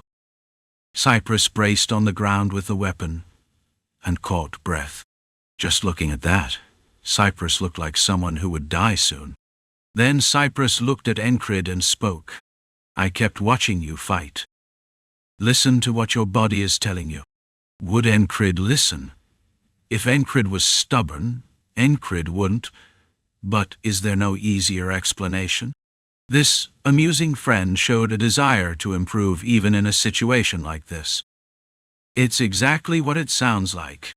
Cyprus scratched the chin, thinking that, no matter what, teaching wasn't something Cyprus had a knack for. Enkrid understood what the other side meant. It wasn't that Enkrid learned something from those words just now. Enkrid acknowledged that this was what a knight's explanation was like to begin with. And since it wasn't a situation overflowing with leeway, there was no need to cling to Cyprus's words either. The mage who handled lightning truly became lightning under the High Pontiff's domination. Lightning struck and gathered in a mass overhead, and below it, a faceless crowd of knights wearing heated plate armor lined up. The Minotaur that had lost its screams held an axe with only the handle left, and between them Enkrid could see a knight who had died and died again to lean, who had been peeking into the future, and one black fairy stood bare-handed after having the bow and all weapons taken away. It was half-naked, with only the lower body barely covered. "Who is that?" As Enkrid spoke while looking at the fairy, Shinar's answer came from right behind, as if Shinar had come close without anyone noticing. "It keeps living no matter how many times it's killed, so I took the weapons. It was quite an ingenious and clever thing to do. Killing an opponent without a weapon would be far easier than killing an opponent with a weapon." With a similar thought, Enkrid split and smashed the Minotaur's axe as if dismantling it. So our hearts really do match, even while the eyes were furious at the demon's appearance. Words like that came out of the mouth on their own. It was truly a strange fairy. Joking in a situation like this? I'm always serious. Enkrid let the fairy's words go in one ear and looked ahead. Things that spewed black soot and heat all over the body blocked the way, and the wall that couldn't be crossed, shown in the ferryman's dream, came to mind. "Save me, madman's Ragnar." From between the walls blocking the High Pontiff's front, Shiloh's cry, with obsession grown too strong, could be heard. "Did you make another friend again?" Ram spoke. It was naturally words toward Ragnar, but Ragnar acted like Ragnar didn't hear. Ram would answer words, but this wasn't words. It was something similar to excrement. "That bastard, really." Ram ended up grumbling. "Break through," Enkrid spoke, and Ragnar and Rem stood side by side. Behind them, Dunbakel slipped closer. "Where'd you go?" Rem asked. "The giant keeps coming back to life and keeps chasing, you know. So? I ran pretty far and then buried it. Sounds like a decent method?" For a moment, Enkrid thought about whether burying all of them would work, but Enkrid stopped. The High Pontiff moves the ground with the iron plate. If they can't do something about that trick, it'll all be pointless. "Impressive. How'd you dig the ground?" Cypress asked too, like Cypress was impressed. "A beastman's claws are a weapon in and of themselves," Dunbakel said, raising chin and nose. "And also a shovel. If we ever have to dig, you do it all from now on." Ragnar and Rem took turns showing respect to her. Dunbakel, of course, didn't accept the respect as respect. "You're not thinking of me as some kind of laborer, are you?" Dunbakel muttered. "Break through and kill the High Pontiff." Enkrid briefly stated the operation once more. "If we fail, we die. Ooh. If it feels wrong in the middle, I can run away, right? Master, I'm going to throw strength around without thinking about what comes after, so you have to handle it yourself." Those were said in order. Ragnar, Rem, Dunbakel, the end. Cypress laughed out loud and raised the head. The iron plate the High Pontiff swung was formidable. And that probably wasn't all. The demon wavering behind was a problem too. Cypress judged that there was one way to end the fight. Swear, raise resolve, and put determination in front. Throw away any thought of meeting the tomorrow that would come. Like that, Cypress had to stake everything and become an arrow that pierced the High Pontiff's heart. Just as Cypress steadied will and was about to open the mouth, "I swear." "Wait." Enkrid cut in. Enkrid grabbed the shoulder of the one who had once been an idol. "What are you doing?" Cypress, who had cooled the will that had just boiled up by a breath, asked back. "Do I have to explain?" "You looked like someone going to die." That was right. If Enkrid sensed that by instinct, it meant Enkrid had really good instincts. "It looks like you're thinking of facing it alone, but the other side is two. So, then we go as two too." Enkrid decided. The rest would open the way. "Opening the way itself will be work, won't it?" Cypress asked, and Enkrid said flatly. Like the High Pontiff's words had sounded like a law earlier, what Enkrid said now was similar. "They'll handle it." Would the trust in those words be a burden to them? It wasn't. They were the ones who ignored that kind of talk. They naturally do what should be done. This was only the same kind of thing, even now. You lost bastard. Don't lose the way and stick close. We're going to do something like when we pushed through the Lord of 10,000 Wraiths before. Riem said, hating it like it was truly something Ram didn't want to do. Of course, even if Rem talked like that, Rem does what needs to be done. Because Rem is Rem of the Mad Order of Knights. You're the one who should come trailing after me. I'm the front. Ragnar was the same. What are you going to do? Dunbakel tilted the head. If my fiancé wants it, then wherever that place is, my sword will personally be with you. Shina, the fairy who raises harmony as the key banner, mixed in on her own. You have to explain, right? You're not thinking of doing it without me, are you? Lenin of the Red Cloak shamelessly cut in between them. Really? Cyprus, who watched all of it, asked back like a whisper. Enkrid looked around at the five and said, If it doesn't work, then it doesn't, so what? It was a joke. Of course it would work. Belief was firm, and trust was solid. Chapter 912. We should go out too. At Teresa's words, Odin set a hand on her shoulder. Not yet, sister. I've recovered to a degree.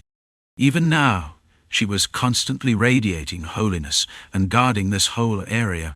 If a Novaloika toe, don't copy, read here, either Odin or Teresa stepped away, all kinds of problems would break out.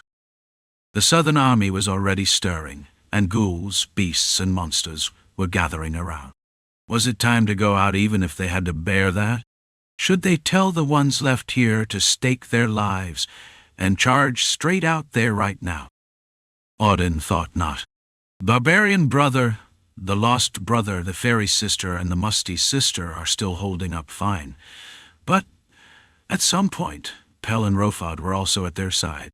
Ingus set a dead frock down to one side and limped over. If it's needed, we'll go. Luagarn shook her head inwardly. Not a single one of them was in one piece. They were all close to critically wounded. Odin and Teresa looked the most intact from the outside, but in truth those two were the biggest problem.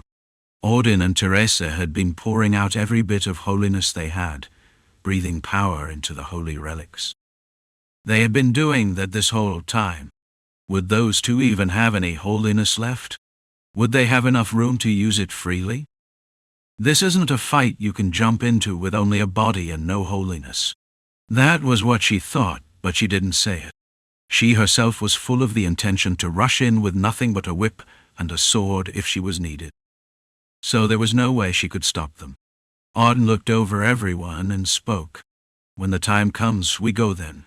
Not now. Teresa quietly recited lyrics. It was a hymn of blessing.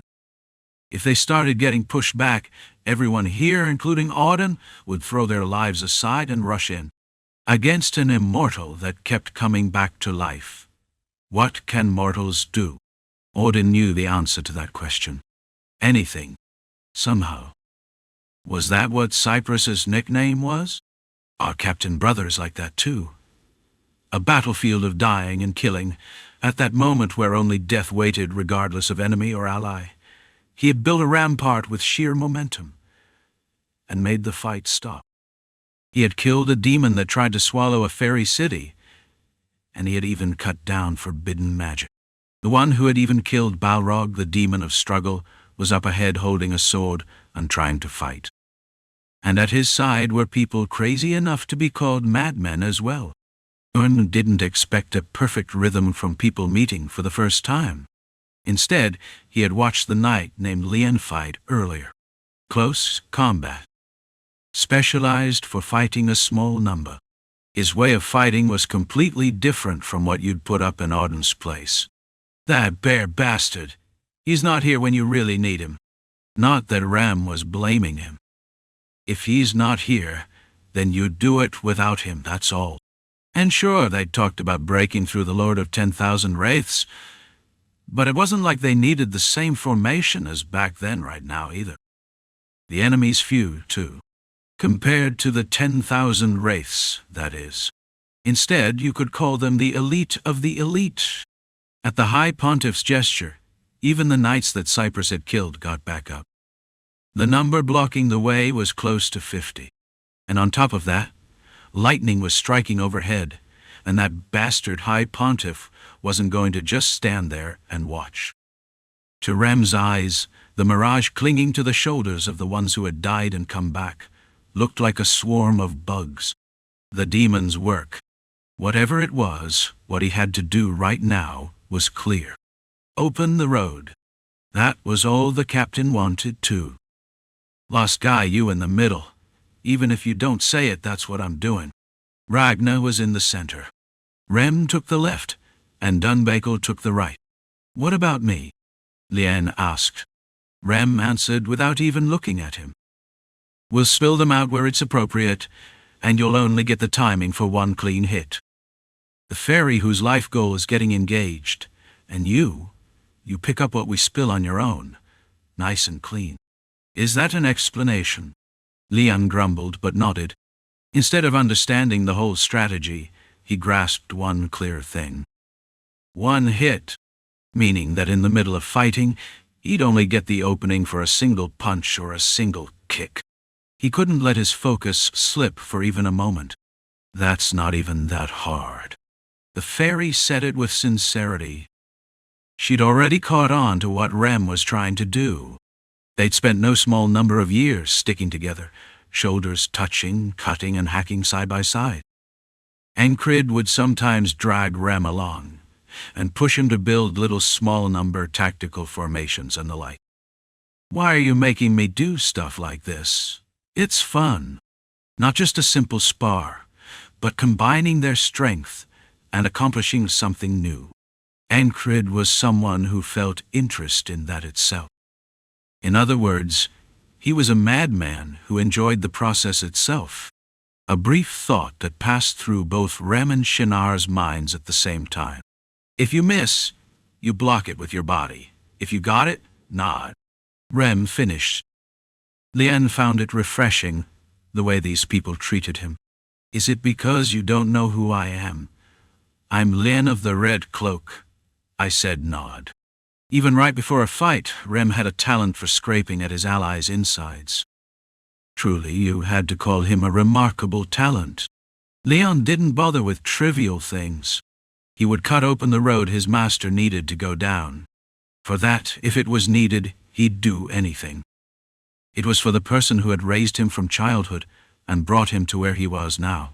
If he had to, he was ready to stake his life. Had the standoff dragged out?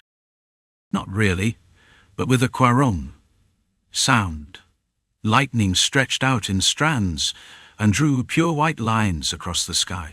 It felt like a gesture urging them to hurry up and come at them and fight. Let's go. Rem's words were fast and they moved at once, so the fight resumed almost immediately. Beast souls. Rem called the souls and divided them into his body and his axe. He took in the souls of more than 10 ferocious beasts, bear, leopard, wolf, and more, into his whole body. Rem's axe trembled, shivering. Did you take medicine? Ragnar said, running, glancing back. Shut up and do your job. Rem answered with a grin. The one talking, Ragnar, was also running with his whole body trembling. He was tearing down the dam he'd built to keep his will from flowing. A faint red light gathered in sunrise. It looked like the heat clinging to the sword had turned into light. Just seeing the momentum the two up front were giving off made Lion's heart go weak. Were you hiding this kind of skill in the middle of all this? He hadn't poured out everything he had either, but it was a change that made admiration spill out just from watching. Musty, if you get pushed back, I'm leaving you behind. Rem said it and surged forward. Ragnar, in the center, matched his steps. Then I just won't get pushed back, Dunbakel answered. Quaron. As if it had been waiting, lightning crashed down toward the charging Ragnar. Ragnar's sunrise struck back at that lightning. At the same time, he detonated will inside his body. Point explosion. And not once, but repeatedly, one after another. The moment he tore the lightning apart, his body snapped forward and vanished. Red and black lines connected. Ragnar ran as a single line, and everything that got caught where he passed was cut, torn, and blown apart. Would Rem running beside him get pushed back? By wrapping beast souls around his body, his original strength and explosiveness doubled. Like that, he ran at a similar speed just behind Ragnar's left. His axe did something similar to Sunrise. No, something even more. In the middle of fighting, if he threw the axe, it flew out, burst a faceless knight's skull, and returned to his hand again. A technique wielded through sorcery. Dunbakel couldn't match their rhythm exactly the same way. Instead, she used the two legs she had that they didn't. Hit and come back. She kicked off the ground, sprang forward, struck and sprang back again. If Rem threw his axe, Dunbakel threw her body. It was something she did by wringing her muscles until it was brutal. In her right hand she held a broken scimitar, and with her left she raised her nails and slashed. The sword work and claw work she swung like that was heavy, fast, and concise. She surged forward like a heavy shell, tore and smashed and came back again. Calling her a living artillery shell that ran and cut wouldn't be wrong. Boom, chop, thunk, brr, boom. In time with their movement, roaring impacts and blasts erupted in succession, loudly shaking the air. The three of them were like high-speed siege engines. The force that could smash a rampart smashed the rampart built out of black iron plates. Flesh sprayed in their wake, and blood that was turning black as it rose spouted up. That didn't mean there were no ones that slipped through. Their weapons were swung wide on purpose. Thanks to that, quite a few scattered left and right as they were spilled out. That was for Lian and Shinar. Shinar's black sword had already changed into a needle, an awl shape. She only performed the motions of finding gaps, stabbing, and pulling out. With that, she killed what the ones in front had spilled. Each time she thrust her sword out, the scent of grass spread. She was consuming vitality without holding back. Lian was the same. He shattered his will and scattered it across his whole body. Compression. The fragments were compressed will. And each time he detonated and consumed the shattered fragments one by one, he became faster than usual, and his strength increased. Among changes in the nature of will, it was clearly a higher grade. Lion's unique technique called iron shards. The shards of broken will swirled around his whole body. Lian smashed the belly of a minotaur holding an axe handle that was dropping straight down. Bang! Will detonated, and the bastard's body detonated with it. Lion's unique technique was an excellent art, but its limits were clear too. When he killed the bull-headed monster, his insides shook. He retched, and blood rose to his throat. Lian swallowed the blood down. His master said that if he wanted to use this art perfectly, first his body had to become several times tougher than it was now. Not just the outside, but the inside too. I know, but it's not easy. Because he knew that wasn't something that happened overnight, all he could do was detonate everything in this moment. Lian burst into laughter, his mouth still vivid red. They could see the road the five of them had stormed through and carved open. Since they'd killed everything, only 3 members of the Faceless Knights were left alive. Through that opened road, Enkrid and Cypress charged. A steel whip flew in over their heads, leaving a faint afterimage. Even with a knight's kinetic vision, it looked blurry. Enkrid and Cypress each swung their weapons overhead. Like a reflection in a mirror, their stances were similar, only the directions opposite. Enkrid's sword swept up to the upper left, and Cypress swung up to the upper right. Bang! The sound came late. Steel fragments slammed down where the two of them had been. The High Pontiff's weapon was a mid to long-range weapon, and neither its speed nor its power could be ignored. But there was a gap. If you block it, you buy time until the next strike. Would Enkrid have seen it, and Cyprus not? To fill that gap, he must have planted those bastards that kept coming back to life, right in the middle. In the opening, as the steel fragments swayed, they were just about to press tight to the High Pontiff's side. The three left behind as guards rushed in. "Ma'am." Enkrid turned his body toward the three. Dawn in his right hand stabbed, and with his left he drew penna and swung. In an instant decision, he twisted his body just slightly to the left and kept the attack going. Brr, bang! While he shredded, stabbed, and cut the three, Cyprus' resolve struck at the High Pontiff's head. Thunk! No, it was blocked by his forearm. "Stop, knight of an enemy nation." The High Pontiff spoke and moved his feet. Cyprus pulled resolve back and swung it down, blocking his kick. Bang! Compressed air burst, and a shockwave swept the area. In the gap as the two traded blows, Enkrid raised Dawn and thrust. That sword strike, aiming for a moment's opening, didn't achieve its purpose. More precisely, Enkrid stopped in mid-charge, flipped his body, and swung his sword. Crash!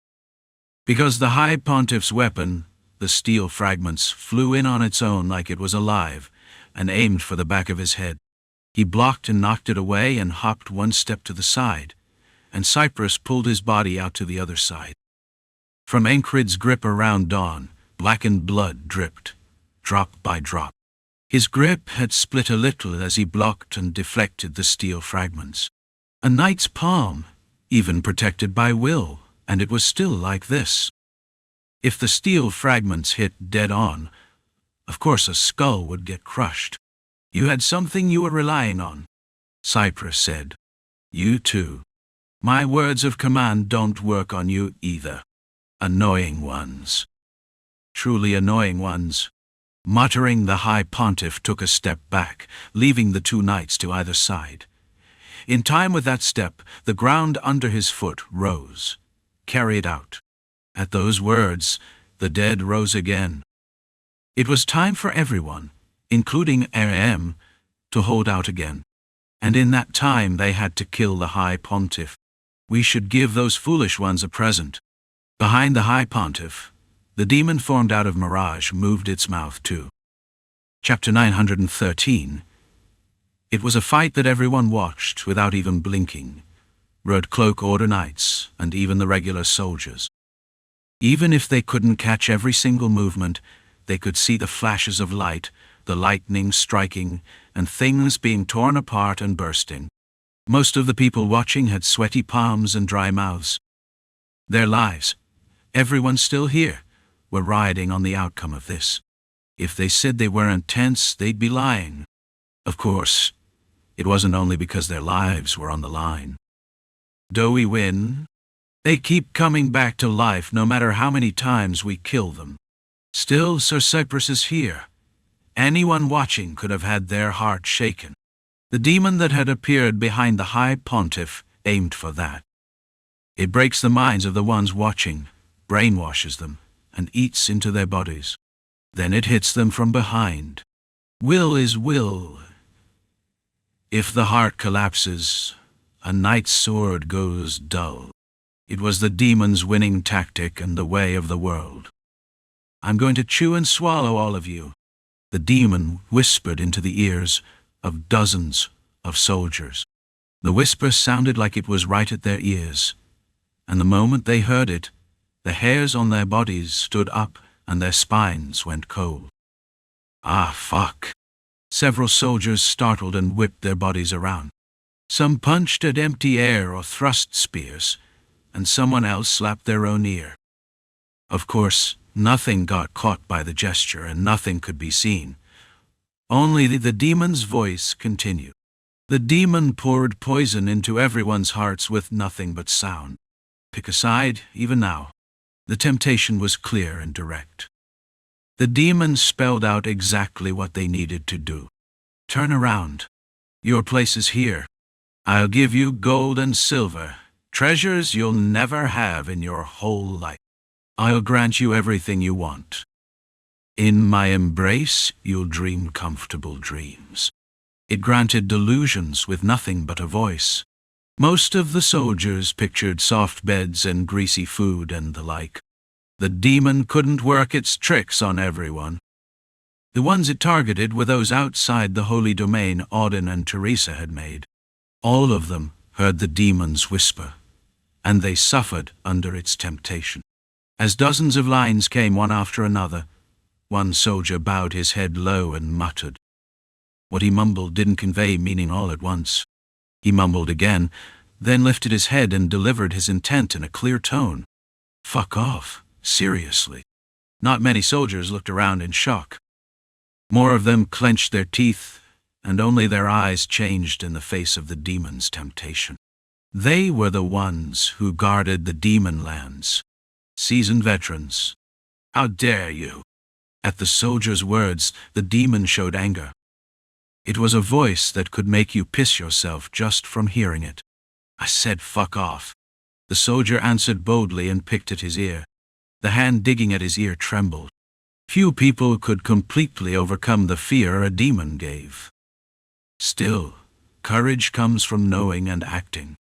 The soldier showed courage, not reckless bravado. Yeah, fuck off already. It's in the way. Not just one soldier. None of them were reached by the demon's words now. Instead, every soldier kept their eyes on the ones fighting up ahead. It's in the way, you crippled piece of shit. The ones who fought on the southern front had filthy mouths. They didn't hold back curses even toward a demon.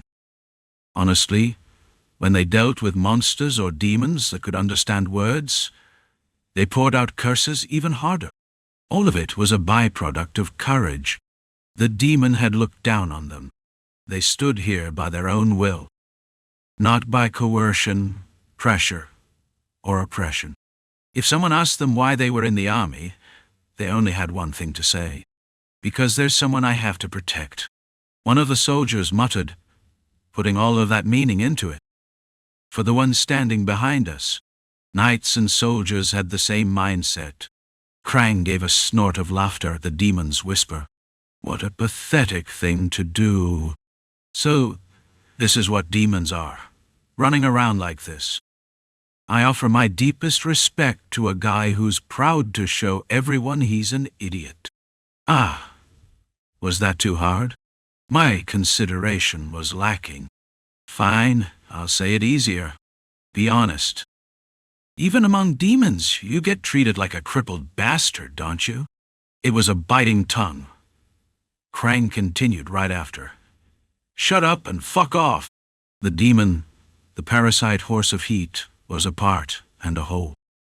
Splitting its body, parasitizing, and dominating the host was its authority. So the demon's anger now was real. The humiliation delivered through a part reached the main body as well. I'll make you thrash in pain your whole life, unable to die or live. The demon whispered again. This one was only for Krang. Yeah, I'm definitely going to kill you too. Want to promise with our pinkies? You stoopy-eyed the three. ...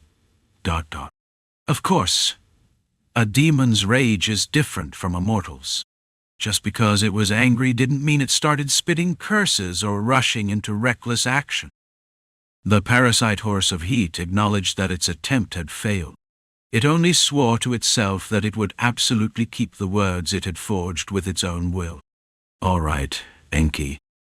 If you lose now, I'm going to end up unable to die or live for the rest of my life. Krang stood there with his arms folded, not moving at all.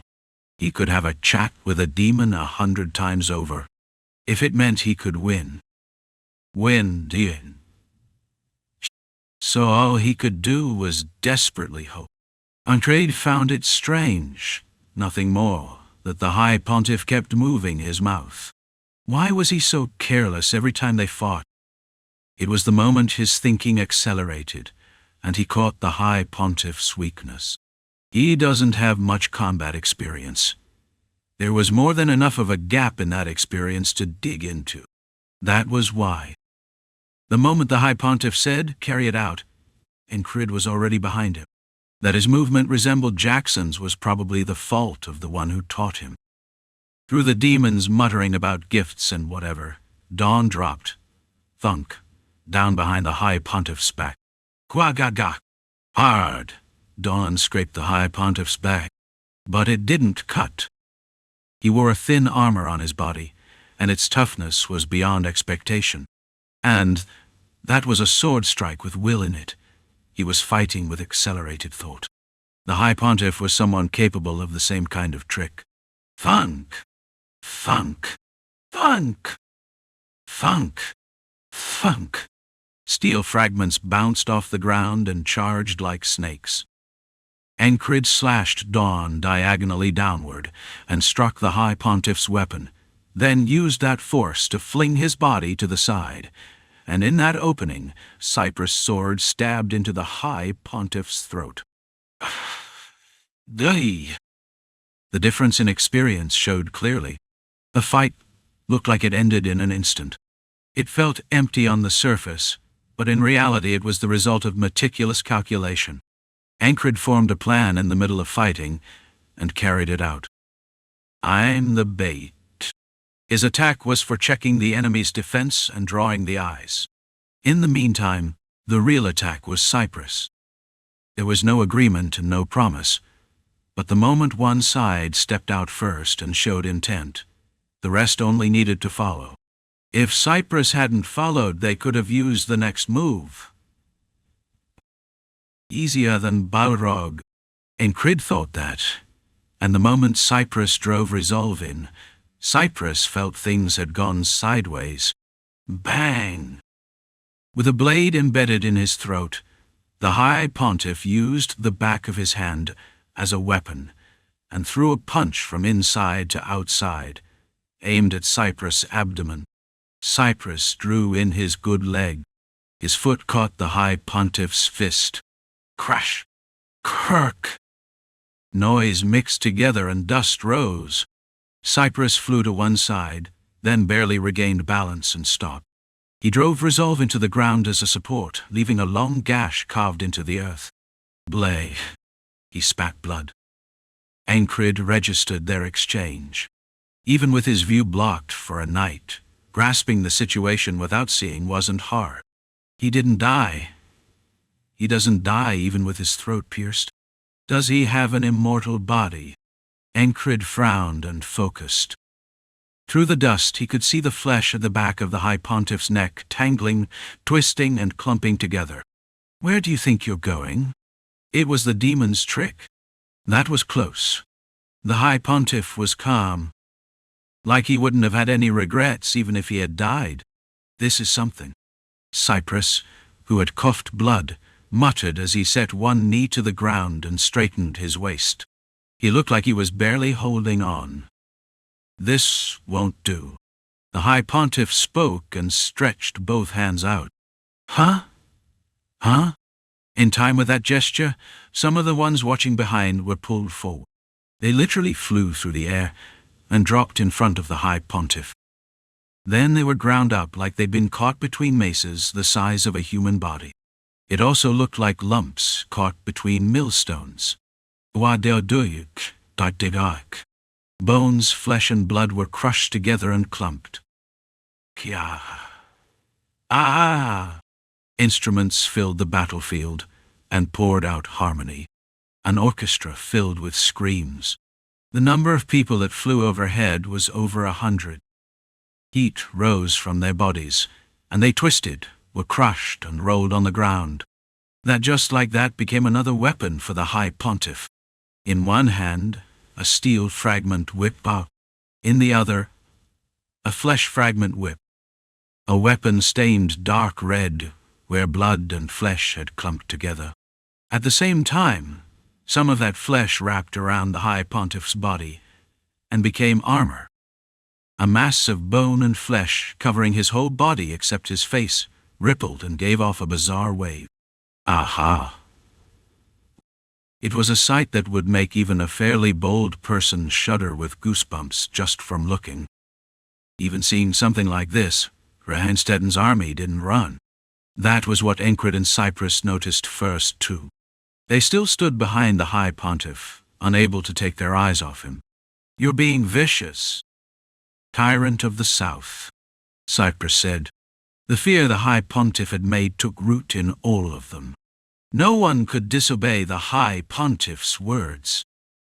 Even if the comrade who had been talking with you just a moment ago became part of the High Pontiff's weapon, they stayed silent. The High Pontiff gripped the flesh fragment whip and stretched his left hand forward. The glove dyed dark red stood out. It was part of the armor made from his own soldiers. "Carry it out," the High Pontiff said. "No matter how many times you kill them, they rise again." From far away, Enkrid heard Rem's auditory hallucination. "Hey, aren't you going to hurry up and finish this?" Even as this happened, Enkrid kept aiming for the High Pontiff's gaps, but this time he couldn't. While he was making the flesh fragment whip, the High Pontiff watched Enkrid and Cyprus' movements. The demon did too. "You'll pay the price for refusing my offer." Somehow, that bastard looked like he was just a guy who talked too much. Feels like Cress's kind of demon. It couldn't happen, but if Cress became a demon, it would look exactly like that. A demon that played tricks from front and back, all mouth, running wild. But it's dumber than Cress. Even as he loosely sorted out his thoughts, Enkrid's eyes swept over the High Pontiff's whole body, and thoughts kept chaining in his head. If there was such a thing as intelligence used only for battle, Enkrid was an outstanding talent in that part. Agonize, find a way somehow. While the High Pontiff made the flesh fragment whip and Cyprus got back up, Enkrid thought. He accelerated thought and searched for the road to victory. There are parts where calling you a genius wouldn't be a waste. He'd heard that kind of praise. It was something Luagan had said. Even before the troublemaker platoon, Enkrid survived to the end with truly miserable skill. One reason was because he had something different. That something was always knowing instinctively where to fight and how to fight. It was just that his body didn't follow, so he couldn't carry it out properly. But after he became a knight, it was different. He had limbs that moved when he wanted. And that didn't dry up and overflowed. One hit, he had to take the neck in a single stroke. If the conclusion was reached, what did he need? Change in nature. A sword strike that knocks it away at a level the enemy can't keep up with. Even theory surfaced, but now wasn't the time to recite it. Fast and heavy. He tuned the change in the will flowing through his body to match that. He reassembled it into the optimal shape to reach the conclusion. Had Cyprus told him to listen to what his body was saying? He replayed that advice too. Lightning sparked in his head. Thought linked, and he grabbed the edge of inspiration and sprinted. A sword that's fast and heavy. Will changes. It can change. If Usk is will that doesn't run dry, then what points to a different stage, just by the fact of having it, is endureless. Wills change. Enkrid felt the will swirling through his body and breathed will into it. Change. The way I want. Will was both the catalyst that led will and everything. As Enkrid accelerated the change inside his body like that, I swear, until I kill you, my body is not mine, and my will is not mine either. In that time, Cyprus opened his mouth. He was a knight of resolve. The process just like this existed as the basis of his epithet, somehow doing it, anything. Each time he fought while burning his lifespan, he staked everything. For example, Enkrid's will was Uska, but Cyprus wasn't. He increased his total amount of will through endless oaths. What did his action now mean? That Cyprus lives the present through repeated oaths and vows. I should have expressed my thanks to Sir Odin. Thanks to Audin's work, Cyprus had stored up even a little stamina. Without him, he wouldn't have even made it this far. Audin had guarded the front-line unit so Cyprus could conserve strength. If he hadn't awakened the holy relics and blocked the disease, there would have been no rest, running around killing the nearby monsters and coming back. Cyprus continued, "Even if I live one day, I live the way I want." Sir Enkrid. A faint light flowed in his resolve. The light flowing from the sword was everything he had. Enkrid silently watched his back. A shadow lay over his back. It looked truly big and broad. In the past, it would have been a figure he could only watch from the sidelines. Fast and heavy. It was a mutter he spat out, while focusing and focusing again. His will flared and spoke for his desire. Will roiled and whipped madly through his body. The will that had been swirling ran up both arms and settled on the sword. Power born from will took form and coated itself over the blade. Fast and heavy, Enkrid repeated it once more. He no longer even held Cyprus in his sight. The only thing in his eyes was the High Pontiff, wearing armor made of flesh. "Where do you think you're going?" the demon whispered, but no one, including the High Pontiff, answered. The High Pontiff, recognizing his earlier mistake, shut his mouth and focused. He too accelerated thought and staked everything on this clash. Whoosh! The flesh fragment whip moved as if alive, whipping around the air all by itself. Subjugation. The High Pontiff reduced the nature of the will he possessed to one thing. He had lived over 100 years, with a habit of putting everything he touched into his own hands and feet. His words were coercion and oppression, and the weapon he held was a symbol of subjugation. If he laid a hand on something, it all became his. If he opened his mouth, everyone had to kneel beneath his feet. "Everything I touch is mine." The name of his engraved weapon was also subjugation. Cyprus detonated his oaths and crossed his limit. This was probably the last kind of feat he'd do in his life. With the High Pontiff holding his ground, the two charged and collided. The process of striking, tearing, dodging, and cutting continued. In the end, Enkrid's dawn cut the High Pontiff's flesh fragment whip and severed his left arm, and Cyprus and Enkrid's swords pierced the demon's form at the same time and took the High Pontiff's head. Chapter 914. It was only 6-point explosions based on the change in will that was fast and heavy. My lips split, and blood flowed.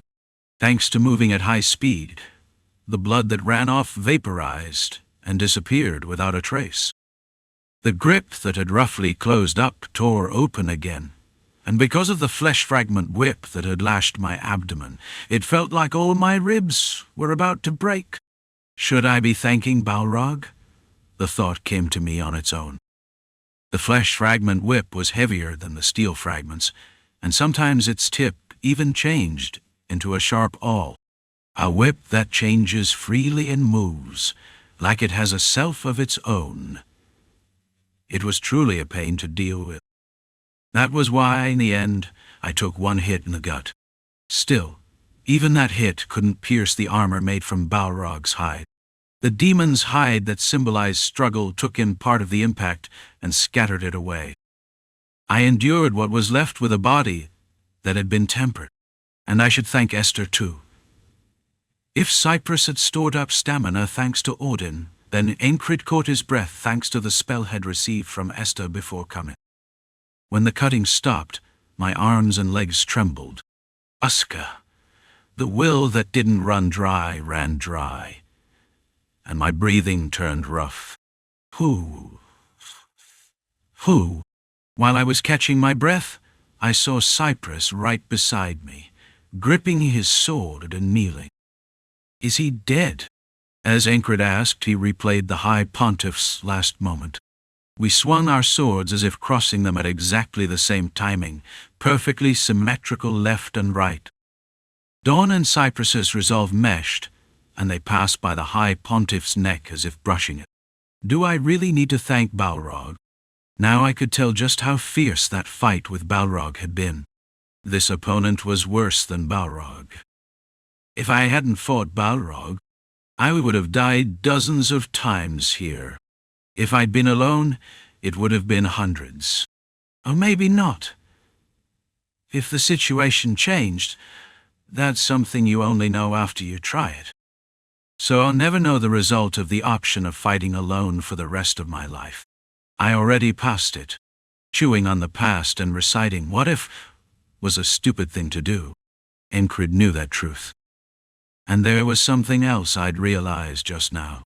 The reason I believed I'd win, even if it wasn't Balrog, that was because of the knight kneeling on one knee in front of me. Cyprus proved the achievements he had piled up.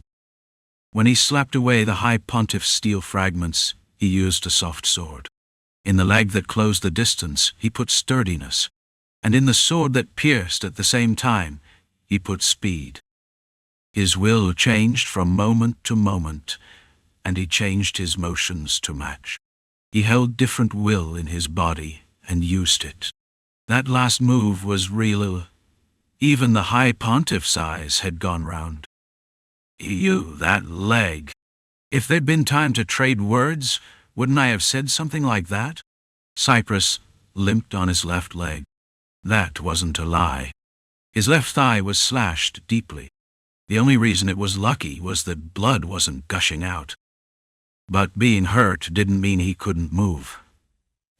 Cyprus worked magic with will. With a patterned will, he replaced the leg bone. Only for a single instant, but with that, he kicked off the ground with both legs. By doing that at the most decisive moment, he cut the High Pontiff's neck. He had endured with one leg, then accelerated with both legs, and slipped outside the opponent's expectations. He did something that might leave him crippled for life, just for a single instant. With that one leap, the muscles in Cyprus' left leg would have torn and burst. The remaining bone would have been shattered too. Tactical insight, intuition, technique, and seasoned experience. On top of that, a will like the sun that wouldn't go out no matter what. Without that kind of resolve, you can't throw everything into a single hit while discarding your left leg. All of it seemed to prove he was a knight on a different plane. And on top of that, he even had a will that resembled Usk. Now I understood. What he had wasn't Usk. A tower stacked up through oaths. A tower where if it collapses even once, it's over. A knight who got here by succeeding at walking that tightrope countless times. Was it because he enjoyed gambling? No, something that small couldn't produce that. His spirit is real. Countless oaths prove him. He was a knight who truly didn't waste the name guardian god of Norelia. There's a lot to learn. Enkrid thought that sincerely. And there were plenty of things he'd realized while fighting the High Pontiff, too. Enough that he was even looking forward to having time to go over them and sort them out. At that thought, Enkrid's eyes sparkled. We barely lived. Cyprus' answer came back. With his head bowed to the ground, he spat blood a few times, then raised his head. He didn't look refreshed. If anything, his gaze was blurred. It was because he'd poured out everything he had to fight. Enkrid himself was at the point where even Uska was going to run dry. Of course, in less than half a day, it would fill back up. The feeling of exhaustion was there. But he'd already experienced it a few times while sparring with madmen. The result was obvious, but nobody could laugh. "Don't you think it's a bit disgusting?" Cyprus said, looking ahead. The High Pontiff's head was on the ground, rolling around. But the demon that had been writhing behind it was still there. The demon's hand grabbed the High Pontiff's head. Only the hand reached out from the hazy form. Heat radiated from it, like its body was made out of mirage. It wasn't the blazing heat of a roaring flame, but a nasty, clinging warmth. I agree. From now on, with the word south become immortality. No matter how many times you killed it, it just didn't end. Cyprus looked at Enkrid and started to speak, then stopped. What he'd been about to say was, "Don't panic, and instead of giving up, don't stop thinking." But wasn't Enkrid already doing that? Handing over the title of guardian god wouldn't be a problem. He'd placed expectations on Ingus, but Ingus was still a sapling that had a long way to grow. On the other hand, this one was already a fully grown tree. And it looks like he'll grow even more than me. With a plain smile, Cyprus stood up on one leg. Now it was truly time to burn his life away. Oaths and vows are basically built on constraints. Is this suddenly a lesson? If it wasn't now, it felt like he wouldn't be able to say it. He didn't need to say something like that out loud. Some things get conveyed just with your eyes. That's why, if you prove your will by placing only a constraint, will answer. Cyprus was the one who had become a shield on his own, the one who had proven himself as a knight of the kingdom, a man who wasn't lacking to be called master by everyone. My name is Cyprus Everhold, the guardian god of Nerilia. He had lived in a way that fit that epithet, and he would keep doing so. Determination became light, and resolve became strength. Cyprus raised his sword. The High Pontiff's head was floating, and beneath it, the parasite horse of heat was forming its body. It wasn't much different from the body that had been made out of flesh earlier. Chunks of flesh and blood vessels connected and took shape. "I don't intend to let you do it alone." Enkrid stood beside him. If possible, Cyprus wanted to knock this bastard out with a hit to the back of the head and send him to the rear. Well, not everything is going to go the way I want. And it was because he'd lived with that kind of nature and stubbornness that a knight like Enkrid was at his side right now. The one who had been playing tricks behind the High Pontiff's back was the parasite horse of heat. It collected its anger and reached its hand toward the finest host it had raised. It would swallow the High Pontiff's body and make the south its own. It was a plan that had existed for a very long time.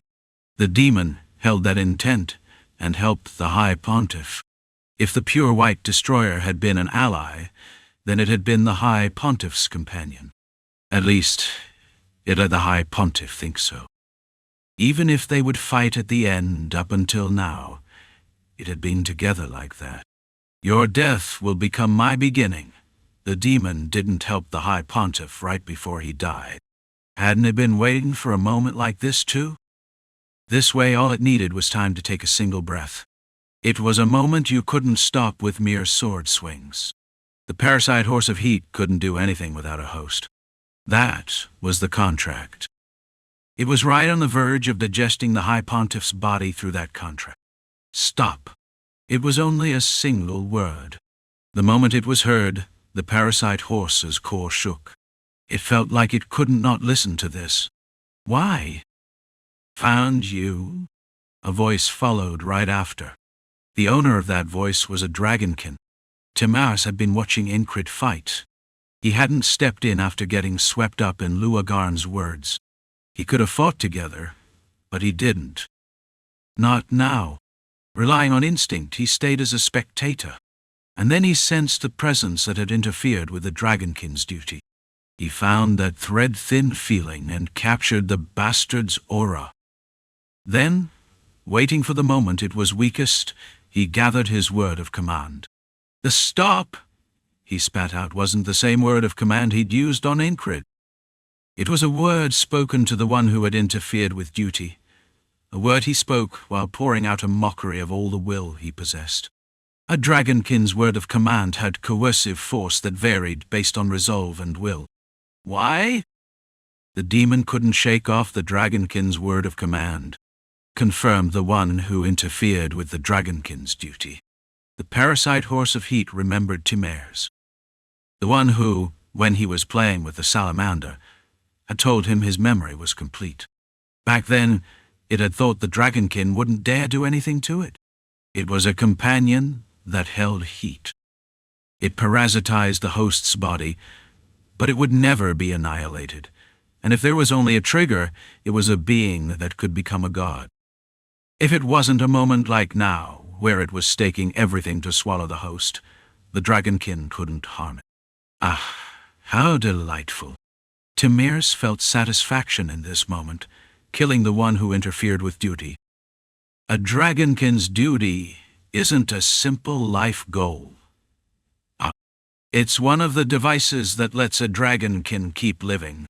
Right now is the time of punishment for the bastard that had touched it. Now Timir's felt that he was alive. For a dragonkin, it was an emotion that was hard to feel, so it was delightful. His lemon-colored hair fluttered.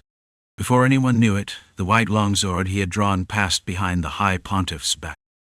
A dragon's eyes aren't limited to reading will.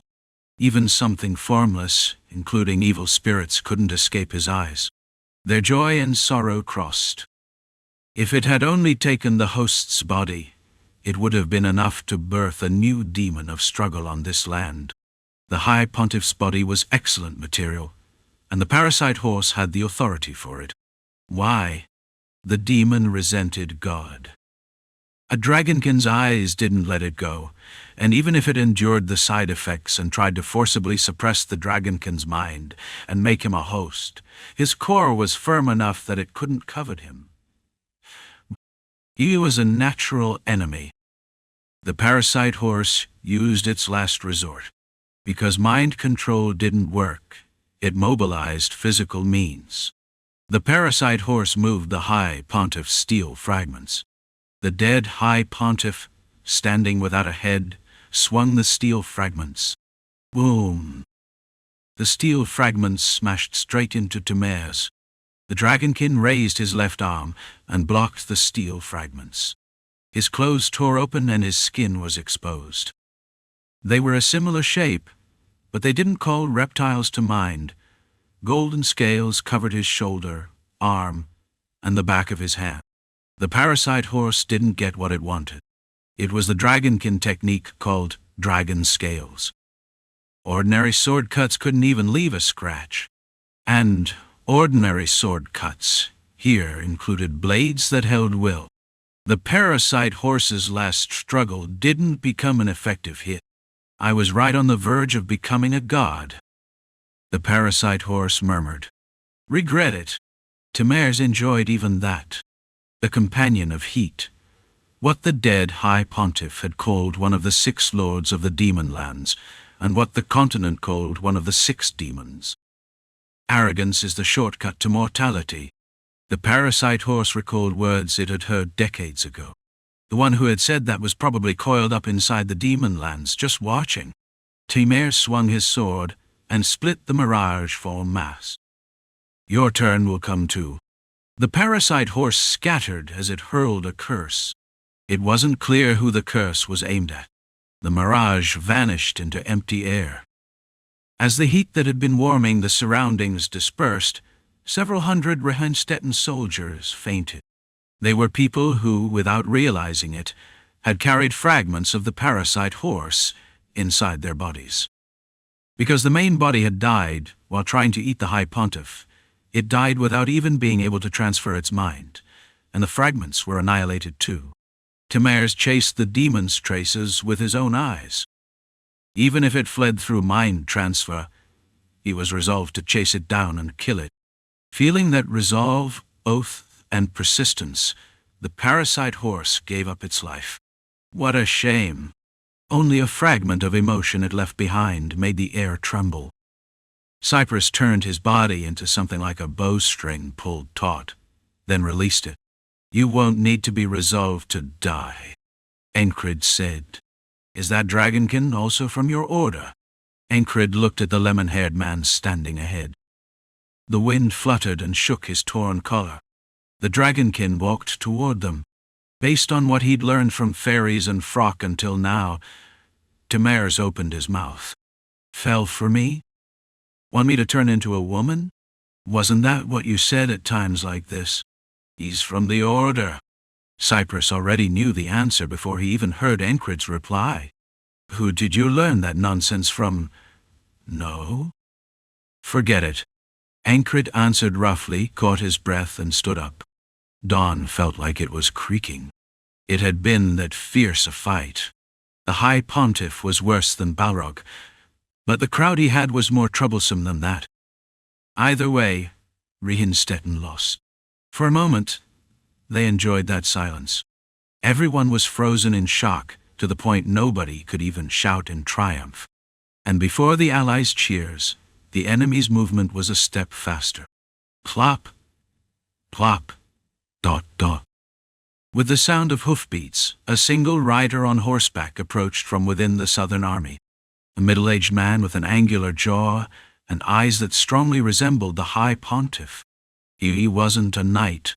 You could tell that at a glance. He came up and dismounted.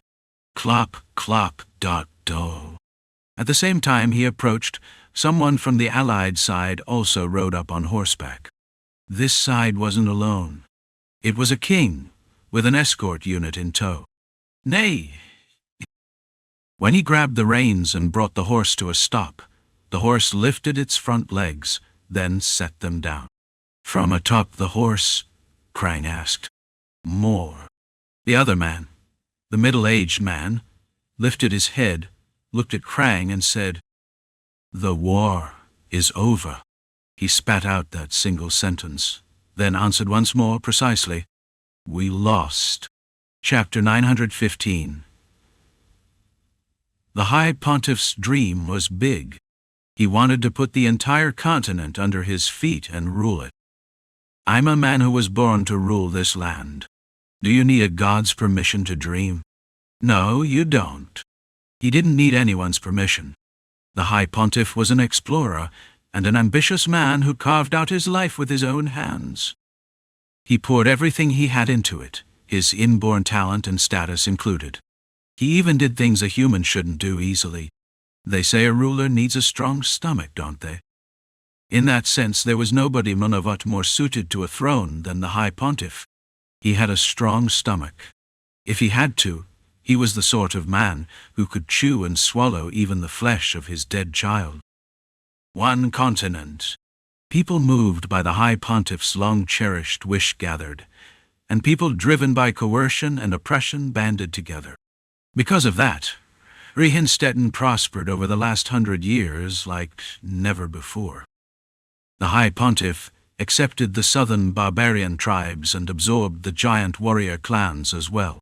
He even put beneath his feet a fairy village with black skin, called the Black Forest tribe. If Balrog hadn't existed, and if those demon lands lords hadn't interfered, the High Pontiff would have swallowed the continent long ago. Even with all those obstacles, instead of giving up, he gathered war supplies, increased the number of his knight orders, and after fighting and persuading the demon land's lords, he even reached a contract with them. On the other hand, the more he built up arms and went to war, the harsher the people's lives became. It was the same as squeezing the entire country dry for the sake of war. For him, prosperity was something for later. You handle it and soothe their hearts. There won't be any rebellion anyway, but make them trust you and follow you. Learn to rule. The High Pontiff didn't have many heirs. He kept alcohol and women at a distance. He lived like an ascetic. And yet, he had one child, and that son filled his father's empty space. At first, it was a chain of things that were hard to understand, but the son carried out his role faithfully. That was how the High Pontiff's son became someone everyone in Rehinstetten loved. And the son didn't like his father. It's hard to feel love from someone who never once held you after you were born, and never spoke warm words to you. Don't forget your role. The High Pontiff said it again and again, and the son understood his intent. The one who inherits the long-cherished wish is the successor, and the son was not his father's successor. He was his father's will, and his only legacy. The one who rode up on horseback was the High Pontiff's son. Krang met the High Pontiff's son, and the two traded words of one kind or another. When the rain began to fall, a small tent was put up beside the place they had fought. With the night order wiped out, gloom filled the entire southern army. On the other hand, the Narilia army shouted in triumph. The atmosphere split sharply. The tent pitched between the two forces looked like a border and a wall cutting the two nations apart, and the two groups faced each other in lines with the tent between them. Win or lose, everyone here had the same thought. Enough war. All they wanted now was to end this sickening fight and have no more killing and being killed. I acknowledge defeat. I'll accept whatever you do, but I ask for one mercy. If you're going to kill someone, end it with me and the army. Krang's spirits had surged as he watched the knights fight, but he didn't hand himself over to emotion. With a single step he took forward. The lives of everyone standing behind him were on the line. With a single word he spoke, a son might die before he could return to his mother, and he might make a child who'd lost their parents. To Krang, he could see that same side in the man facing him. "So all those soldiers can die?" Krang asked. The son knew his father's will. "My dream that I couldn't achieve will be achieved by the one who beat me." It wasn't something the High Pontiff had said directly, but when you looked at his arrangements, it felt like you could hear his voice. What a fucking madman. "Father, High Pontiff, you're a fucking madman." The son truly thought so. The High Pontiff had prepared to hand over everything he gathered in the south after he died. The long-cherished wish continues. It's just that I'm not the one who achieves it. The son was only a political tool for it.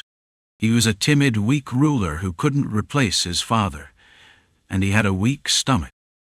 He was also the father of 4 children, and a man with a woman he loved. If I dodge responsibility, everyone dies. Putting his own life on the line and protecting the family he had left was the best he could do. Tap, tap, dot. The rain hammered the oil tent cloth.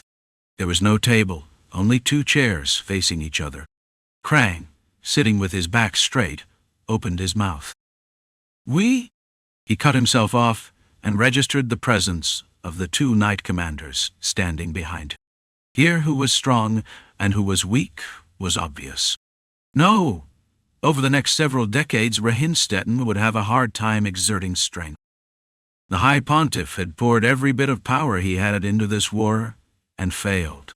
The absence of the Knight Orders would become the cause of Rehinstetten's weakened national strength in the future. Even if Narilia made them a vassal state and tore off Krona however it wanted, they wouldn't be able to resist. And the people will go hungry in the middle of it. Half the nobles would ask to defect.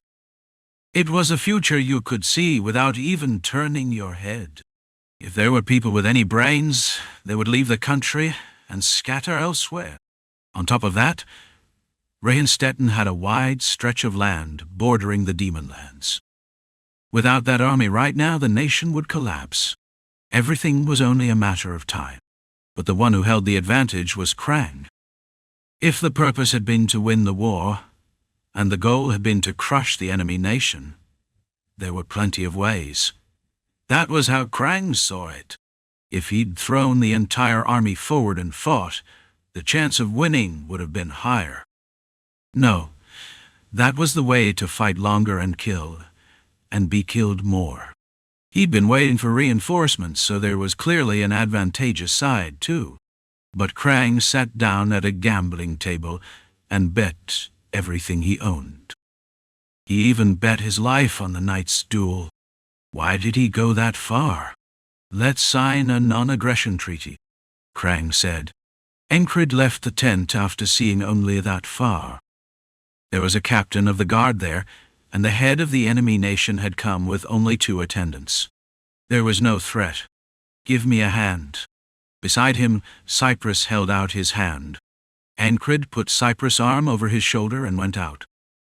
Even as the 2 left, Krang didn't look back, and the High Pontiff's son only stared into Krang's eyes. What did he just say? A treaty. It was the moment his head got complicated. Emotion was plainly written across his face. As Enkrid glanced at him and walked out, Cypress asked, "There's no need to watch more, right? What's there to say?" Maybe because they'd fought together, shedding blood and sweat, Cypress didn't feel that far away to Enkrid. When he'd been chasing a dream, he'd always been someone far ahead, but they'd fought shoulder to shoulder, so maybe it was only natural. "He's an impressive king," Cypress said in admiration. Krang chose a treaty instead of exploitation. He hoped that instead of coercion and oppression, they would, with time, come to understand each other and stand shoulder to shoulder. You could say admiration came out on its own. His vessel is different. It was a size that was hard to measure.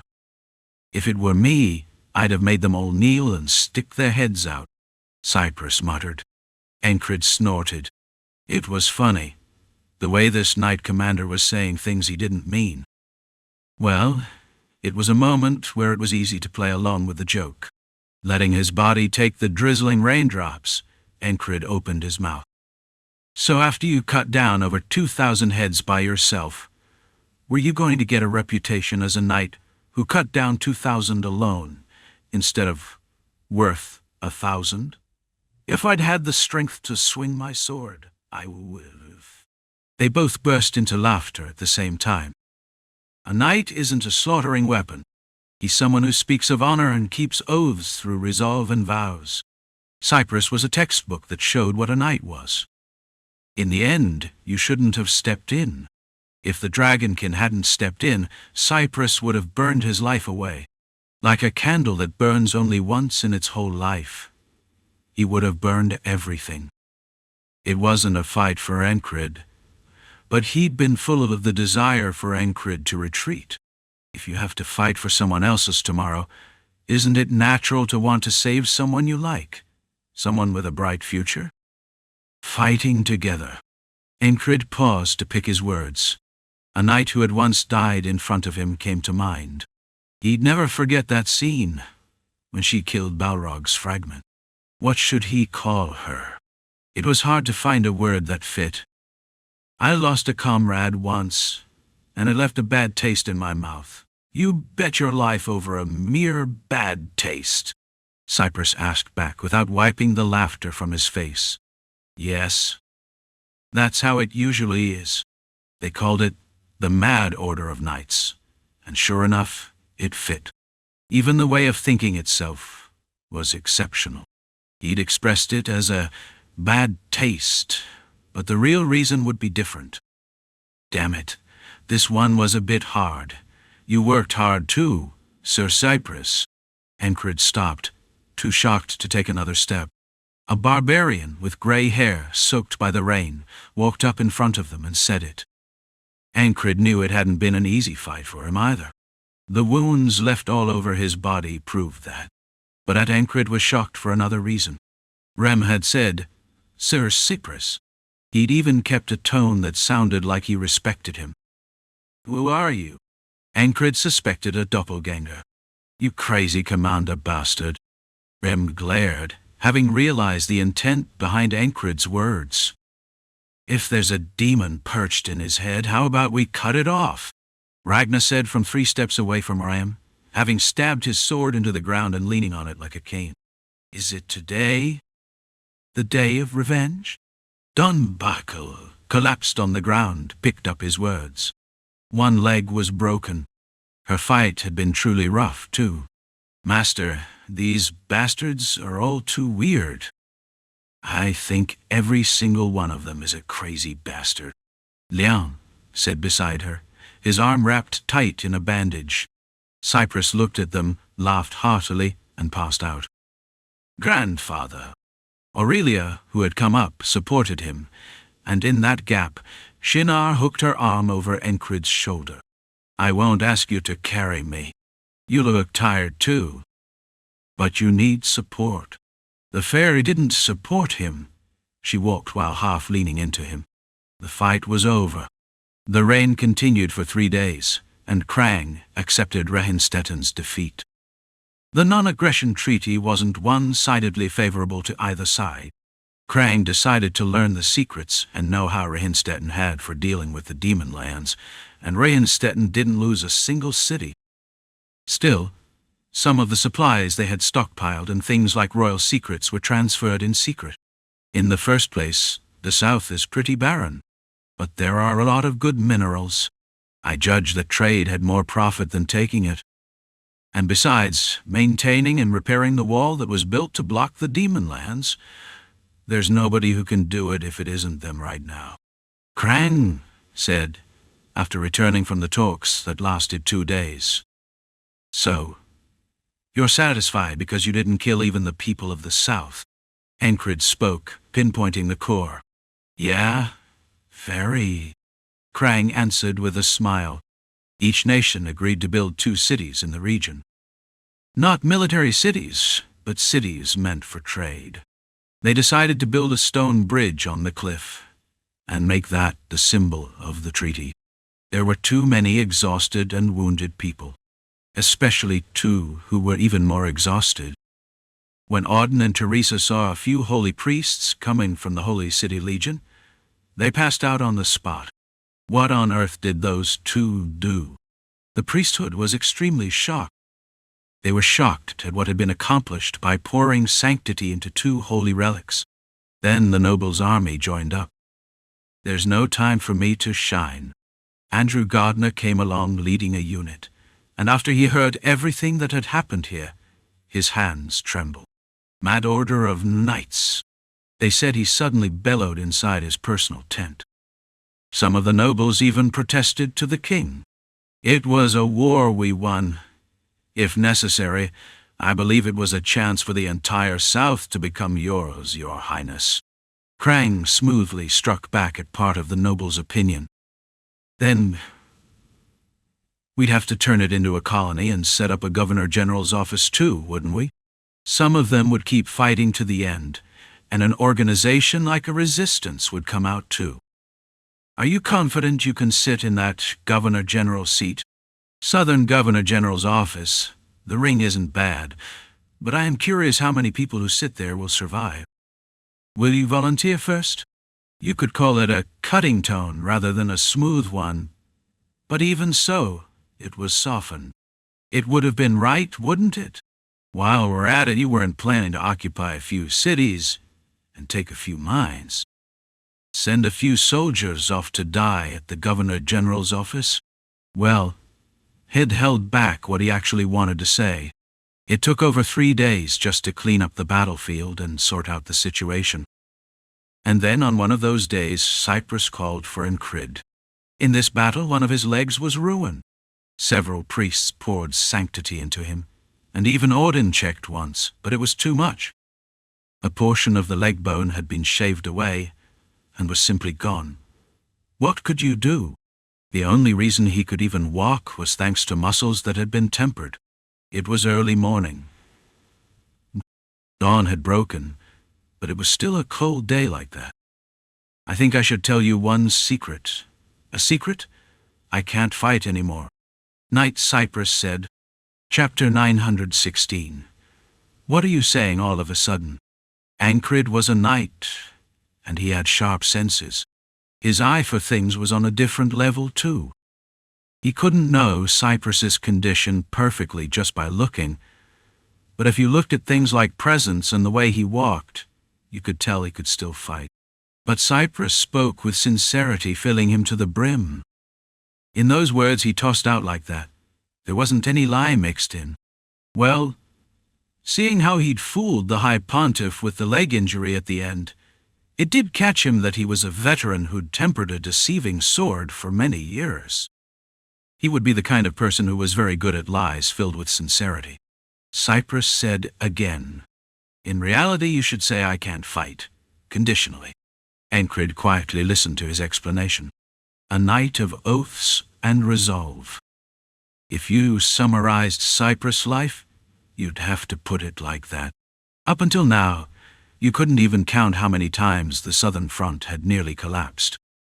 What blocked off every one of those battlefields was thanks to Cyprus and the Red Cloak Order of Knights' performance. In particular, Sir Cyprus had achieved feats to the point he got the nickname, somehow gets it done. My will is tangled up in constraints, bound up. If I break the constraints, it becomes harder to use will. Knight Cyprus, after making it through several crises, swore to the will inside him. I won't use will outside the southern front. That was his oath. If he hadn't done that, the front would have been breached long ago. If he hadn't done it, there was nobody who could stop it. Even when Knight O'Hara was in danger, even during the Civil War, I wasn't in any position to help anyway. His power was limited to this front. In exchange, he exceeded his limits and stopped things that were hard to bear. It was no different from a single small dam blocking a flooding current all by itself. His life was like that. Then just keep guarding here well. Enkrid answered. Aren't you surprised? I was surprised. Doesn't look like it. Was I supposed to swallow down even a gust of hot air? Inside, he'd guessed he must have done something. He just didn't know exactly what it was. Hadn't they pressed their backs together and matched their breathing, swinging their swords? When he saw him throw himself in without hesitation at the last moment, he realized the knight in front of him was only carrying out what he'd already imagined and prepared many times over, without dying countless times. Even if, unlike him, he didn't repeat today, the knight in front of him had died countless times in his head. Every time Rehinstetten pulled out a new strategy and charged in, he braced himself for death.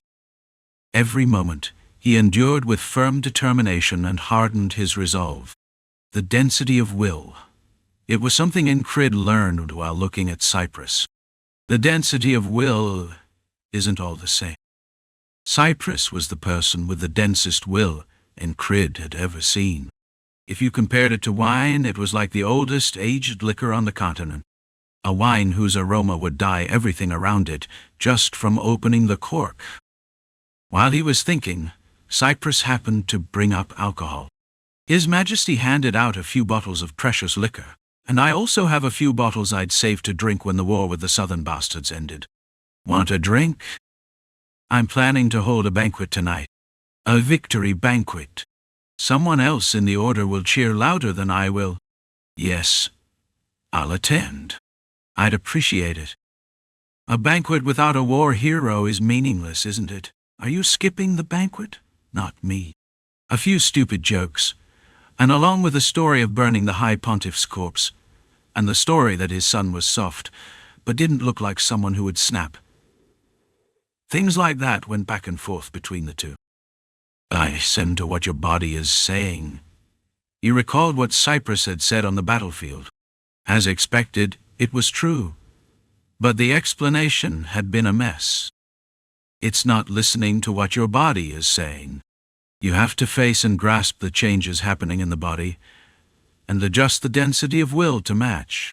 So it meant to change the way you use will according to physical changes. This is hard to say too, though. If someone who didn't know heard it, they'd say, density? What's that? But the mad knights would all understand, so it wouldn't be bad to talk about this kind of thing later. Besides, he'd spent days refining the theory he'd established while fighting the High Pontiff, so he had plenty to say. Hey, if you spill even one drop, I'm chopping your head clean off. A banquet in an army, on top of that, in the field, was different from what you saw in a city. At this point, wasn't it right to see it as just a drinking party? All around, they roasted whole pigs and things like that, and from wine on up to whiskey and fruit liquor, all kinds of alcohol came out. The nobles' army spent the supplies they'd brought without holding back. They said it was traditional field cooking to roast an entire smoked ham chunk and eat it with bread placed on top. When the greasy scent of ham mixed with the dry bread, it was pretty edible. The owner of the shout stuck in Enkrid's ear right now was Rem. It was aimed at Lean, who was holding liquor that had come from the south. Lean wasn't a soft man. When Rem said something, he sneered and openly spilled the liquor. Seeing that, a murderous air gathered in Rem's eyes. That said, he hadn't spilled it because he really wanted to fight. Cheers. Cheers. Lian, who'd done something strange, grinned wide. How should he put it? That bastard, too. He wasn't normal. Lian pretended to spill the liquor and caught all of it in another cup. A little trick. If not even one drop splashed, it looked like he even used will just to catch it. In the end, when Rem took the bottle from Lian's hand, a man who looked like a bear beastman smiled and said from the side, "You're a bold and fun brother. You use Ilkaraz-style martial arts." "No. What? It's not that I use it. I'm a master." "You can call me a martial arts master," Lian said, showing off the muscles in his forearm, exposed because he was wearing only short sleeves even in the cold weather. Veins stood out clearly over the densely packed muscles in his forearm. The campfire painted color over his forearm, and his tone had the feel of someone who'd rolled around the back alleys of the city. "You really are a fun brother." Auden spoke and tried to grab Lian's wrist, and Lian twisted his wrist again, and instead went for Auden's wrist. Both of them held cups in their other hands, and with their free hands they kept tapping the backs of each other's hands and fingers. It looked like light play, but both of them were knights. There was a lot of force loaded into their gestures. Even so, nobody stopped them or said anything. "So you two are inseparable friends, then?" Ingus said toward Pell and Rofat. "What? You want to die, Sir Ingus? Please retract that. This tacky bastard is one of the members I teach." "Who's teaching who?" "You want to die." Watching Rofat and Pell bicker looked really warm and familiar. To Ingus, it did. Well, they said no way, even if they died. But there probably weren't many people whose hands and feet matched as well as those two. "I have a fiancé, so courting is forbidden." Shinar aimed to solidify her position even here. Wasn't she shouting as if she were giving a speech in front of a crowd of soldiers? "My fiancé is over there." Her finger naturally pointed at Enkrid. "If you come visit Border Guard later, there's a witch who'll gouge your eyes out just for looking." She was in a pretty excited state. You could tell for sure from the way she was adding stupid lines. Because he killed a demon, that would be it. Fairies hate demons. Most of the fairies Enkrid knew were like that. The liquor that had come from the south was sweet and poisonous, and poisonous, and strongly fragrant. How should he put it? He should say the fragrance was hot. Just smelling it made it feel like heat traveled down his throat, and it stimulated his salivary glands too. "I'm starting to think the royal family has a tradition of keeping 1 or 2 bottles of precious liquor stashed away," Krang said with a smile beside him. Enkrid nodded in agreement. As the campfire crackled, raucous laughter came from here and there. "Sir," later, "please spar with me once." In the middle of it, quite a few Red Cloak Order of Knights members showed interest in Ragnar, showing him admiration and competitiveness at the same time. "How did you hone sanctity like that?" The priesthood sent from Legion showed great interest in Auden and Teresa. Before he knew it, several priests had gathered in a tight bunch in front of the two, and Auden and Teresa spoke in unison. It was like they'd practiced taking turns. "In a healthy body," Auden said, "me. A healthy mind dwells." Teresa followed. "An outstanding sanctity stays." Auden finished again. Even the small smile was perfect. On top of that, Teresa added, humming. "Huh?" The priest who'd asked tilted his head. "We'll teach you the training method. Most likely, starting tomorrow, until they left this place, they would suffer hellish muscle soreness." It was while Enkrid was looking around and having a few cups to drink. "I'll be a moment." Krang left his seat, and someone else filled that spot. With a small clattering sound, she sat down and tossed something like dry branches into the campfire. Crackle, sparks flew. The red light painted color over her face. Even the scar looked like part of her beauty. Her name was Aurelia Everwhole. After acting as if she were having a staring match with the campfire for a moment, Aurelia opened her mouth. "Thank you for saving Master." Cypress didn't hide that he would have died if it weren't for Enkrid. To her, Master was family before he was the commander, and the grandfather she'd relied on since she was young. If Master had died in this battle, she would have felt like vomiting blood from self-reproach. So she couldn't help but express gratitude to the one who saved her grandfather and Master. Enkrid stared straight at Aurelia's face. Maybe because of the fire, her cheeks seemed faintly red.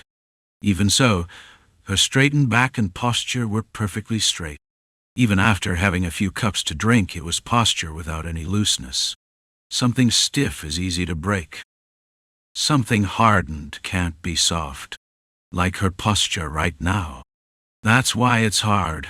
People don't change with one piece of advice. He knew. Still, in some moments, inspiration surges up like a flood when a sluice gate opens, and the road becomes clear. Like now. He'd seen the road this girl called Aurelia would take before, but now it came into view even more clearly. Enkrid drew a few roads in his head, the roads she would go down. Not choosing the road for her, teach her how to walk. If he intended to lead her toward being a knight, that was what he had to do. It was when Enkrid, with that thought, was about to open his mouth. His eyes were still on Aurelia. "Don't."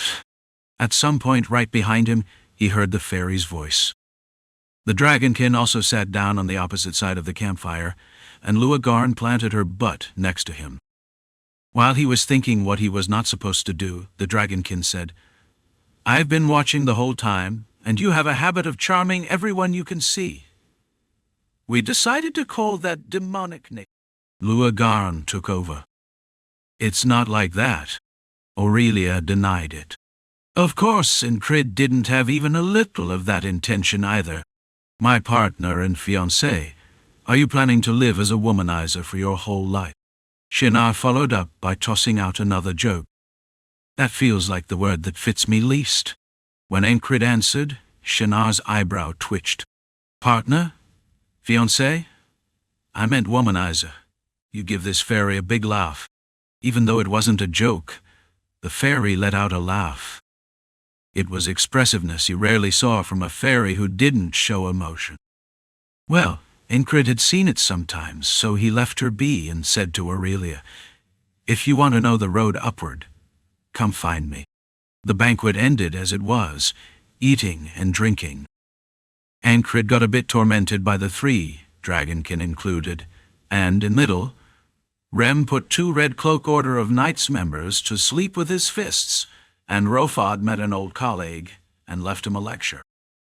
If you don't want to stay in your place, if I don't, work, work, work. Insisting he wasn't Pell's friend, he teased the man in the exact same way.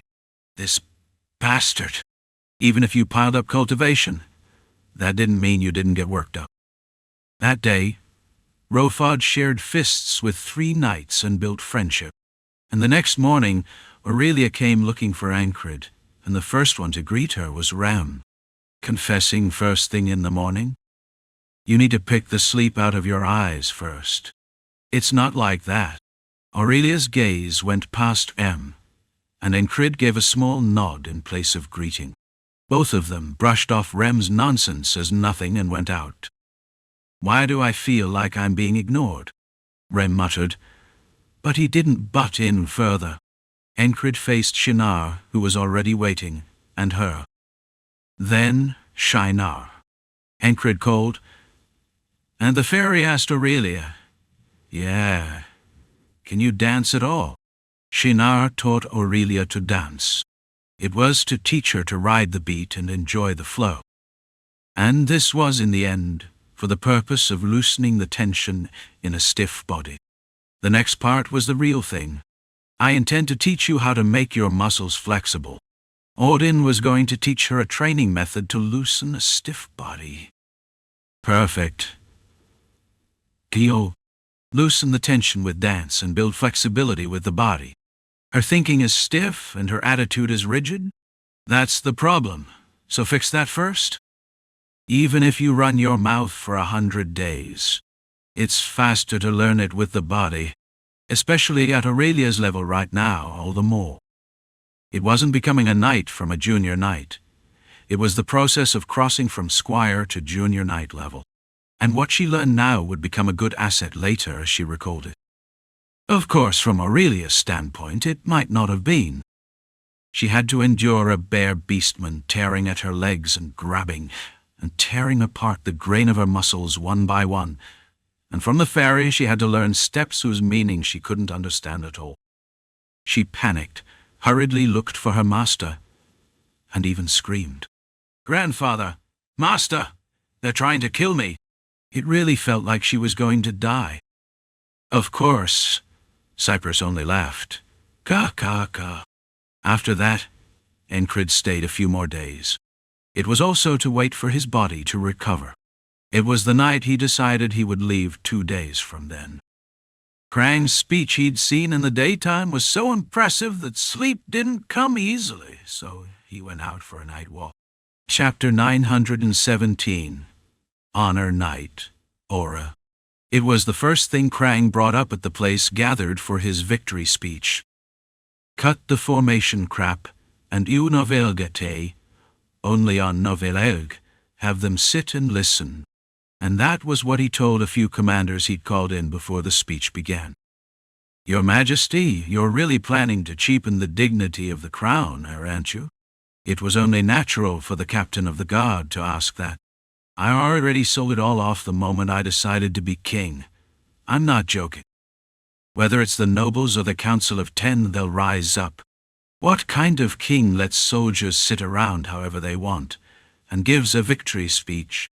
Even Andrew thought this wasn't it, but Krang's stubbornness was Enkrid level. The Mad Knight Commander's friend was a mad king too. I'm the king. This is an order. So do it as told. Across the whole continent, there probably weren't even 3 people who could bend that stubbornness. One of them was present in this very place, but he didn't care what Krang said. So you want to puff yourself up, saying you won because you drew out a night duel with a few words, and stepped right onto the front line yourself. He said crap like this. Of course, he didn't mean it. It was the sort of thing you'd say because you were the king's friend. And because you were crazy. That's not bad either. Krang answered, met his friend's eyes, and the two of them snickered at the same time. It was like the laughter of 12-year-old brats. The captain of the guard didn't even want to know why the Mad King and the Knight Commander were laughing. To begin with, their vessel was too big and wide for him to measure, and it was outside the range of what he could understand. Then, in the speech he stepped out to give, he met the eyes of the soldiers who were sitting around loafing. Of course, making eye contact with every single one of them didn't make sense, but from the outside it looked like that. The king's gaze and each soldier's gaze met, and a look passed between them that only those who shared the same thing would be able to see. It was a morning with light seeping in. Sunlight reflected and made the king's blonde hair shine even more. A few of the soldiers who'd been chatting among themselves looked at him. Honor Knight O'Ara. When he said it once more and fluttered his cloak, the crowd fell silent as if dead. He hadn't shouted that loudly, and since he didn't have that kind of knack, it wasn't as if he'd stimulated their instincts with sheer momentum either. He simply made everyone shut their mouths and drew everyone's eyes with words and actions and gaze. The hastily made platform was shabby, and for a king's speech, the soldiers were sitting down any which way, but that didn't touch the king's dignity. He was the kind of person who proved and expressed his value as he was. A king's vessel, huh? Even Cyprus, watching, had a moment where admiration rose on its own. Enkrid watched his friend, whom he'd seen like this countless times. If oppression was something you learned by watching monsters, then the spirit Krang showed right now was something innate to humans. With only words and eyes and attitude, He pulled everyone who was watching into some moment in the past. It felt like a huge obelisk bearing the names of the dead soldiers rose up behind Krang. Every time he saw it, should he call it fascinating? Even the first time he saw it, hadn't it made him think of something standing alone on a plain? Once, we showed military honors while honoring the names of dead knights. Today, as I begin, I thank you for not making me say, "Honor Knight Cypress." Some kings have to cut down the necks of those who don't obey in order to maintain dignity. Other kings have to stack armed men thick behind their backs for the sake of their authority. Other kings still have to build up force to prove themselves. And the king of Nerilia, Enkrid's friend, was the kind of person who proved his dignity by throwing out formation crap, and with everyone sitting freely, saying this to all who looked at him. Thank you for fighting. Thank you for protecting us. Krang spoke and, just like when he honored Aura, showed military honors. His speech wasn't long and it was plain, but that alone was enough to set the soldiers' chests on fire. Soldiers drunk on elation shouted, "For the kingdom! For His Majesty! Ooh!" A few commanders and soldiers shouted and led, and when the entire army echoed their words, it felt like the ground would shake just from opening their mouth. If the retreating southern army had seen it, they would have had their spirit crushed just from the momentum. Great Cypress! Who would pick a fight with a madman? Someone even spat out words like that. Red Cloak Order of Knights. Mad Order of Knights? There were plenty who shouted the name of the Knight Order too. With all those cheers as the backdrop, Krang added, "I'll erase the demon lands and all that crap." At those words, the army responded even louder. Right now, even if the remaining 5 of the 6 nicknamed demons appeared, excluding the one that was dead, they looked ready to throw their lives in and fight. That was the morning. Enkrid admitted that the speech where Krang had roused elation in every soldier had also set his chest on fire. To the point I couldn't sleep. That was why he'd come out for a night walk. He was trying to walk while sorting out what he'd been thinking about for days, and up ahead, Ragnar was staring up at the sky with a blank look. "Can't sleep?" Ragnar looked at his captain and nodded. "Yes, a walk? I'll guide you. No, just don't take the lead." It wasn't like Ragnar was so drunk on elation that he couldn't sleep. That density.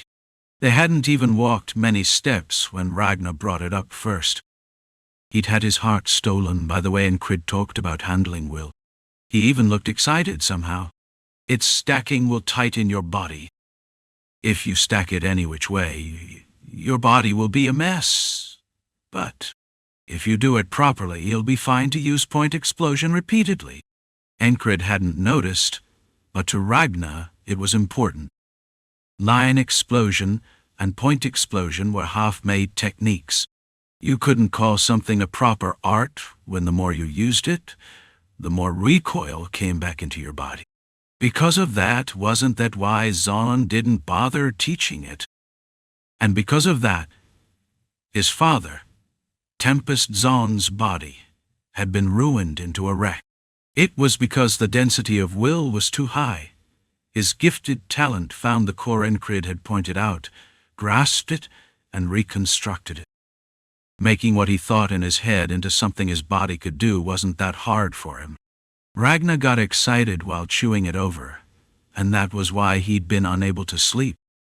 If he told his father this by controlling will and lowering its density, the load point explosion put on the body would decrease, even if that didn't bring the body that had been worn down back to its prime. A chance to train again will appear. A chance to get out of the state of being ruined and dying. For now, the power of a single blow would become weaker than before. But later, it would get better. And for his mother, called Blitzkling, it would become a key that opened a door she'd never even imagined. So she can endure using line explosion repeatedly, matching the density of will to the level of bodily training. Of course, since he had to handle will to fit his own body, He'd have to find the fine details himself, so he'd still have to put effort into training. But anyway, there was a path. No, a path had opened. Should I call it incredible? Enkrid learned something no matter what moment it was. It was a thought that came to him anew. Would he have done the same? If father had been here? If his father or mother had come here and spent just 1 month with a night like Cyprus, would they have been able to know it? Half and half. There was a possibility, but he couldn't say certainly. This was something that happened because of the traits Enkrid had as a person. That was how Ragnar saw it. A person like Captain isn't common. Ragnar knew that too. It's still cold. When Enkrid spoke, the cloak fastened itself. The mystique the fairy folk cloak possessed. Is that so? Stop trying to take the lead. The two of them didn't have some great conversation. They simply walked wherever their feet took them, and it just happened to be toward where the air of the demon lands was thicker. Just as they were thinking they should turn back, they ran into an unknown silhouette. It's you. Blonde hair entered his eyes first. No matter how much moonlight shone, it was a dark night, and it wasn't common for hair color to enter your eyes first. Dull blonde. That was the first thought that came the instant he saw it. And along with it came an awkward sense of discomfort. As he repeated today, sometimes there were people whose faces came to mind, but whose names he forgot. And sometimes, even looking at their appearance, he couldn't immediately recall where he'd seen them. This time was the same. Where have I seen them? The looks were familiar, but the eyes weren't. Dead eyes? Or you could call them ash gray, Flame snuffed out after facing countless deaths. Eyes he'd never seen before? No. They were eyes he'd met a few times. Does it matter if a few people die? If you win, that's all that matters. He'd seen plenty even among mercenaries. This is easier, right? When was it? There were eyes like the eyes of a guy who'd gone out of his way to kill the Tart. A guy who said, more often than not, killing people was easier. No, it's deeper than that. If the eyes of the ones he'd seen before were a shallow creek, these were a lake, wide and deep and hard to gauge the depth. Eyes like settled dust or hardened dust. Eyes that held despair, that had forgotten hope.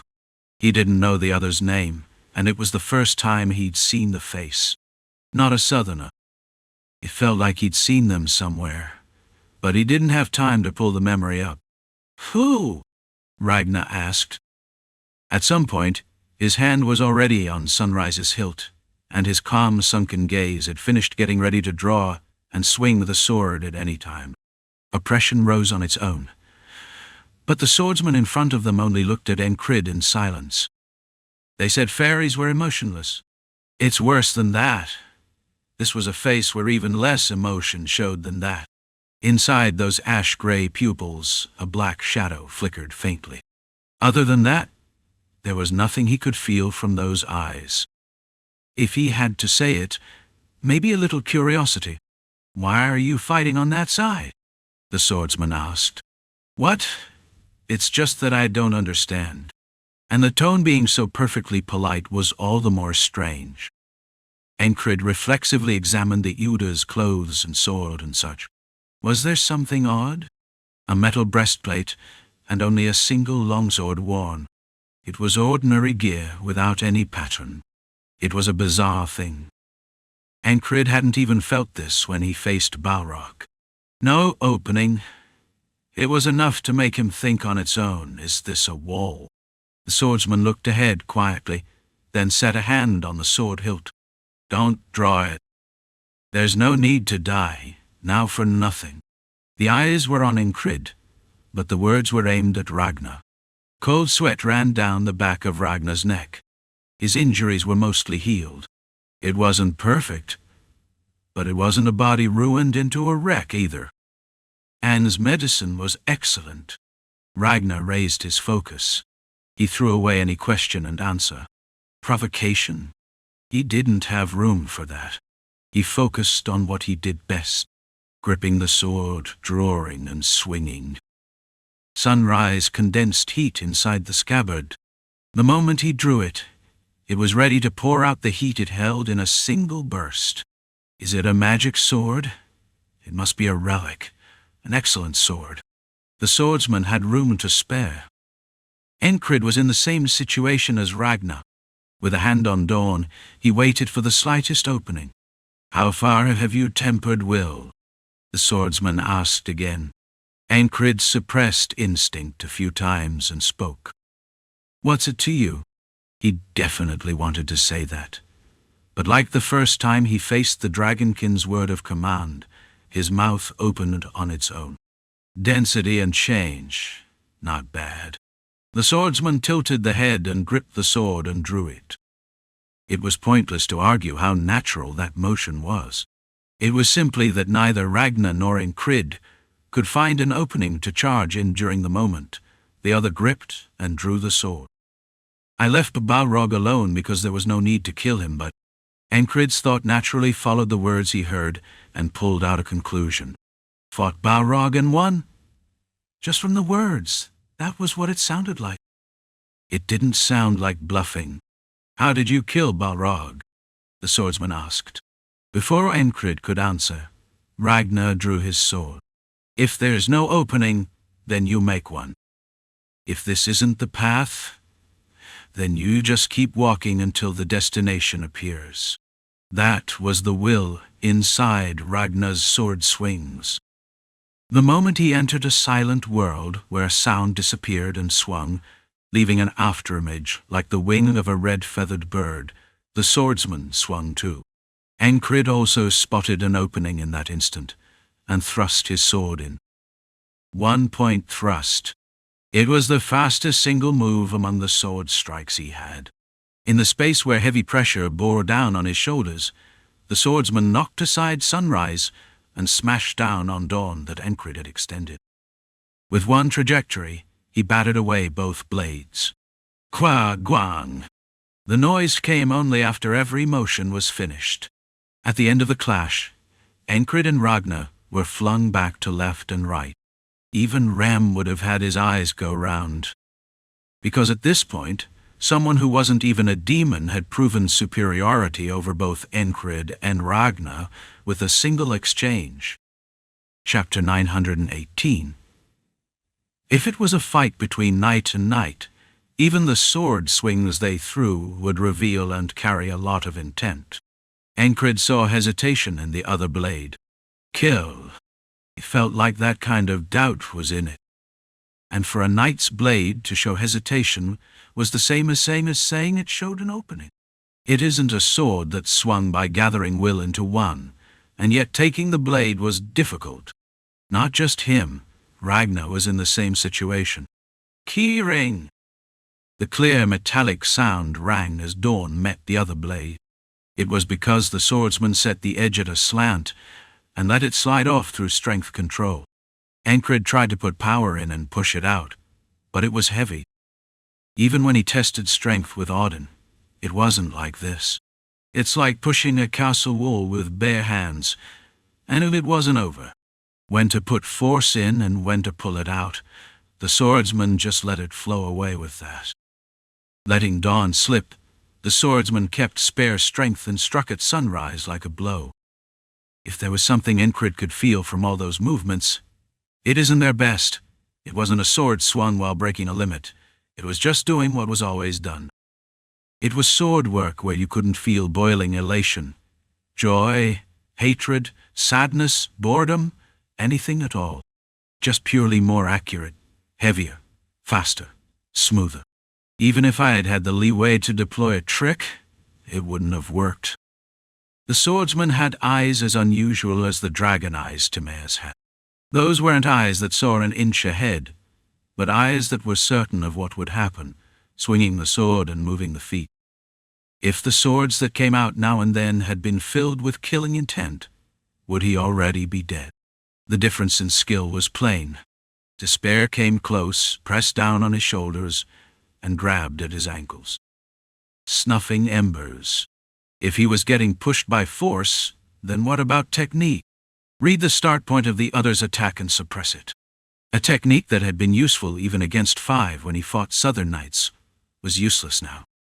He tried to take in the whole body, from toes to shoulders, and predict before the swordsman moved, but the sword came first and stabbed at his face. It was a sword thrust out without even the shoulder muscle moving, without even the toes moving. It felt like he was being read in reverse. Enkrid barely in Novilok, only on Novilgot, twisted his head and swung his sword so it was level with the ground. Thunk! The stabbing blade clipped and struck Dawn and withdrew. Behind the blue blade held vertical, Enkrid's 2 blue eyes shone. Even in the middle of this, he swung so he wouldn't be pushed one-sidedly, and even then, he didn't take his eyes off the swordsman. Before you even split ranks, his fighting posture was correct. It was thanks to what he'd honed from the heart of the beast up to the present. Beside him, a red-coated blade dropped in a hook. Sunrise. It wasn't cutting the air, it was sword work that seemed to ride the flow as it flew in. Because it was too fast, it felt like it suddenly appeared from outside the range of cognition. Ragnar. For a moment he went past his limit. The far faster sword than before was the result of the property change of will called indulus, a result where will with a different density dragged out that change. The swordsman swung the extended sword up. The posture should have broken, but just like that, the swordsman stepped forward a single step, caught the body's center, fixed the wrist, and took sunrise. It was a motion that looked trivial and natural, but if you looked only at the results, it was a string of things that were hard to believe. Faster, stronger. 2 simple facts carved themselves deep into his bones. That was what the current result was telling him. The swordsman was simply stronger and faster than this side. The other blade urged him to despair and be crushed. That turned into a hallucinated voice and rang in his head. Effort? Does the world change if you do that? Do you think you'll become something? They say there's always someone who flies above the one who runs, right? Then what's above the one who flies? And you're not even the one who runs. Whose words were those? He couldn't even remember. He'd heard words like that so many times. Ragnar didn't retreat just because one attack was blocked. Above the sunrise he held. The red light of the blade grew clearer than anything. And as his blade took on a deeper color, the enemy blade also took on a heavy golden light. If you looked only at the gaze, it felt like a blackened blade should come out. But it wasn't like that at all. A dazzling gold wrapped the blade. Clang! The 2 blades met and a shockwave burst. Enkrid held Dawn and crossed both arms, raising it in front of his chest, and endured the impact. Flap, flap, flap. The cloak that had spread for a moment flapped like it was mad in the wind. Ragnar and the swordsman stuck and separated. The instant they separated, Ragnar's leg wavered. It was so brief and small you wouldn't even notice if you didn't look closely, but it couldn't escape a knight's eyes. Ragnar let out a groan. Then blood flowed from his stomach. Not tightening? Enkrid said. If you could use will, tightening muscles to stop bleeding was basic. You blow will into the body and deliver intent. I can't, Ragnar answered. The swordsman was only standing at ease. The hair was a little disheveled, but there wasn't even a scratch on the cheek. The blood won't stop. By what principle? Enkrid thought, and his outstanding cognition and thinking found the answer right away. They leave their will in someone else's body. They lodge will in the muscle and stop it from moving. What kind of skill is it for someone to be able to use will that freely? He couldn't even dare imagine it. So was he getting eaten by despair? That wasn't it. But there was no laughter spilled, no smile shown. But there was something that seeped out of momentum and atmosphere. Even though the swordsman had the upper hand, there was no rush to press the attack. Reading the atmosphere Enkrid gave off, the swordsman opened the mouth. "Is fighting fun? Sometimes." A lie. Duh. The truth was that almost every fight was fun. Enkrid kicked off the ground and leapt. Dawn and the enemy blade collided and separated. Clang! The moment he got a brief gap, Enkrid changed the will flowing through his body into something heavy. A heavy sword, focused wholly on just that one thing. If he couldn't snuff embers, then what if he lit a bigger fire from this side? It was a sword swing that crushed the enemy with pressure and drove down from above. The swordsman didn't dodge and struck back. Boom! By the time the thunderous sound burst, 3 exchanges had already gone between them. And every single one of them was a heavy sword. "Is this fun?" the swordsman asked again, saying it while flicking the sword a few times right in front of him. It was the process of letting the power on the sword flow away. Enkrid answered the question with his sword. If snuffing embers won't work, and a heavy sword won't work, it was swallow sweeping. He changed the technique name on his own, but it was something he'd reinterpreted and practiced in his own way. A feat where some swordsman long ago changed the trajectory mid-swing. The sword that had been cutting down from above bent its direction in the middle, and chased for the swordsman's neck. Tinging. Down. The swordsman raised the sword vertical, blocked, and shoved it away like brushing aside a fly. The difference in skill was plain. If he fought like this, he would die. That fact didn't change, and yet Enkrid poured out everything he had.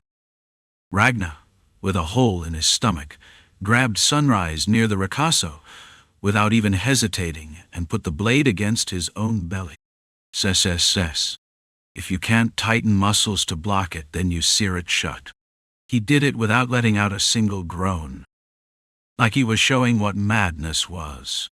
Desperate swordwork went back and forth among the 3. "It's an order. Ragnar, get lost." In the middle, Enkrid spoke and blocked Ragnar's front.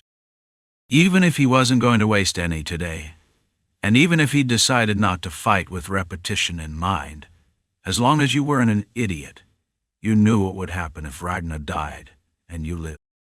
He didn't want to see that kind of sight, so he put will into what he said, but refused. Ragnar answered without even breathing. Right. If he listened to words exactly as spoken, he wouldn't be Ragnar's own. While fighting, Enkrid recalled someone from the past in the swordsman's figure. Back then, it was just a kid who looked like they were maybe 12 at most. 27th spring. That day, the genius kid who punched a hole through his belly. His mouth opened naturally. "We've met before. Do you remember?" The swordsman didn't remember. You could tell just by the eyes. No, more like, what does that matter? Like Enkrid was someone who would die anyway. "I'm going to the demon lands like this. Follow me. You'll have something to do too." Maybe that was why the swordsman only said what was wanted to be said. It was more than 10 years ago. Enkrid was the same. Just because he remembered didn't mean the other had to remember too. Enkrid acknowledged it cleanly. "For me, it's something I can't forget. For the swordsman, it wasn't." Then all he had to do was make it so the swordsman couldn't forget this time, now that they'd met again. "Why the demon lands?" Enkrid asked again. Asking, he caught his breath and steadied his will. "A property change called Indulus, 8 time. You couldn't just do it whenever you felt like it. To get skilled, I need training. Thinking and responding at the same time, in multiple threads, was Enkrid's specialty." He asked while recalling a way to fight, built tactics, and organized what he had to do next. It was literally like doing the thinking of more than 3 people at once, alone. It was split-thinking ability honed by starting with Wavebreaker, then chaining Snuffing Embers after. I'll stand on that side and swing my sword. The swordsman didn't look drunk on anything, and didn't seem to have some grand ideal, but said, like it was nothing, that the demon land's side would be taken. To Enkrid, it felt off. Why? Even if I tell you the reason, I don't think you'll change your mind. But it's simple. I'll stand on the winning side and reshape the world. Reshape? I plan to change the future of this continent. Change it into a world ruled by demons. The kid, now grown, shook the head. The opposite. Because it's already a world ruled by demons. Is it arrogance? Is it stubbornness? Or is it the tantrum of a child soaked in delusion? It was none of those. The swordsman had something believed in and was moving toward it. In some ways, it was like Enkrid, dreaming of an end-of-war night. Back then, those words were spat out without stopping. The swordsman was the same.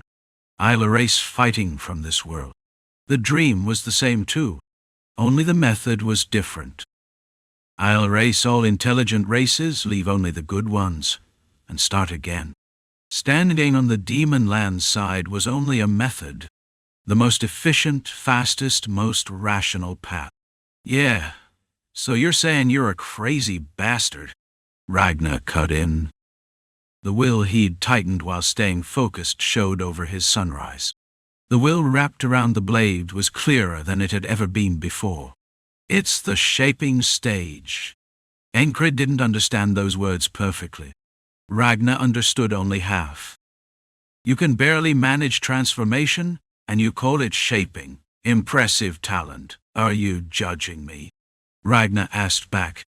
A genius. One who had been noticed even among geniuses as an outstanding talent. His heart pounded. The drive to improve that had awakened after being affected by Enkrid boiled up more than ever. Strong. He couldn't even dare imagine what you had to be born with to do something like that. Can you split the continent with a single sword swing? No, you can't. But you can cut whoever you want. That was the strongest power a knight possessed. The swordsman was the pinnacle of the force a knight possessed. I'll use the demon land's lord to cut everyone down, leave only some, and open a new world. That is the purpose of my ascension. It sounded like words spoken as if intoxicated by something, but the eyes were sunk and settled. The swordsman stood here and acted with cold calculation. Sorry, I'm the opposite, Enkrid said, and adjusted his grip on the sword. It was a declaration of will to rise again and fight. Enkrid didn't give up. Then sword work went back and forth again. Die? Again and again they crossed the brink of death. In an instant, killing intent lodged in the other blade, and that blade drove straight for Ragnar's neck. It was after Ragnar stabbed with the will blade called shaping. More precisely, he swung sunrise vertical, thrust his left hand forward, formed a short blade, and stabbed, only for the swordsman to snatch it with bare hands and crush it. The red-formed blade crumbled and shattered, and the other blade, after stripping sunrise away, slammed in. Enkrid forced his way in through that gap. A blade coated in will met the other blade head-on. Boom! With the explosion-like sound. The swordsman withdrew at ease, but Enkrid and Ragnar held their ground. I'm truly surprised, the swordsman said. Ragnar answered with a cough. Hack! Blood poured from his mouth. It was because his insides had been damaged. Then Enkrid grabbed the blue blade stabbed into his belly. Swing! Break it, snatch it, stab. An utterly efficient and skilled way of fighting. Enkrid's pupils, which didn't waver even at most things, trembled in tiny shakes. Dawn broke. Literally. Dawn snapped clean in half. That broken blade pierced his belly. He imagined a horrific end while feeling will scattering in fragments. But he hadn't expected an engraved weapon to break. Can you live with that wound? the swordsman asked. Before Enkrid could answer, the swordsman spoke again. "There's no need for me to kill you, I suppose." The swordsman turned, as is. Someone appeared beside the swordsman, where it had seemed like there was no one. A presence he'd missed because what the swordsman showed was shocking. It was a witch, pressing down a wide-brimmed witch hat. Leaving them and going? No point. Their conversation faded far away. Enkrid closed his eyes.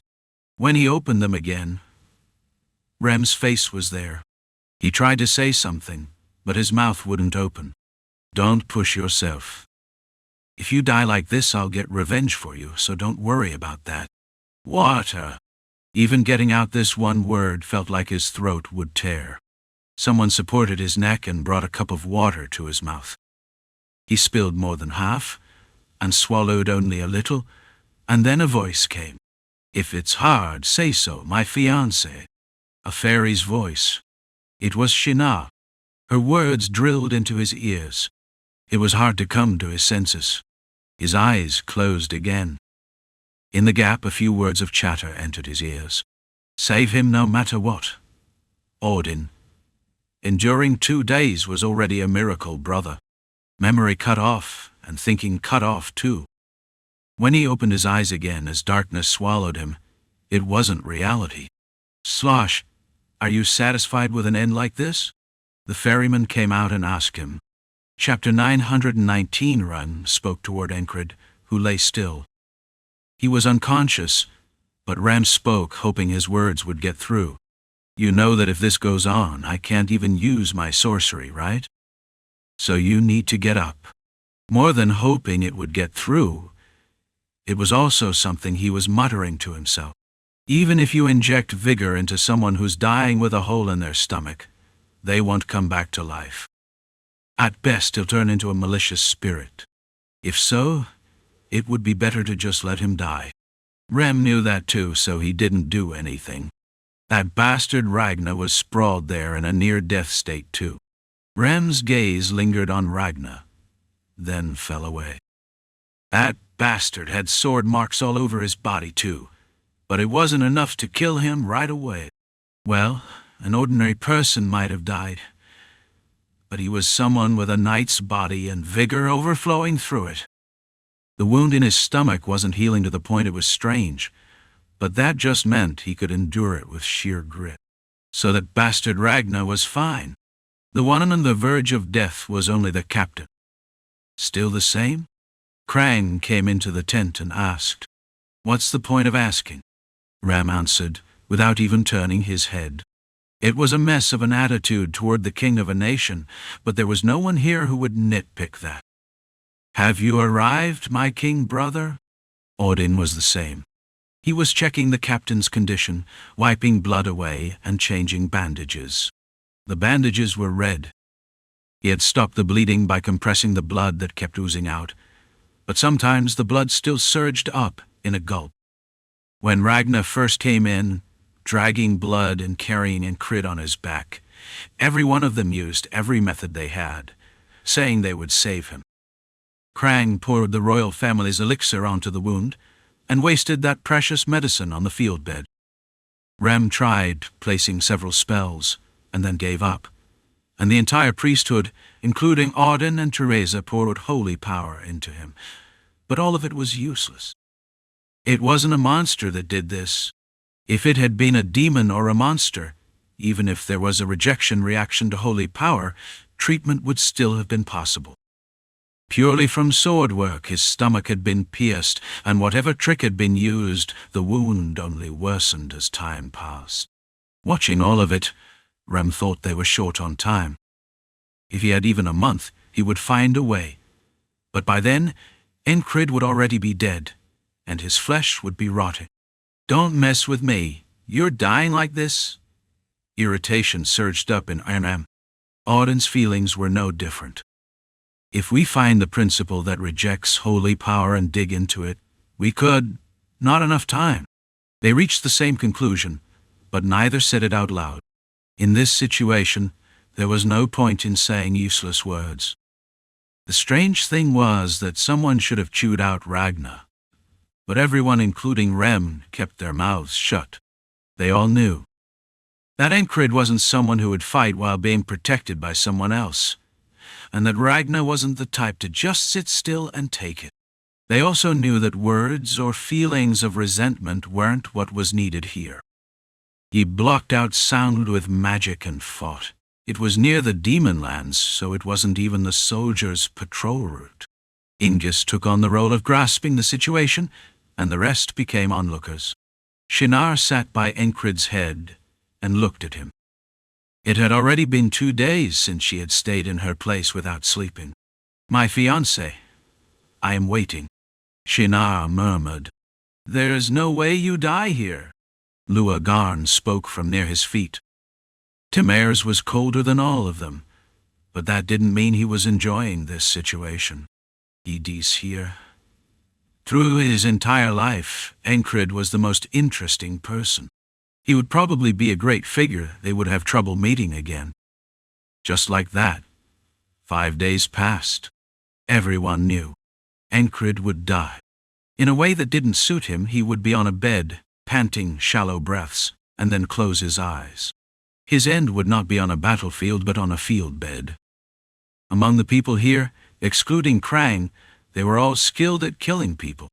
If they couldn't do anything about that wound, he would die. That fact didn't change. Enduring 5 days was a miracle. They sensed Enkrid's end. "He's dying," Cypress murmured. No one argued with those words. Instead, they only showed their resolve. "I'll find who it was, for sure," Rhymes said. "I'll send him to the Lord's side too, so you can cross swords again in the heavens." Odin spoke as well. Who the person was that he would send to the Lord's side was obvious. Fire went into Pell, and Rofold's eyes too. A blaze. An ember that would not go out before they died. If it had been before, the Night Order would have wavered the moment Enkrid was gone. But now they gathered around one intent. "Yeah, we have to find them. My fiancé, go on ahead first. We'll meet again." Shinar quietly stroked Enkrid's hair. On the 5th day, Enkrid opened his eyes and closed them 3 or 4 times. Each time, he only threw a blurred gaze. Then now he opened his eyes again and spoke in a voice clearer than ever before. "Still." "What?" Rem blinked. "What is he saying? This crazy Captain Bastard." "Indeed," Cypress admired. His breathing was clearly hanging by a thread. In that middle of that, what did "still" mean? It was him showing the will that he had not given up, that he would not die. "Yeah, still. Enki, the world we want hasn't come," Krang said. "No, well," Krang said. "You are not at the time to die." The Dragonkin muttered too. "Fight. Enki, fight to the end." Luagarn showed a vain hope that didn't suit a frock. "Are you pushing away the hand of God?" Odin hoped too. They leaned once more on the miracle Enkrid had shown until now. And there was no miracle. Enkrid breathed out his last breath on the bed. Teresa shed tears. Dunbakel, with unfocused eyes, repeated, "It's fake, right?" "It isn't, is it?" Shinar, instead of crying, gripped a blade with her bare hands, bled, and said, "A vow will be needed." On his last breath, Enkrid heard words like that. Aini was an ambiguous point, whether death had been postponed or he had died and seen the ferryman. Something like the boundary line between life and death. So he asked, "Am I dead?" If a question came up, he asked. It was truly a simple way of thinking, with a state of mind that I can't tell if it's dull or thick. The ferryman said with a sigh, "Yeah, you're dead on the 5th day after you got stabbed." In the ferryman's eyes, it was the worst result. If you die lying on a bed, you will only keep repeating death endlessly while carrying that wound. If there was something more painful than dying by being stabbed or dying by burning, it would be a death like this. You writhe in prolonged pain and then die. You die without time to resist, without vigor. So he called it the worst? But was that something that applied to everyone? Usually it would, but not for Enkrid. Ah! That short sigh was all of Enkrid's reaction. Then he muttered to himself. So I was half out of my mind and couldn't properly perceive it. The moment he heard he was dead, he looked for a path. He started by grasping the situation, muttering to himself. If the end was a cliff, he would walk even if he had to build a bridge. That was the kind of person Enkrid was. Indeed. At that, the ferryman burst into laughter. It was clear he was a person who made admiration come out on its own. You died because the wound that happened on the bed didn't heal. For some reason, the ferryman leisurely gave Enkrid the answer he wanted. "Will you struggle?" he asked. Enkrid looked at him with eyes that said, "What's the point of asking?" The ferryman answered, "Yeah, try it." So he was becoming an onlooker now. Who knew?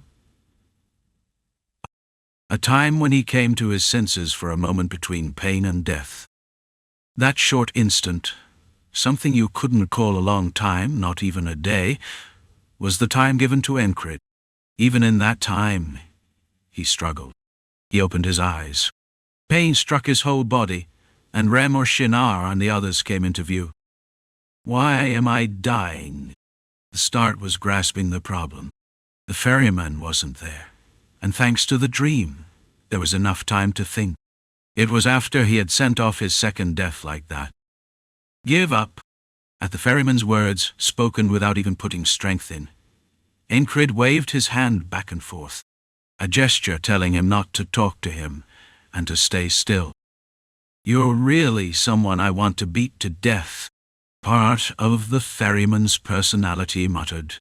Enkrid ignored that too. What can I do? Do his hands and feet move? No, they don't. Right.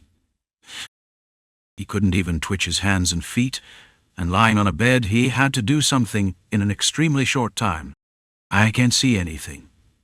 It felt like his whole body was bound up and locked inside a pitch-black coffin. It also felt like he was falling down under a distant cliff, not into a wall. The ground under his feet floated, and his back felt empty. And on top of that, he felt stifled.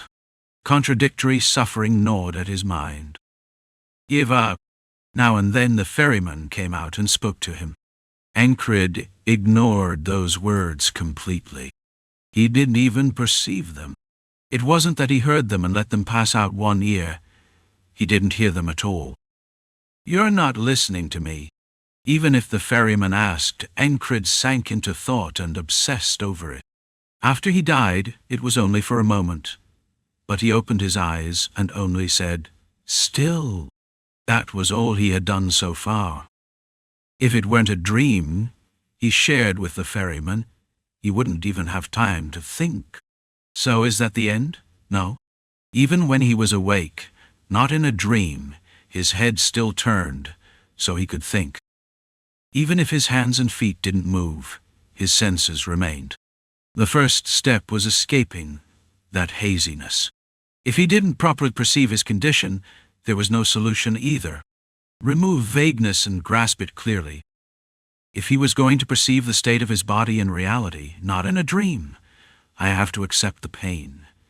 That haziness was mental escape to forget the load on the body. A reflexive, unconscious defense mechanism. The experience of repeating countless todes, dying and dying again, shown this time, too. Death. He stares straight at the death that slowly comes closer and perceives the pain. Gah! Since he couldn't properly count numbers, Enkrid gave up on counting todes. He used all that attention and focus solely to perceive and accept the pain. He struggled to keep even a little clarity. Enkrid vomited blood and accepted the despair that started from his stomach. Pain raced through his whole body. more than just being in pain. With the pain, strength drains out of his whole body. The limpness he felt when he had used up will was cute compared to this, compared to the helplessness he felt now. Helpless, he couldn't do anything. Death is something you accept.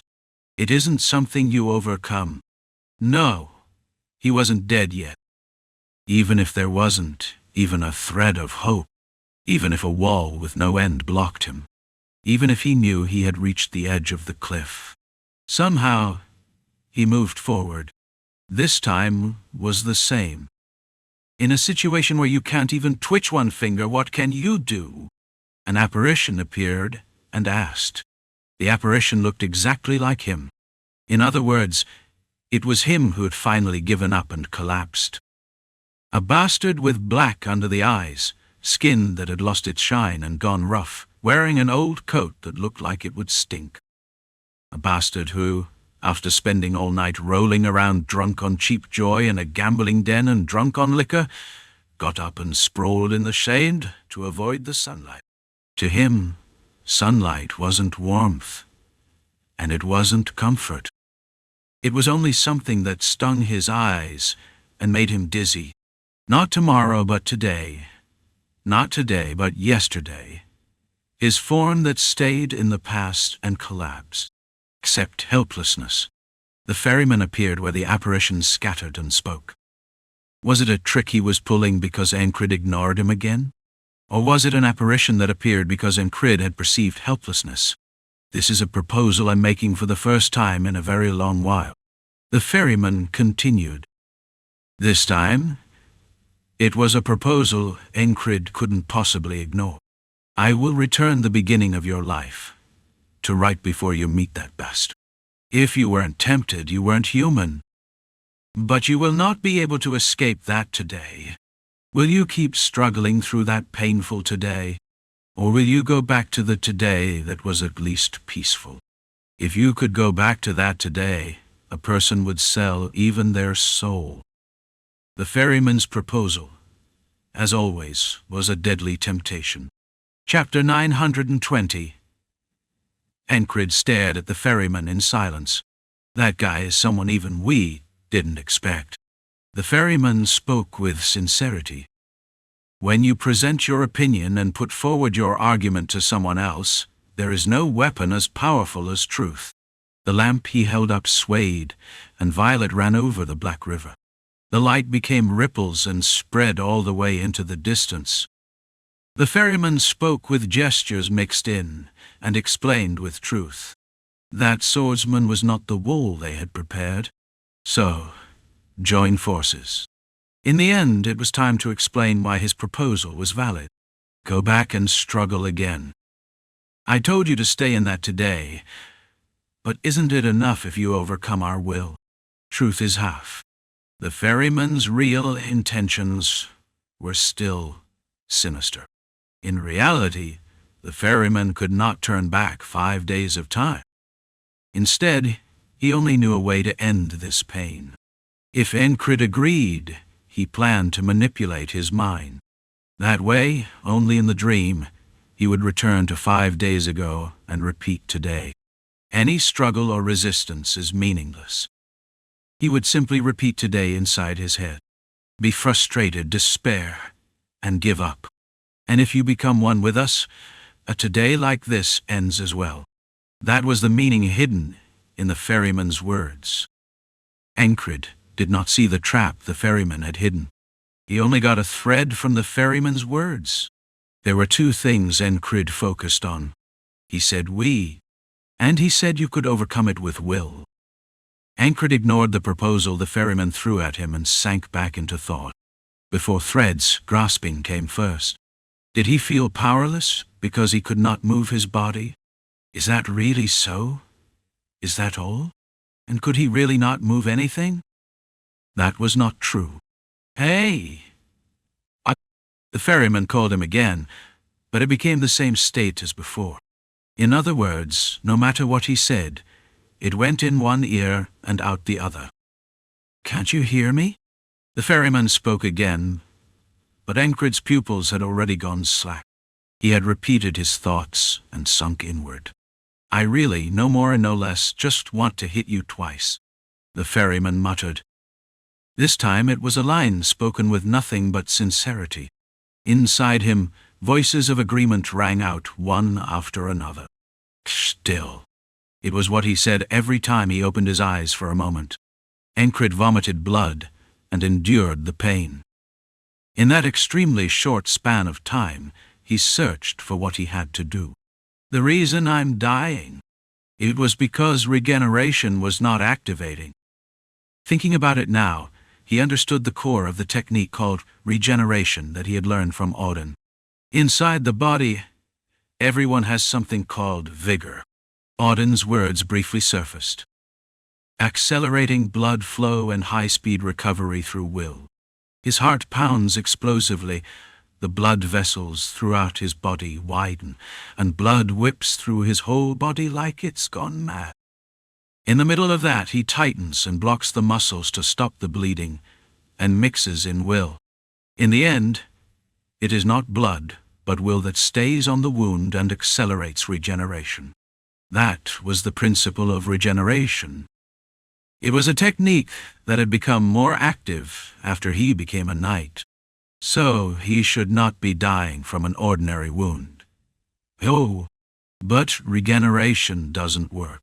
If you dig into the reason he was dying all the way to the end, there was one thing. The wound worsens. Absurdly, the same place that had been pierced in the spring of his 27th year was pierced again. Back then I didn't die, so why is it like this now? Were all his insides torn apart? Was there a hole in his lung? Was his heart split? None of that. It was only one hole in his stomach. He just took one stab. It pierced even Balrog's hide, so I can't call it just a stab, but the conclusion came out. It was because the wound did not heal. Then why did the wound not heal? Enkrid repeated, waking up and passing out. Each time he endured the pain. It was an unbroken stretch of agony. "Are you dull, or are you enjoying even that?" the ferryman asked. "I don't enjoy pain." It was an indifferent answer. Enkrid kept repeating the same thing. It felt like the repeated toe days had rushed past without rest. If you look out the window of a carriage running across the plains, everything you can see whips by, and that was how Enkrid felt now. It was impossible to count how many toe days had passed. When he opened his eyes, he either saw the ferryman or he was on the bed. So many toe days passed that it was hard even to count them. That was how it felt to Enkrid. If time passes like this, it will be no different from being trapped in today anyway. "Is that fine with you?" the ferryman asked again. From him who spoke to Enoveit, read more on our source, him at the drop of a hat, he felt familiarity. Was it because there was no longer a need to separate that ferryman group, and the individual called Enkrid? Was he showing familiarity because similarities had formed between the two? That was what he felt from the ferryman's attitude. "You'll have to endure a painful today, until the next host appears." As Enkrid spoke, beyond the ferryman who was snickering, he saw himself in a ruined state. The apparition appeared for a moment, then shattered like grains of sand and vanished. Then, when he woke on the bed for a moment, he checked those surrounding him. Not a single one had left their place. Rem uses sorcery, and Auden uses holy power.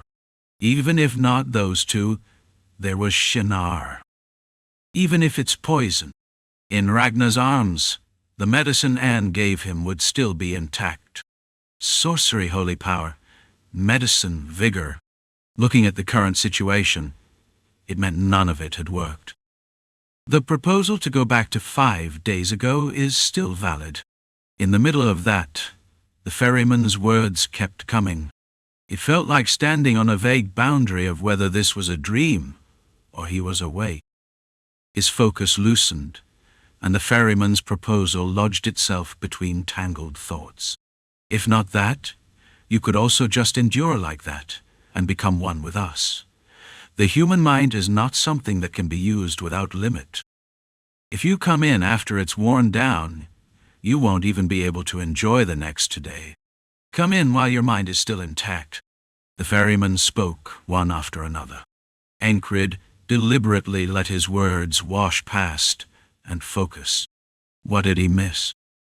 What made this result come out? After how many todes had passed, from rolling his thoughts on the ferryman's belly, the answer to the question came out. Something that prevents the wound from healing remained in my body. Then, he just had to shake it off, overcome the helplessness, and raise his will. That was it. If he found the answer, he just had to keep working without stopping. Enkrid did that. He moved will. It was not that there were no results. Will reacted. Even if I can't move my hands and feet. His will was firm. His resolve was the same. If necessary, he could overcome it even through a vow. Countless time passed. Between waking up and blacking out again, meeting the ferryman and opening his eyes again, Will moved, but Enkrid could not feel any change. The sensitive 5 senses and 6th sense and instinct he had gained through Jackson seemed to be saying it. Again he saw an apparition. This is the end, our destination. It was his ruined self coming out and speaking. It was the ferryman's meddling. Enkrid quietly closed his eyes. A memory that suddenly surfaced pushed away and erased the apparition in front of his eyes. The faces of a few people he had met in his life rose up, and they spoke. Thank you. It was before he was cursed to repeat today. It was a day that to his senses was unbearably long ago. Thank you so much.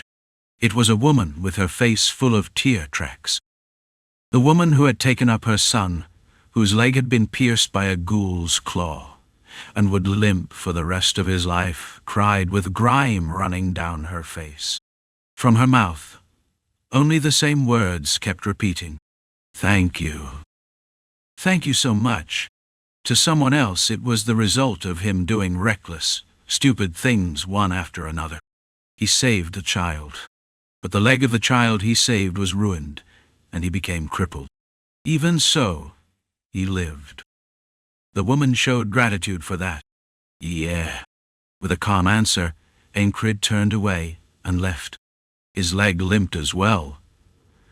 But luckily, tendons or nerves were not hurt, so it was an injury that would heal with time.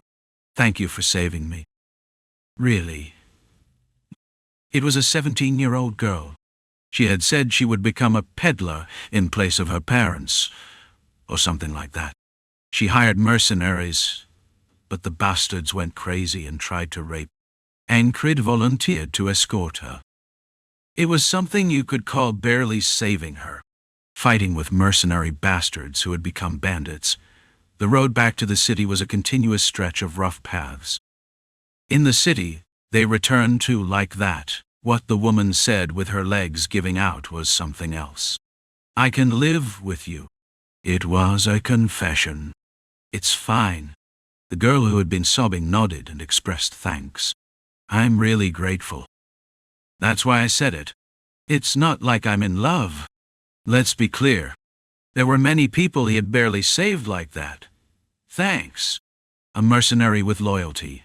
I will not forget this favor. A merchant who did not talk much. Thanks to you, I lived. Oh. Died you in. Well, there was also a soldier called Bell. There were also several mercenaries who followed Regressing. If I were alone, I couldn't have done anything. Enkrid had never thought he was alone. Alone I was nothing. Those he had to protect behind his back, and those who fought together at his side. Everyone flashed through his mind. They were not everything, but it was certain they were one of the foundations that protected his will. The past speaks of the present, and the present is a prediction of tomorrow. Enkrid recalled his past and faced the present. Not yet. With that firm will, the apparition vanished, and the ferryman shut his mouth. Let's see how long you endure, the ferryman said. Enkrid started what he was doing again. Why did I feel helpless? Because he felt it by instinct. Because he already knew will would not work. The dizzy feeling of standing on the edge of a cliff was probably for the same reason. The head that sought an answer and schemed was busy. I need a trigger. If it cannot be solved with what is inside him, help from others? Enkrid knew well that he was not alone. He opened his eyes. It was another new today. The night order. People were all around him. It was like that every time he opened his eyes. In that today where a brief time was given, Enkrid put strength into his eyes. He swallowed the blood that surged up. He could not stop the worsening of the wound, but the technique of controlling his body by moving will grew even more. Just like that, he opened his mouth. Hey, help. What he could see was a gray-haired barbarian. Rem blinked. Is that an order? With the corners of his stiff mouth lifting, he smiled. If it sounds like that, then it is. He was barely speaking while moving will. I'm here too, fiancé. From beside his head, Shinar said. Please try anything. He asked her too, and met eyes with Auden. Sing a song or something. It was something he threw out because Teresa was visible by his side. Ragnar, you help too. After speaking to the pale-faced genius on one side as well.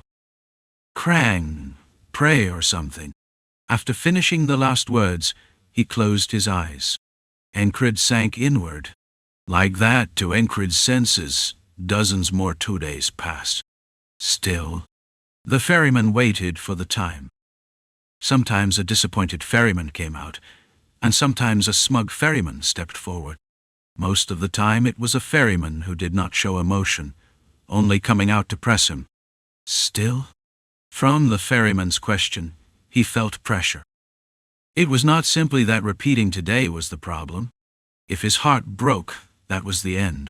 The ferryman was waiting for Enkrid's heart to break. Enkrid realized that, but ignored it. He did not steady his heart, and he did not renew his resolve. If it were something that could be solved with oaths and vows, he would have done it long ago. He endured. Don't you die. In a few moments when he opened his eyes, Ram poured sorcery into him.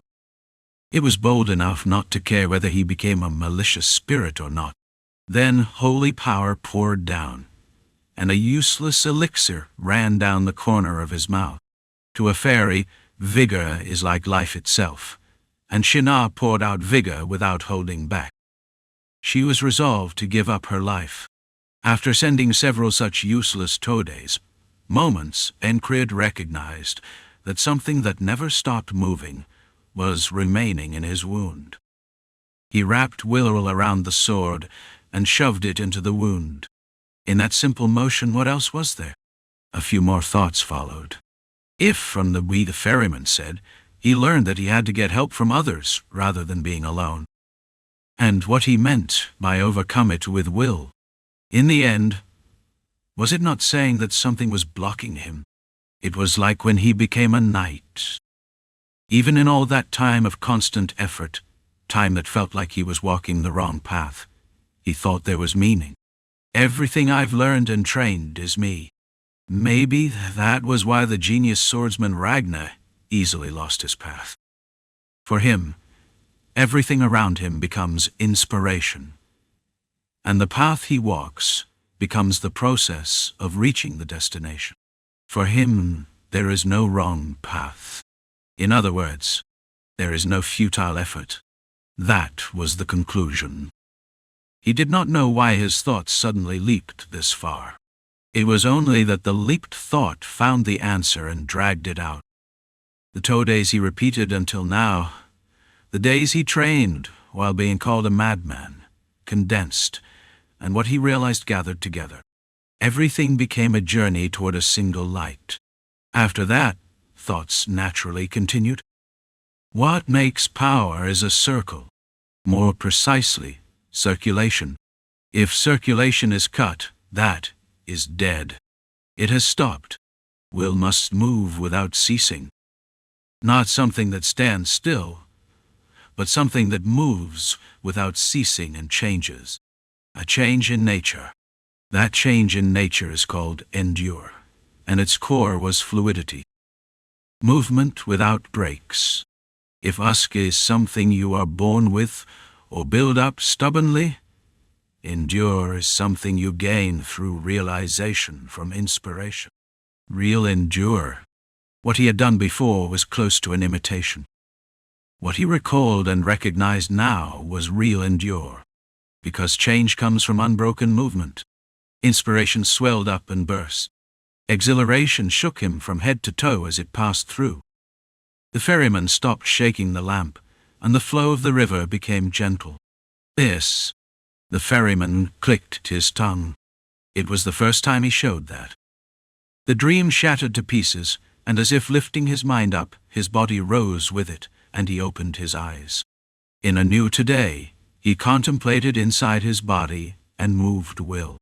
He understood why his wound did not heal. The will that remained in my body moves without rest and responds. The core endure was contained in the stab that pierced his stomach. Enkrid spun his will inside himself and moved it. He grabbed, bent, and twisted the endlessly flowing river. Since the will left inside his body flowed fluidly, he changed his own will as well and responded. Thud, dot. The wound burst, staining the bandage red. Captain Brother. Odin covered the wound with that huge hand of his. Enkrid could not even answer and focused. Learning the knack was something he had done countless times while repeating today. Had he not struggled to somehow do something by moving will? This was the result. There is no futile effort. With that thought, he crushed and scattered all the will imbued in the wound. Ugh! Enkrid vomited blood. He moved will too violently, and part of his insides were damaged. Huh? Nee! Seeing that, Rem opened his mouth in surprise. Shinar, too. The two who handled sorcery and vigor sensed Enkrid's change. Keenly. What did you do? Rem asked. To them, it was a miracle that happened in 5 days. To Enkrid, it was a moment he met after passing through hundreds of days, so many that it was hard to count, because his mind did not properly return. Endure or die, endure, Enkrid said, filled with exhilaration, and passed out. Maybe he really should be called a madman. What he said after coming back from the brink of death was something else. Chapter 921. Every bastard in the Southern Army, who still had breath in them, returned to Rehinstetten. On the way back, the High Pontiff's son, newly become king, spoke. We lost. The loser has no words. One adjutant answered those words. There are still hardliners left in the homeland. The hardliners were the ones who followed the High Pontiff's will. Idiots who believed ruling the world was the reason the country called Rehinstetten existed. Why? Do you think I'm so weak that I'll be swayed by them? Not at all. The High Pontiff prepared many arrangements, and one of them was for the son, who would inherit everything after death. Now Rehinstetten would fight not to covet other lands, but to protect those who stayed inside the fence. Even if the High Pontiff's son looked weak on the outside, if there had been only weakness, he would not have made it this far. And he had kept more than half the army that had gone out under the treaty. Levy Treaty. That was the treaty's official name. That is how it would be recorded in the history books, and that is how it was proclaimed across the entire continent. Rehinstetten becomes the levy. The treaty's highest condition was to stop the demon lands from crossing the continent. The Red Cloak Order of Knights will help. Credianat Randios Noril. Those were the words spoken. The king of the continent was a different kind of vessel. The two countries promised to build fortress cities on what had been the front line and help each other, and discussed the knights' use of force. For Rehinstetten there was no way not to keep the promise. Since Norelia held the advantage, the choice was Krang's. and Krang discussed coexistence instead of using the power held to oppress Rehinstetten. I will express my gratitude again and again. Right before parting, the Southern King bowed. Krang laughed, saying it was nothing. I think it would be good if we build ties with you as well. Krang's complexion was not very good, as if there had been deep worry for several days. The Southern King thought it was because of himself. Of course, that was a misunderstanding. Krang's complexion was dark because of a friend who had nearly died and come back.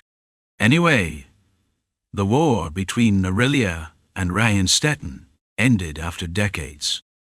It was only natural that the name of the Night Order that had ended the battlefield, even if it was not to the point of a full nightly armistice, spread far and wide. If the Red Cloak Order of Knights held, the madman finished it. Those words spread across the continent. Do you know the name of the one who ended the war with mad nature? Madman Enkrid. Several minstrels made songs and sang them. Garrett, who arrived a little late and did not meet the group, but who had once served as Greenpool's battalion commander, joined in and learned and sang a few songs as well. I wanted to go around boasting that all of this was obvious, that I predicted this. Pope Noah, at the center of the Holy City Legion, and someone's close friend, spoke with a smile. The sunlight spilling in through the window was unusually warm today. A plant leaf that had lifted its head over the pot set on the window frame, soaked in the sunlight. One close aide answered from behind the Pope, looking out the window. You prayed and wished for it again and again. At that, the ragged saint laughed and answered as well. It was very earnest. After Noah rose to the Pope's seat, the wandering saint set aside what had been done for a while, and became the Pope's advisor. Because the ragged saint had been in Legion, news of Auden's achievements had reached him as well. It felt like a true son. You liked helping people more than fighting. On the outside, the bastard looked specialized in beating people up, but the inside was the opposite. That said, you don't hate fighting either. The priorities were just exact. And it meant meeting a captain with a similar disposition. So that is why you follow. The ragged saint, Auden's adoptive father, looked at the blue sky outside the window. So, are you satisfied now? While asking the sun that inside, Noah looked at the same sky. What you wished for has been accomplished. The knight who dreamed of ending the war truly ended the war. It was hard to guess what that heart would feel like. Are you happy? Only asking that inside. When the chance came, a letter should be sent, asking to stop by this side. There was a desire to hear the story of those achievements directly.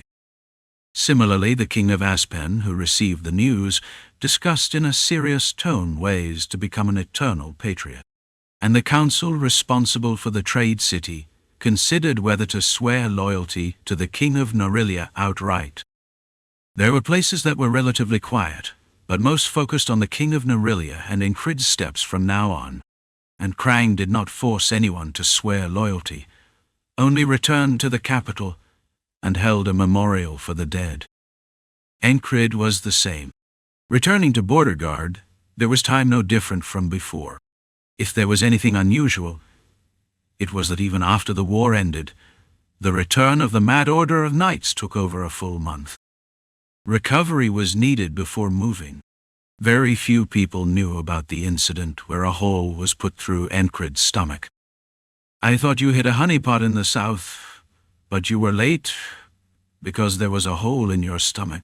Chris, face strained white, acted like it was nothing. Worried? Worried my ass. If the captain dies, I'll throw everything away and run off and fulfill my own long-cherished wish. Even if Enkrid died, Chris would not have run away. For that, Chris also carried too much. Knowing that Nurat, this bastard's guard and lover, would be staying at the side. You almost died? Esther welcomed him too. While Enkrid changed clothes in the quarters, Esther opened the door and came in and said it. The witch walked up with soft steps and ran a hand over the scar on Enkrid's stomach. "It's a deep wound, but I lived." Enkrid only answered like that. Esther did not say much. "Anyway, back. Border guard, now a place right to call home. Feels good to be alive?" After roughly throwing clothes on and coming out, Rem finished the question asked the whole way, snickering. "Very." Enkrid was honest. "It's close to a mystery."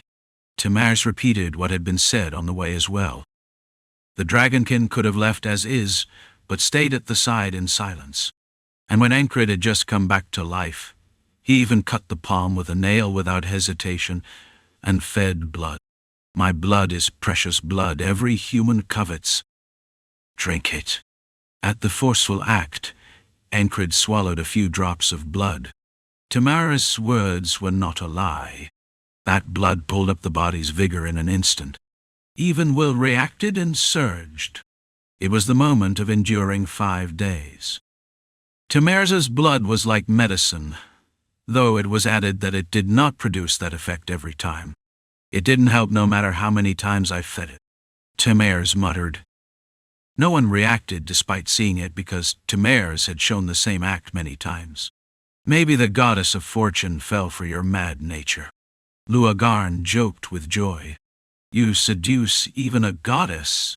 Shinar played along. There was no one who was not happy that he lived, especially Ragnar. Staying together while the captain almost died made it more so. If Enkrid had died, Ragnar would have entered the demon lands without hesitation, and would have pointed the sword at every existence living in the demon lands. Rem used the head and strategy, but Ragnar did not, and it was not a bastard who would listen if stopped. "You need to rest at least a week. I'll make medicine for you, so drink it in the evening and sleep," Anne said after looking at Enkrid's state. Dark under the eyes, rough skin, a look of vigor worn down like never before. Naturally, after seeing Ragnar's wound, Anne gave medicine made to him as well. It wasn't an ambush. Seeing the wound, Jackson grasped how Enkrid got hit. Lost in a head-on fight, and the opponent's thrust cleanly pierced even Balrog's hide. How? A refined thrust. Perfect control, whether it was will or killing intent, concentrating force into a single point and stabbing. Jackson's gaze sank hard. Jackson repeated thoughts the moment the wound was seen. Even the thrust itself was a different level of skill. "Can I do it?" Jackson measured inside whether the same power thrust could be done. If prepared with intent, possible. If there was a relic comparable to an engraved weapon, and on top of that, a weapon specialized in thrusting and time to hone killing intent, then, doing it in one go while fighting? That was difficult. Jackson's brow tightened. If someone asked whether it could be done while dealing with both that directionless bastard and the captain at once, Jackson would shut up. Because there was no way to say it could never be done, silence was chosen. Enkrid read what was in Jackson's heart. Because the entire order, including Rayam, Ragnar, and Audin, had already gone through a similar process. The funny thing was that everyone went quiet. It was because no one wanted to say it could never be done, even if they died. "If I meet him next time, I'll cut him," Ragnar said like this. "If I just throw rocks from far away, what's he gonna do?" "Huh?" Rem bragged, and everyone put forward their own specialty. "Even if we don't know the name or the face, that brother who has already taken a seat in the heavens, if we stick close, there won't be a chance to swing a sword." Odin even said this. Enkrid did not say much. After coming back from the brink of death, there was struggling not to die again, and after barely catching breath, there was no room to look around because there was only repeating what was realized while repeating today. Now he was alive, and being in the city was only joy. "You're back? Congratulations on the victory." It was especially nice to see Venzons, the watch captain who had become a father of a child. because it would be that such people were the reason the fight had value. Yeah, we won. The hero who ended the war followed the healer's words faithfully. Devoting to recovery after the fight ended, more precisely, after waking on the 5th day, Enkrid recalled one by one what happened. It was a continuous chain of things hard to ignore. Should I send praise? I never thought you'd kill the parasitic horse. Was hiding the dragonkin there intentional? It was when the hole in the stomach had just been patched, after barely getting past the 5th day. After lying sick 3 more days without even dreaming, then getting up and barely getting porridge into the mouth, and only then, it was also the moment vigor recovered. At the words a soldier came up and threw out, Enkrid looked at the soldier. Looking closer, the eyes were entirely black. It looked like being bewitched or possessed by an evil spirit. Start with introducing yourself, Enkrid said while putting soup into the mouth. The spoon went into the mouth. Nice to meet you. I am the king of all monsters, the soldier said. From the creaking mouth and limbs, the true nature of what was inside was obvious. And there was even that introduction. One of the demon land's lords. Without showing even a little displeasure at Enkrid's words, the lord continued. Fight with me. I'm not telling you to enter under me. I will give an equal position at my side. At this point, there was no way not to ask. So, what do I get? What was being offered that made this push like that? Enkrid put the spoon into the mouth and pulled it out, letting the arm hang. The king of monsters, through the soldier's eyes sent with a piece of consciousness split off, looked at the spoon held in the hanging hand, instead of Broken Dawn tempering, using a spoon as a weapon. No matter how you looked at it, it was a great bastard. With the body in ruins, still holding a spoon, taking a stance ready to fight. Would it make even Balrog call a demon of struggle cry? The king of monsters, separate from thought, answered without stopping the mouth. Information, life, and everything else you desire. There was no circling. There was no need.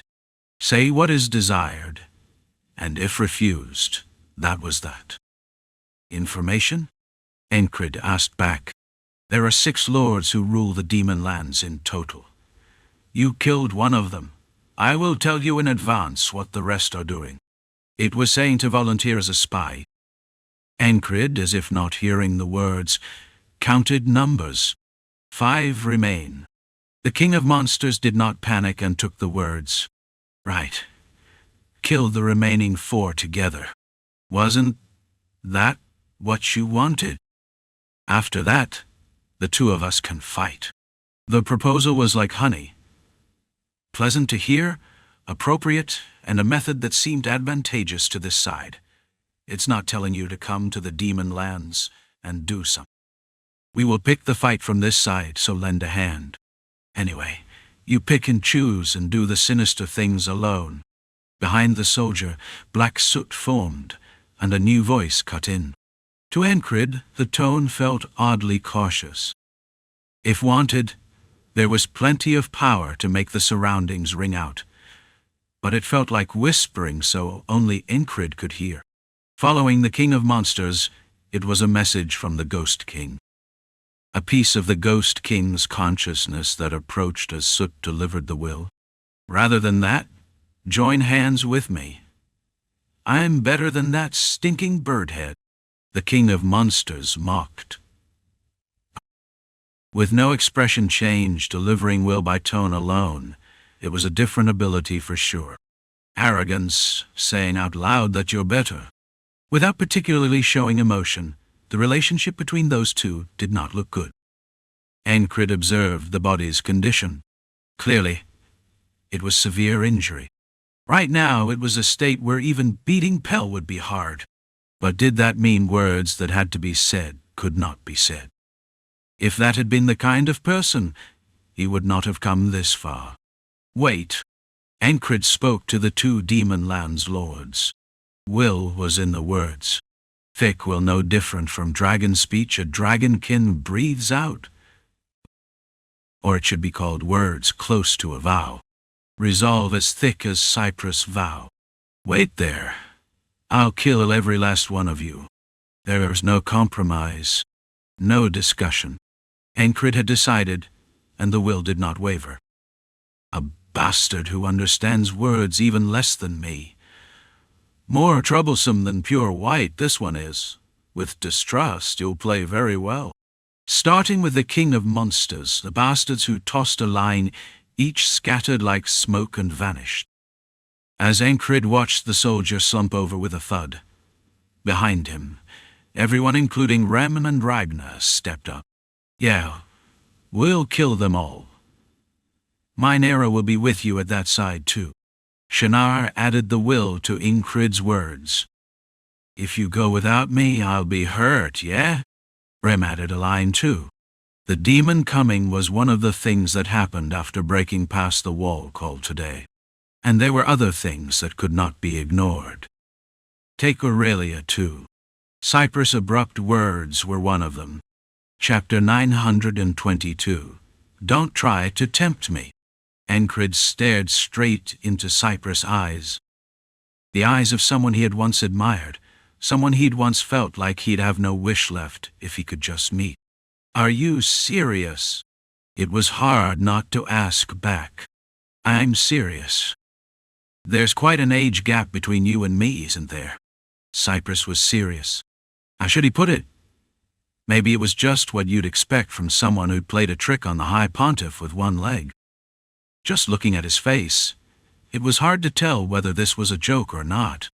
No, I mean taking her with us. Somehow the level of the joke was about the same as Shannara's. Did everyone turn into this when they got old?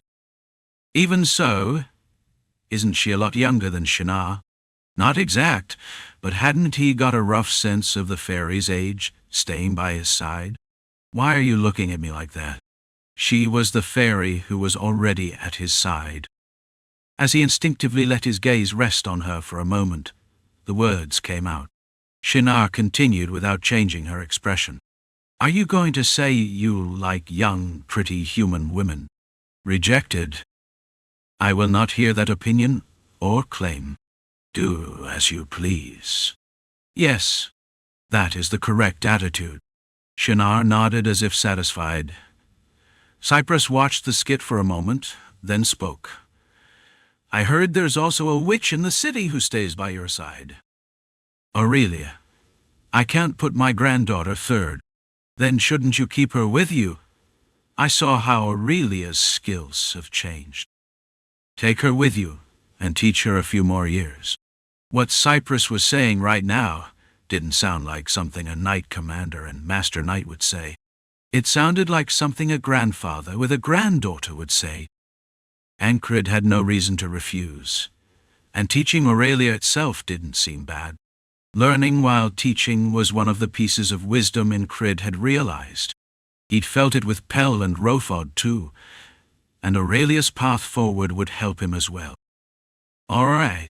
He nodded in acceptance, and Cypress' face turned twice as serious as before. You make her your first, I'll consider it. At that, Shannara lifted a hand to her forehead. A dual request? Young human? It was only awkward that the address young human was aimed at Cypress. I don't think that will happen. Enkrid said. He had heard Ingus and Aurelia talking a few times. It didn't seem like there was any room to wedge himself between those two. Cypress seemed to know that too, because his eyes were full of mischief. Meaning, what he'd said just now was definitely a joke. I want to go along too, but I'll hold back. I've got mountains of work here after all. I may not look it, but our master gets lonely, so if his granddaughter and his friend leave together, he might hug a bottle every night and cry. It ain't cut in from the side with a snicker. The content in his words, depending on how you looked at it, was truly rude and over the line, but Cypress nodded. Like he admitted it. Those two were truly friends.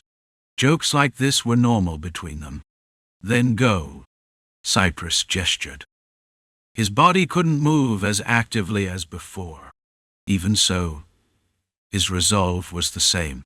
He was still the guardian of the southern front. Enkrid took Cyprus' hand. "It was an honor, sir.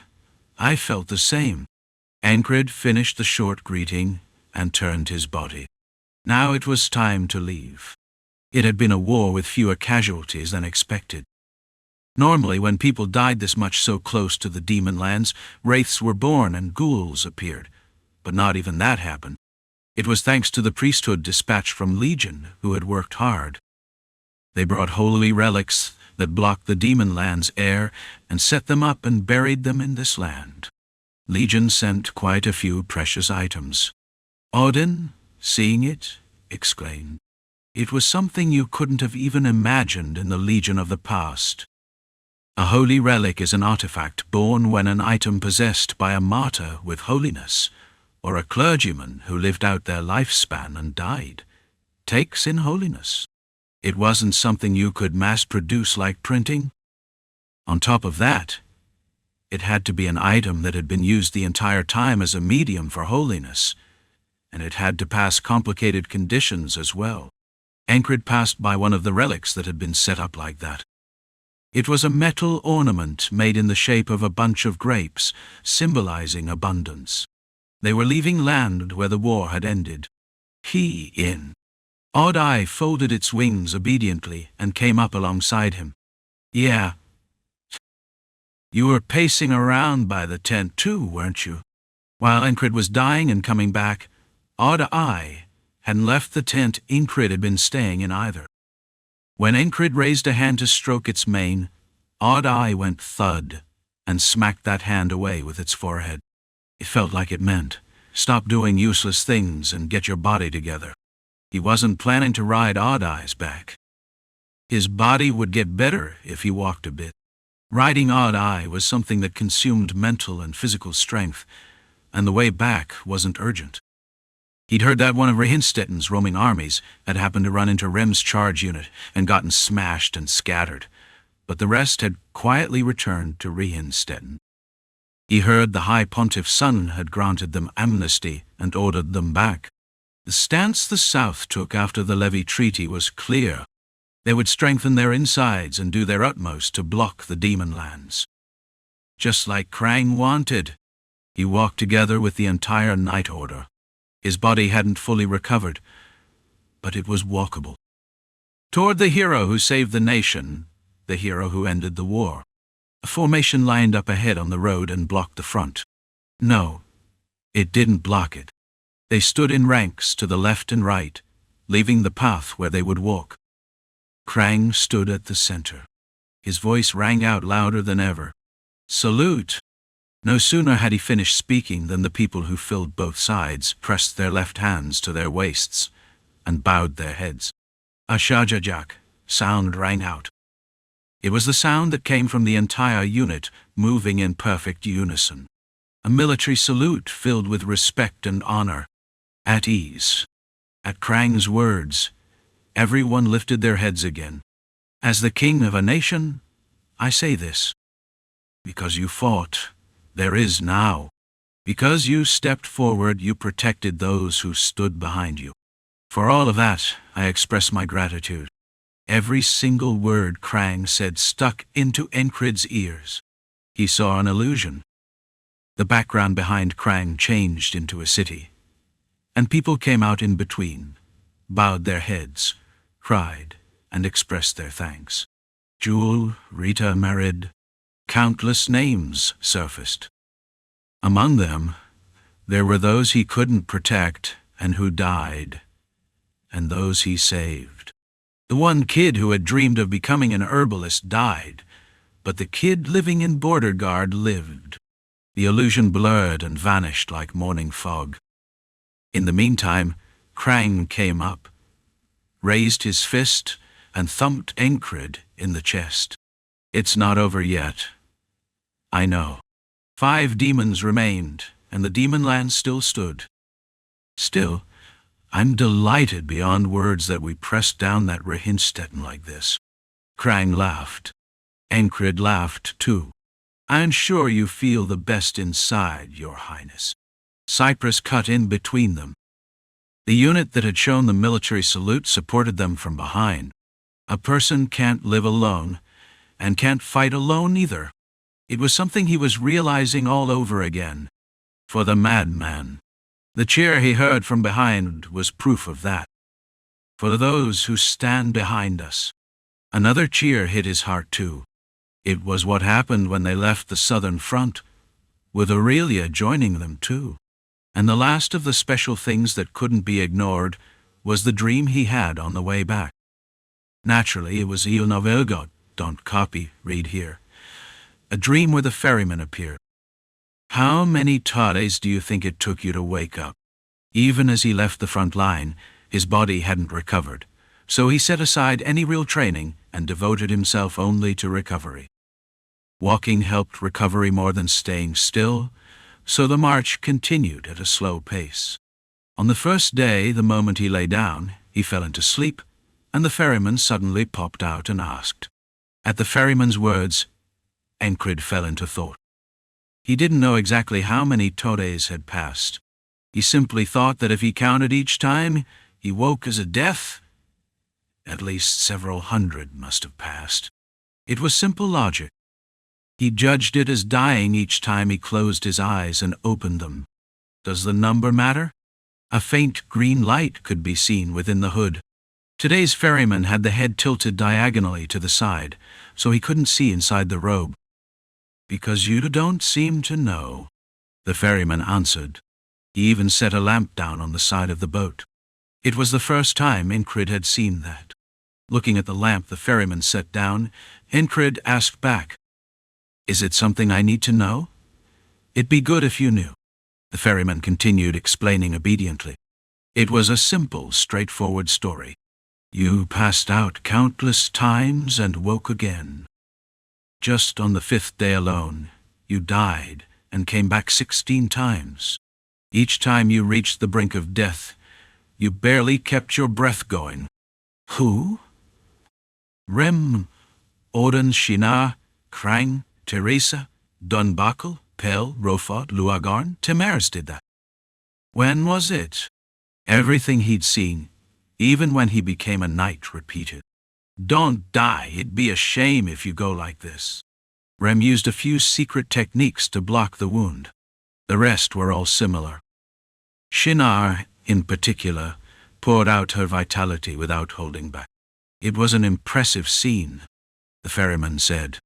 Coming out of his mouth, it was so awkward you had to say it was strange. Wasn't he the kind of being who acted like he knew everything? What methods exist to postpone death? The ferryman recalled words like that. If those people hadn't been around Enkrid, his today would have been much shorter. So short he might not have been able to do anything. He might have been swallowed by today. What did his life, the time he had passed through, prove? The past speaks of the present. That phrase came to him. Forgotten words unraveled in his head on their own, and pulled out emotion. The ferryman tried to shake that emotion off at once, but not everything went as he wished. Leave it. It's been a while. Let it enjoy it. Another ferryman blocked him and rose all the way to the surface. That was how he was facing Enkrid in the dream right now. Death postponed by the help of those around you. A new kind of today he had never experienced even once until now. Enkrid struggled in that gap, but he was never alone. One inside the whole can't change anything, but when that one gathers and becomes many, the world changes. Change starts with me. But it doesn't end with me. Those were the words Enkrid had said. The ferryman heard those words too. Those words he had shouted toward the High Pontiff were proven. The change he caused reached even the curse the ferryman had placed. Acknowledged. While the ferryman thought, a moment Enkrid had never perceived before seeped up, like it was surfacing. So that's why that bastard Rem kept asking again if it felt good to be alive. And Odin, watching that, smiled with satisfaction, and Dunbuckle nodded too. Everyone responding with one heart to what Rem said. It was awkward beyond words, but there was no time to pick at it, so he let it go. The reason Temaris had spoken of mystery was similar. It wasn't that it was mysterious, just because he'd been dying. And it didn't work even when he was fed dragon blood, and yet he lived. He talked about mystery because he saw that no one gave up before confirming the end.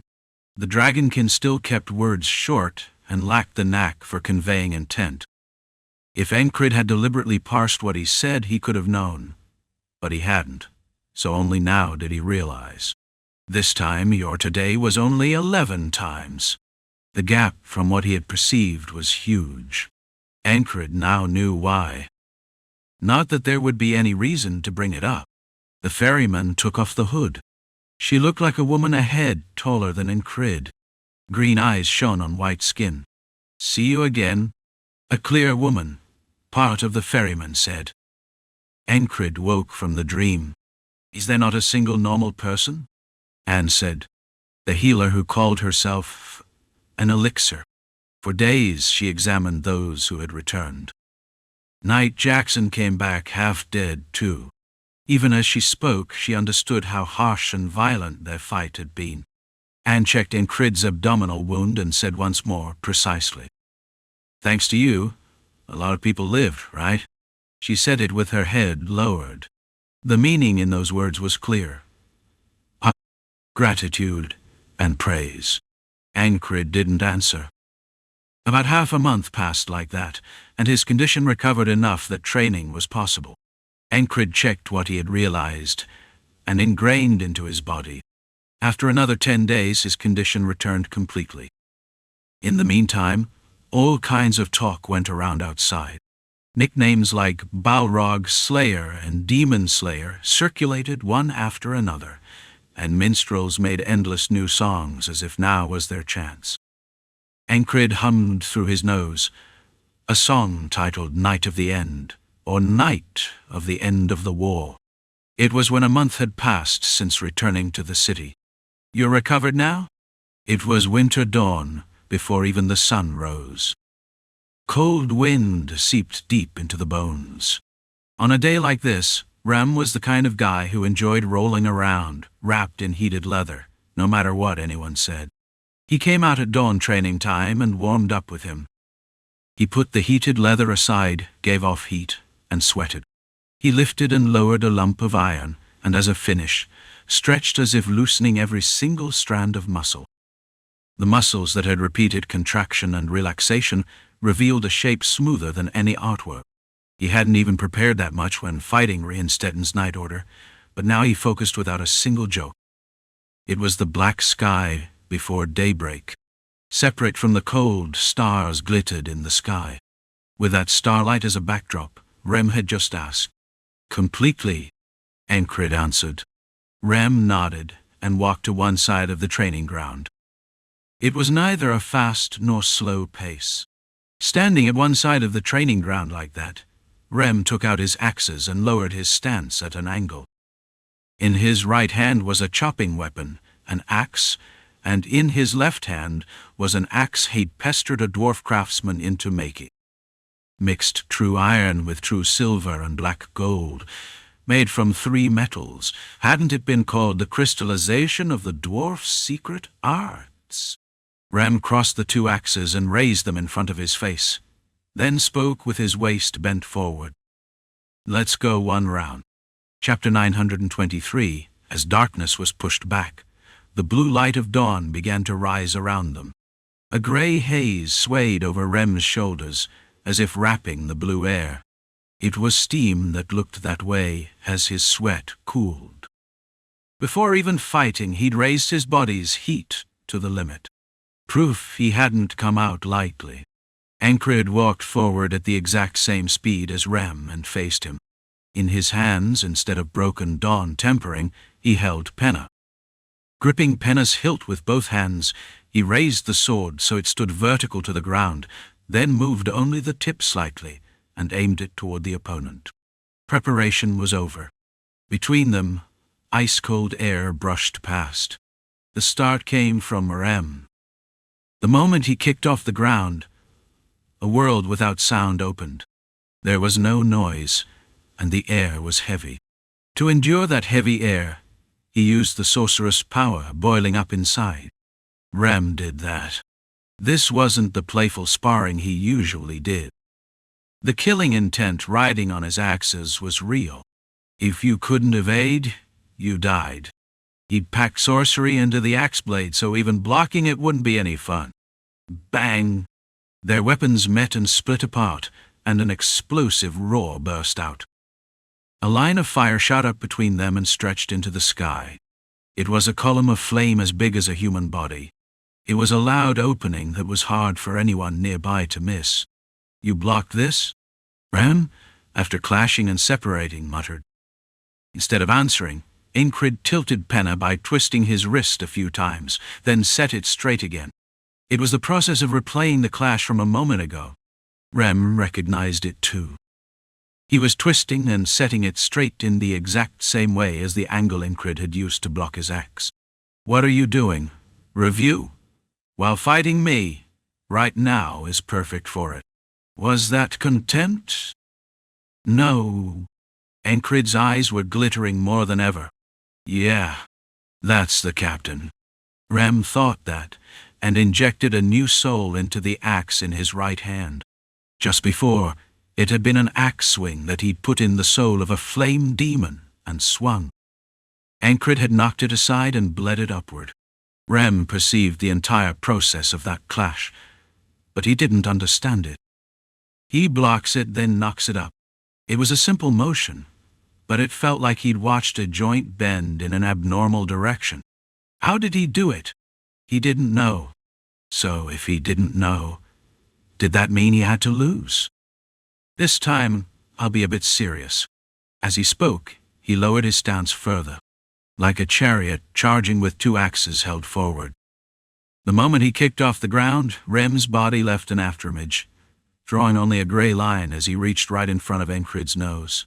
Enkrid also accelerated his thought and cycled will through his body. A world without sound. He reached the soundless world. You could call it a fighting method he'd gotten used to now. The air's heavy. More precisely, it pressed down on his shoulders. It was the moment he felt the weight of the air that had been staying around him this whole time. If you endured that pressure and moved, then from the outside it became swordplay where you couldn't even see an afterimage. It was a realm you couldn't even dare to step into unless you were a knight. Once you enter the realm, does everyone become the same? Enkrid asked himself and answered, no. Hadn't he lived it himself? That genius he'd met in the spring of 27 was faster and stronger than him when he met him again. How? He was in the middle of finding that answer. It was something he'd realized from that today he'd barely escaped with everyone's help. Will moves. An endlessly flowing river. If Uska was a well that didn't run dry, then Endure was a stream that didn't stop. You narrow it, it becomes a small brook. If you widen it, it becomes a river. Enkrid burst open the stream that normally only trickled. Will kept changing. By maintaining that constantly changing state, no matter when, he could swing faster and heavier than the opponent. The key was the speed at which Will changed. Because it flowed without stopping, the speed of change was overwhelmingly fast. Enkrid thrust his sword faster than Rem's axe swing. If Rem had kept coming in like that, his head would have been skewered. Once you entered the soundless world, straightforward cuts were more effective than noisy techniques.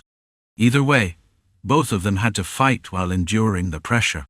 Rem didn't just take it. He turned his head to the side, put force into his left foot, rotated his waist, and whipped his left arm out like a lash. Even in the soundless world, his arm looked like it was bending. A prepared blow. He must have been staking everything on a single strike with the axe in his left hand from before he even charged in. Should it be called astonishing tactics and training ability? He started by layering flame onto the axe in his right hand, making it something you couldn't ignore. Then he charged headlong to make you guard the axe in his right hand. And then he predicts the thrust and lands one blow with the left-hand axe. He wouldn't have calculated everything. That wasn't Rem's specialty. He kept only the big frame in his head and built the rest as instant responses. And that was how he'd shaped the situation to this point. Either way, it was still amazing. Against the left-hand axe that flew in like it was bending, Enkrid pulled back the thrusting penna, set it against it, and bled it aside. The will flowing through his whole body changed in an instant into a soft, cushioned nature. Matching that, penna met the axe blade, took the force, and bled it away. Enkrid let go of penna in that instant, and stepped forward 2 more paces. That meant he'd slipped into Rem's embrace with his fist clenched. Rem reacted even here. He twisted his body to the side and tried to swing the axe in his right hand. But he couldn't avoid Enkrid's fist, tossed out with a twist of the waist using the left foot as a pivot. Ta-ta-ak! When the soundless world ended, the stretched-out sound was the last thing. Rem's head snapped back and even his waist bent backward. The axe in his right hand passed emptily over Enkrid's black hair. Enkrid's right fist delivered the impact with a cutting strike. Enkrid, taking a fighting stance with his fist clenched in front of his face, stopped and observed Rem. Fu, Isai. Ow. Rem let out a breath, straightened the waist and head that had been bent back. Then, as his legs went loose, he put one knee on the ground. Blood ran down from his nose. The world's spinning. Is the sign of ruin coming? Rem asked, kneeling on one knee. No, you took a clean hit to the jaw, so your head's spinning. If I lose to anyone else but you, I'll kill them however I can. Don't forget. Rem steadied his breathing, and only after the shock dispersed did he stand. The gap in skill was clear. The result spoke. He hadn't cut or stabbed anywhere. He'd only hit the jaw and retreated. Wasn't everything proven with just that? Next, Enkrid said. Rem was the beginning, not the end. He wasn't the only one who'd gotten up at dawn and waited. I don't understand. If a human said that, it would mean something else. But if a frock said it, it was high praise. It was what Luagarn, who'd been watching, spoke as if reciting. As she spoke with admiration, Shinar stepped in front of Enkrid. Are you going first? Enkrid asked as he picked up penna, which he'd let go of to throw that punch. I want to ambush you, but even so, it doesn't seem like it'll work. It was what she said as she watched him pick up the sword. The fairy's eyes coldly recognized and grasped the situation. She felt Enkrid was different from before, but she couldn't understand it. There was nothing you could know without putting hands together and crossing. That was the conclusion she'd reached. I don't know. You only know everything after you try it, Enkrid answered. Yet it was truly hard to find an opening in Enkrid as he said that. It was only the motion of bending his waist, picking up the sword, and rising, but no matter how she attacked, he would counter. She glimpsed even an inch ahead like that. How? She couldn't draw the method, but the answer was set. Somehow. Instinct activated and spoke clearly what the result would be. And right now, the reason for that instinct was being revealed. Shinar drew her sword, changed it into a needle form, and thrust. Winter thrust. Among the 4 seasons, it was the fastest, a technique the opponent couldn't easily react to. Enkrid swung penna, knocked the sword outward, then smoothly swung forward. Shinar made an instant judgment, bent her body forward and avoided the sword, and struck Enkrid's thigh with a knife hand. The fairy's hand looked white and slender, but it was a knight's knife hand. If it hit, it meant it could tear even a lump of iron. Enkrid didn't bother to dodge. Instead, his will became heavy, solid rock and settled into his thigh. Thud! The fairy's knife hand struck his thigh, and the match was decided. Enkrid gave up his thigh, and at the same time, brought his knife hand down on the back of the fairy's neck. Sound returned, and Shinar's eyes, hit on the back of the neck, rolled. Enkrid wrapped one arm around her belly as if holding her. Shinar, barely keeping consciousness right before fainting, said, "You're holding my belly. Is this a proposal? In a moment like this, you're joking?" Enkrid pulled his hand off Shinar's belly, and the fairy, with astounding balance, rose straight out of the posture she'd been falling in and slid to the side. Her turn was over. If this had been a kill or be-killed fight where you didn't hold back, her cervical spine would have snapped. "I always knew something like this would happen someday, but it's truly surprising, brother," Audin said. Shinar, who'd slid to the side, added a line. "Yeah. It reminds me of the first time I tripped you with grappling. Should I have carried you to bed back then?" "Of course," no one answered Shinar. Enkrid looked at the man in front of him, who resembled a bear beastman with both fists clenched. "You've defeated a barbarian brother and a crafty fairy sister." At Audin's words, the front of Shinar's eyebrows rarely drew inward. Making that much of an expression change show on a fairy's face was, in a way, a great talent. Crafty? Audin didn't turn back. He was doing his utmost to control his body so his hands wouldn't sweat. There was no room to pay attention elsewhere.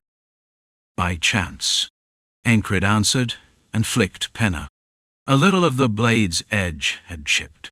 No matter that it was a treasure of the fairy folk, it lacked the strength to endure a sword thrust a knight had truly extended. Enkrid calmly sheathed Penna, then undid the belt that had been fixing the sword and set it down to one side. "Are you wearing armor?" Audin asked. "Ah, it's being repaired, so I took it off. Every time that leather wriggles and moves, it itches." Balrog's hide armor was a piece of gear that regenerated on its own. Enkrid now knew why a hole had been put through that armor, and he knew how to handle it too. Right now he'd taken off the armor and even the fairy's cloak too, so he was dressed only in a single top. The cold dawn wind quickly stole away the sweat that was flowing, but he didn't shiver and tremble. Enkrid took off even his top, bay. Muscles split and joined, and a smooth build was revealed. On this side too, it was the same. If you called it an artwork, it wouldn't be wrong. "You're not letting your guard down." On. When you were going to fight Audin with grappling, clothes with a collar were a disadvantage. It was an action born from simple logic.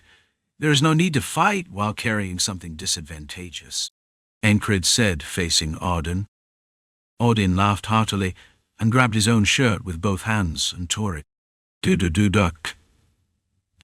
Buttons popped off, and his body was revealed too. Day slowly broke. The sun rose and cast a faint yellow light around them. Audin's body, cast into shade by the falling light, resembled a heroic statue from the age of myth. It looked huge and solid, and the fine muscles hidden between seemed to say there was no gap anywhere in his whole body. They had similar bodies, but Audin was overwhelmingly bigger. "I won't tell you to take up a sword, brother." Even as he tore off his clothes and spoke, his eyes never left Enkrid. Letting your guard down was forbidden. Audin felt like he was facing something overwhelming for the first time in his life. From childhood until now, a feeling he'd never felt before slowly raised its head. It was a pressure he'd never felt from his adoptive father, called the Ragged Saint, or anyone in the Holy Knight Order. "My teacher doesn't count at all." It was enough to make him recall the teacher he'd served in secret. He hadn't felt this even when he'd faced a lion turned into a monster bare-handed, nor had he felt it from high-grade monsters like a manticore. This pressure. Enkrid wasn't showing intimidation, and he wasn't showing killing intent. To him, it was still just sparring. But Audin couldn't step out with such a soft, pliant mindset. Even saying, "be careful," was a luxury. He released the fighting instinct boiling inside. Boom! The ground burst, and that huge body cut space and grew larger. In Enkrid's vision, It was him charging with both fingers curled, and Audin's 2 hands looked 10 times bigger than usual. Response? His accelerated thought told him what he had to do. Enkrid did that.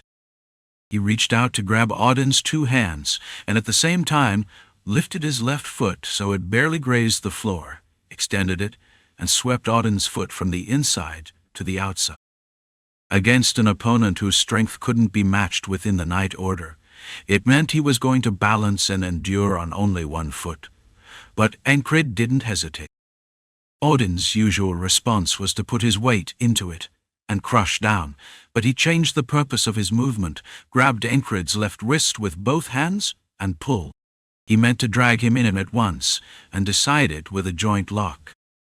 Just because you were faster and stronger didn't mean your joints could do that too. Audin's judgment was right, but Enkrid's choice was a step faster than that. The moment his left arm was grabbed with the same foot he'd been using to kick Audin's foot, he stepped on Audin's instep, then drove his right fist into his abdomen. Boom! This fight was short, too. Audin's waist folded and his back bent. His back rose and fell like he'd become a hunchback. Ugh. He even coughed up blood. Can you do that? Reem, watching, tossed out a line. Enkrid had hit him and dropped him, but he hadn't been able to pull his left arm free. Whack! God, he rounded. Crack, go. Before he extended the fist, he heard the sound of a joint slipping out. Pain spread from the elbow and swelling started. Still, I took 1 arm, Audin said, sprawled on the ground. If he'd continued the follow-up attack, Enkrid would have won, so he acknowledged the defeat. But at the same time he was saying that since he'd twisted 1 arm, he'd taken it. That bastard! Rem snorted. From the start, he hadn't moved with the intent to win, only aiming for the arm. If it was a duel, you'd be dead. Since it's sparring, you have to use that, brother. With this, Audin had achieved the best result among them. Leaving the 2, Enkrid checked his left arm. It won't heal in a day. He threw his top back on roughly and put on his belt as well. When the weight of the sword settled on his waist, he felt stable. Are you saying you're fine even without 1 arm? Ragnar asked.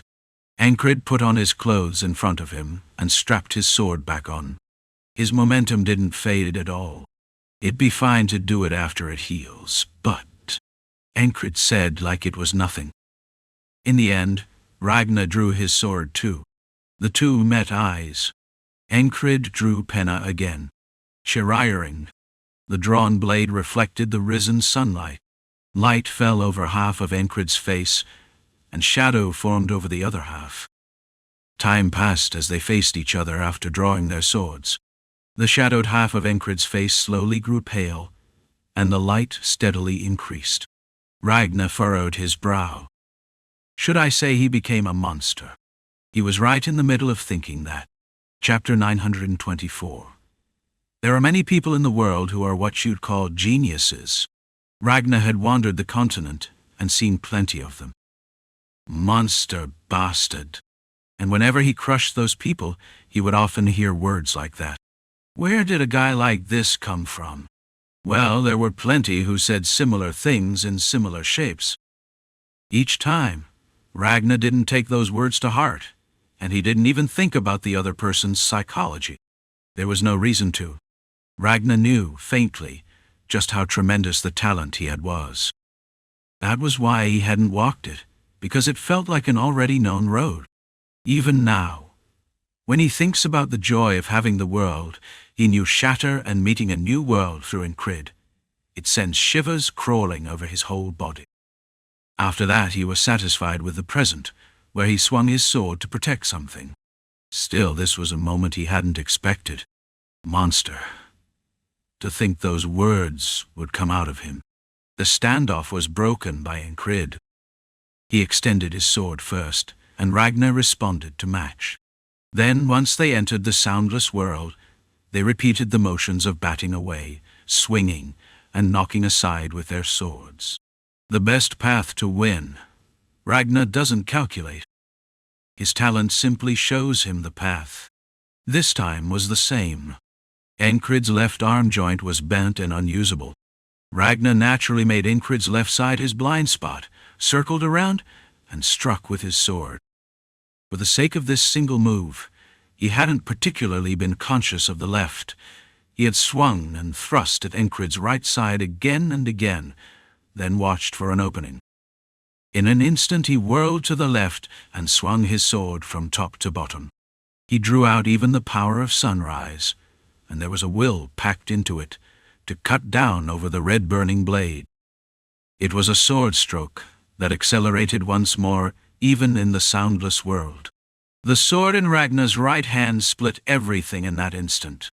It looked only natural that a person standing in front of it would simply be split in half guard. Even if it was that guy I met in front of the demon lands. It wouldn't be easy to stop. But the sword stroke of certainty wasn't rewarded. Enkrid didn't meet blades. As if he'd been waiting, he simply took a step back and avoided it. Exactly outside the range of the slash. I don't understand. Should he say it felt like facing a mystery? How did he avoid it? If you looked at the motion, it was easy. Before the blade fell, he stepped to the side and avoided it. The problem was that when all of those motions started, there hadn't been even a hint of a pre-signal. How do you even feel a pre-signal? Even as he swung his sword and missed Enkrid, Ragnar felt the world slow down several times more than usual. In that slowed world, several questions and answers went back and forth. To feel a pre-signal, it's to recognize the changes in the will the opponent has. If the will moves, you recognize it as a pre-signal motion. And with that, you predict the opponent's response. It's the same as that guy I met in front of the demon lands. From that guy, there was no pre-signal to see. It was only recognized after the movement happened. How? Ragnar's talent was to the level of predicting the opponent's attack on its own. Even if he didn't know the principle, he had a sense that reached for the result. Wherever he walked became a road. It was to the point that he didn't need to find a road to go where he wanted.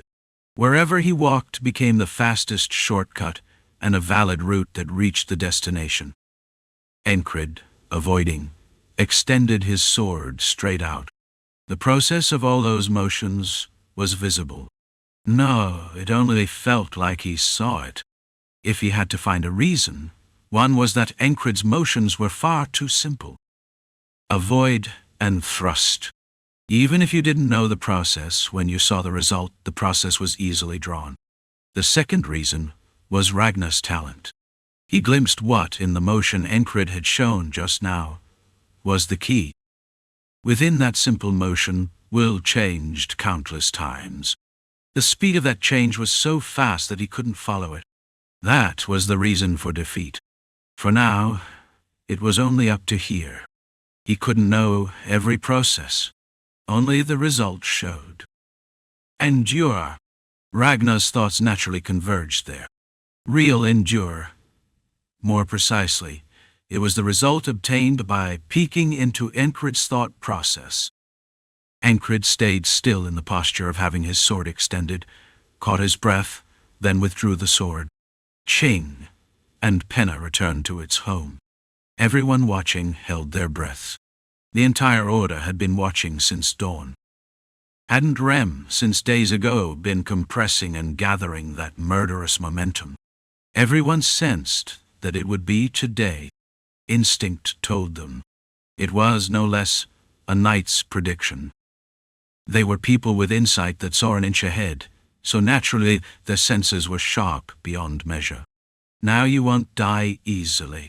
Jackson spoke into the silence. It meant he'd become a level that was hard to kill, even with Jackson's own hands. Now, even if he was outside Jackson's field of view, there would be nothing to be anxious about. Rem, Odin, Ragnar, Jackson, Shinar. These five were people for whom it wouldn't be lacking to call them Enkrid's teachers. In other words, It was the moment someone who had always been weaker than them, for a lifetime, surpassed them one day. Someone would be jealous, and someone wouldn't be able to acknowledge it. And someone might avert their eyes from reality and get angry. But among the mad order of knights, there was no one like that. Over here, it was nothing but strange people gathered together. That's why it's mad. Wow, damn, Dunbakel exclaimed. She didn't understand everything she'd just seen, but the thrill still came. Looking at that scene right now, she didn't need understanding. Starting with Rem and all the way to Ragnar, he beat them all. Enkrid, that is. Good, Rem asked, cracking his neck left and right. He'd taken one hit to the jaw and his head was still ringing hollow. Are you enjoying yourself? Audin asked too. Wait a bit. I'll be there soon, Ragnar said. Shinar looked at the face of the one engaged to Shinar and only showed the same feeling. The fairy smiled. Jackson, with the same face as usual, showed both palms and lifted them over the chest. If this was the moment dreamed of, it was a look that said to enjoy it. Enkrid smiled broadly and said, Work hard. The light joke seeped into everyone's chest. They knew that within that lightness, there wasn't only lightness. It reminds me of you pissing yourself on your first sortie. Rem took Enkrid's words. May. Enkrid reacted to words he absolutely couldn't let pass.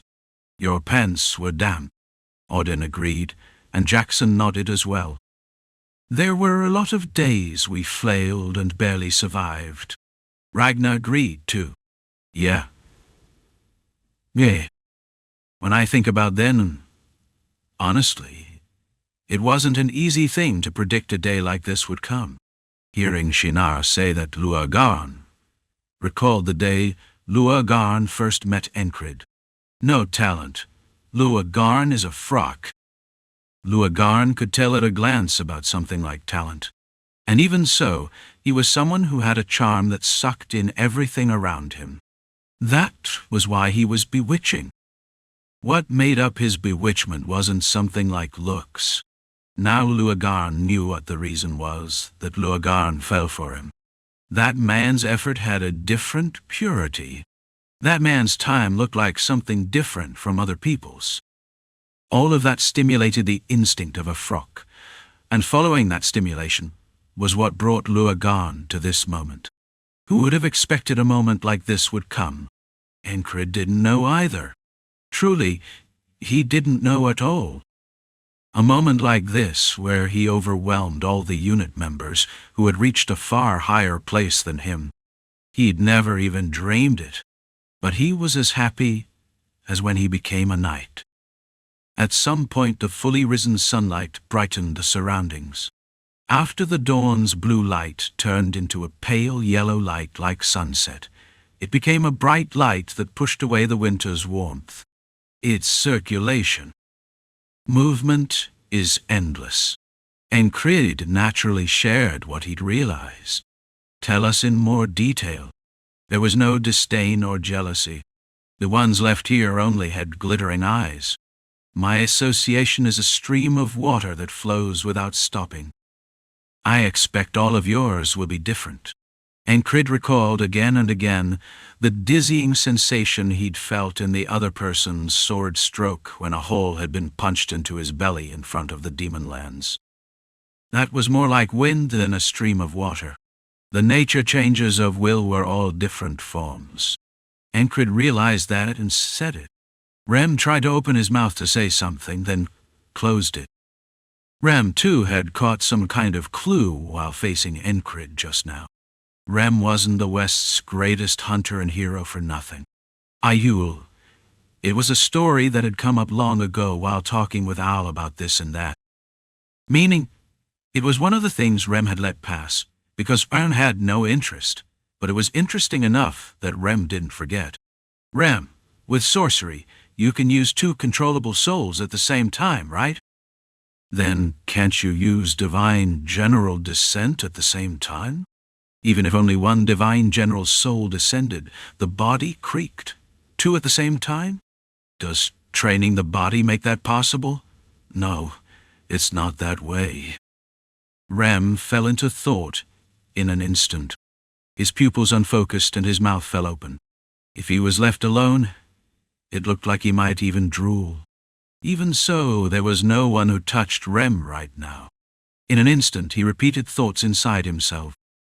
Calling a divine general gives sorcery power as the price. When calling Sapsel, it converts sorcery power the way that divine general wants, and a sky flyer it offers sorcery power that fits. The basis of descent and spirit invocation is equivalent exchange. In exchange for sorcery power, you receive and use, as strength, the achievements they accomplished. Enkrid sought endless change, but Rem approached it in a different way. There would be a form that fit Rem. Thought continued endlessly, calling inspiration and succession, and drove toward a single conclusion. No one has ever succeeded at Grime's spirit invocation. There are 8 divine generals, but the reason only 7 are handled. It was the same for Ima. Rem couldn't even get a sense of divine general Grime descent.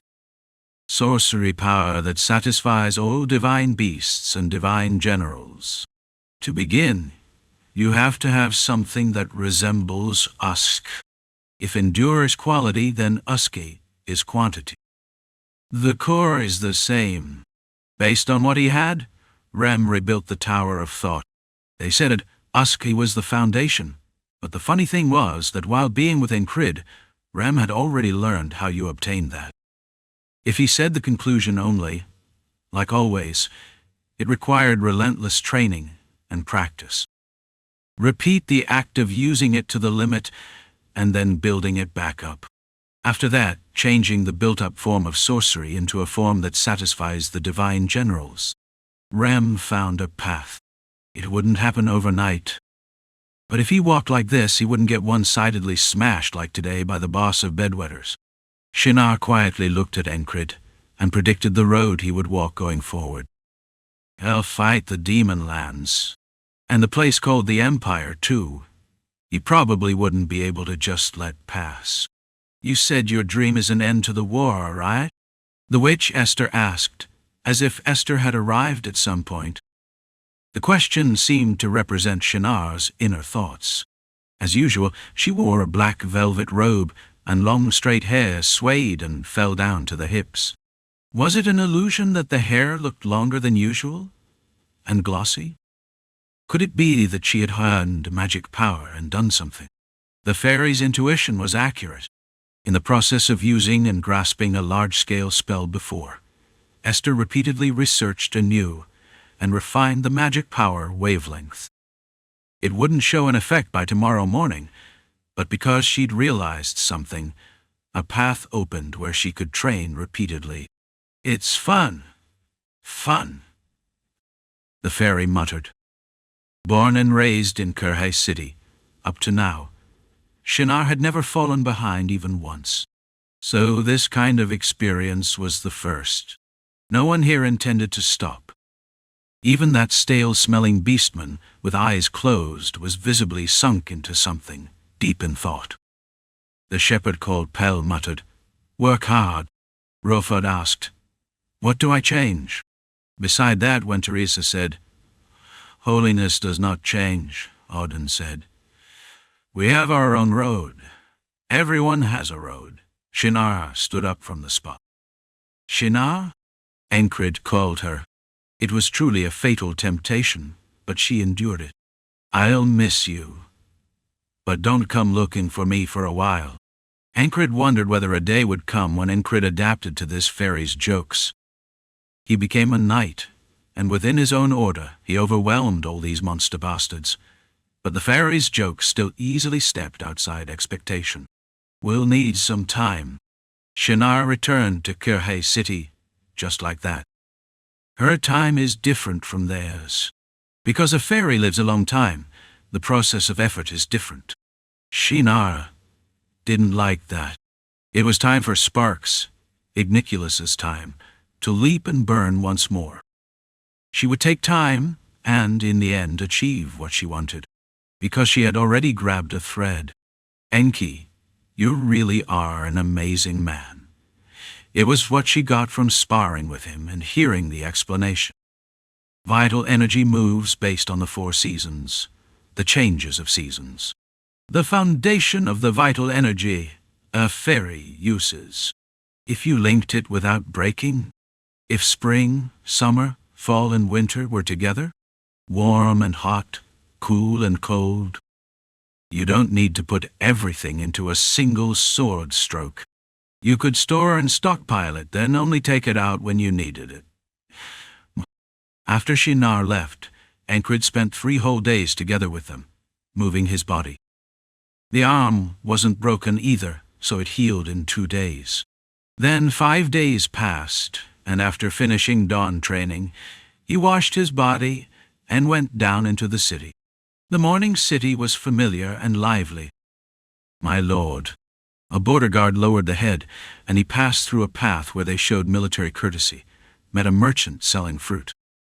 In the meantime, warming the inside with Vanessa's pumpkin soup, Alan, the innkeeper across the street, handed over an apple pie. After filling his stomach solidly, Enkrid headed for the smithy. "Have you come?" What had happened? He didn't know. Atri greeted him with hair gone white. "I had a lot to think about," Atri said on. The dawn broke. Enkrid was surprised, but accepted it calmly. My lack of will. That was all he thought. Atri wasn't surprised, and thought the opposite. My skill, my sincerity were lacking. A large scar formed on Enkrid's belly, where he came back alive. Enkrid told the process of how that scar formed. Atri heard in detail what had happened during that time. "You could say you barely lived?" "Yes." He said he held on, grabbing that moment, the moment of fainting and waking. Atri finished thinking last night and called Enkrid. "I will temper the sword again," Atri said. Enkrid was the same now as before. He trusted the person in front of him and cheered for that person's dream. "I ask you to." That was why he only nodded without another word. It was one-sided trust, a faith that didn't waver. That was why his worry ran deep. "I decided the name first." Atri opened his mouth again. With certainty the old craftsman recited the sword's name. Chapter 925. Even before dawn broke, Atri tempered a sword. He tempered it using only true silver, and after that he named the sword Meridian Noon. A sword that melts down and cuts through any spell. He made what he imagined into reality. Because he knew the joy of that moment, Atri put his life on this work. He poured time into it and invested effort. When he took that result into his hands, his assistant and disciple was the first to be moved. "This is really..." The dwarf beside him clicked his tongue. "You swung the hammer like a crazy bastard." Even without help from spells, it was a sword that burned up every spell. Sunlight blazing at midday melts and erases everything. It was a sword that held that meaning. Atri melted that sword down, too. Just like when he tempered the sword called Duskforge. "Master, why?" His assistant and disciple panicked. "The sword forged after dawn is dusk." He melted that sword down, too. Would this time be any different? Atri didn't rest. Afternoon came night. The sword's name was Midnight. It was a sword that looked like it had been made by drawing out only the dark color from dark gold. It was a sword that even the frock jewelry craftsman watching exclaimed over. "Did you even care about the look?" the frock asked. Atri nodded. It was a form closer to an artwork. A curve bent to one side, a sword a little different from the forms he had made up to now. He packed into it a will to cut anything if it caught. A sword that cuts even the trace of what it cut. He didn't even swing the sword, he only brought pig hide up to it, and swish. It was cut cleanly as it was. Beyond outstanding cutting power, it was like the blade a demon possessed. "This isn't a famed sword. You should call it a cursed sword," the dwarf Argan said. "You aren't going to temper even a demon's sword." As if he couldn't hear, Atri only muttered. It was a weapon he had made by giving up living like a person for days, hammering away. Then he melted down, even the night. In the middle of that, Atri had a dream. It was a night he slept deeply for the first time in days. Junk! A dream where dawn broke, and the broken blade lodged into Enkrid's neck. "The sword you made only went this far." In the darkness, someone's voice was heard. "And your limit is only up to here, too." A voice urging despair followed, and even if everything he was seeing wasn't all truth, an instinct filled his head that it also wasn't all lies. As he watched and felt that, Atri focused on only one fact. How did it break? Because the hardness was lacking, or for some other reason? How was the fight? What did the opponent have? A desire to know boiled up. Then a creative impulse rose, wanting to make something, and his heart leaped. Waking from the dream, Atri realized he still wasn't satisfied. He couldn't understand why he had melted every sword down, but action came first, and realization came after. Dawn is a beginning. It was the first sword he tempered after realizing, learning, and mastering how to make an engraved weapon. Rising from his seat, Atri suppressed the urge to swing the hammer right away. Instead, for days on end, he only ate and drank. That appearance was like a warrior preparing for battle. Eat and drink and chew and rest. Sleep deeply, wake in the morning, and run. He repeated the same day for months to a startling degree. He acted like a soldier training the body. And he didn't relieve the desire. He compressed it. Then Enkrid returned. "I broke the sword." It was a light tone, like he'd broken a fork roughly made out of wood. The memory of what he'd been through vanished far away, like a flowing river. Atri opened his mouth. "The sword's name is Today. Not dawn, not noon, not night. It holds a whole day. Still, that today is the today of someone who does not give up no matter what happens." He put a double meaning into the name. Today or now. If you said it in the language of the fairy folk, it was Nuke. A sword of a person who lives in the always best posture and does not give up. Even before Enkrid came, preparation was finished. If he had come back years later, Atri would have repeated the same today for years and waited for this moment. He didn't even need new metal. The iron that fit this man best was the highest purity metal, even among Valerian true iron. He had already obtained it, refined it again and again, and smoothed it. Seeing it handled like that, the dwarf craftsman said it had already stopped being ordinary metal. It was a sword he made, broke, melted, and tempered countless times in his head while running every day. Doing your best in the present. That was why the name is Today. Nice. Enkrid answered with a nod. From the outside, it was so not a big deal that it looked like he didn't care at all. Then, Atri finished what he had to say. That ended the two of them meeting. From this day on, Atri held the hammer again. Except for the time he woke up in the morning and ran, and the time he ate and slept, he hammered iron all day long. Is it okay that an engraved weapon broke? It was what Crais said when Crais first saw the broken sword in Enkrid's hands. It wasn't a training wooden sword that broke. It was an engraved weapon. A weapon like that, held in a knight's hands, was hard to see breaking.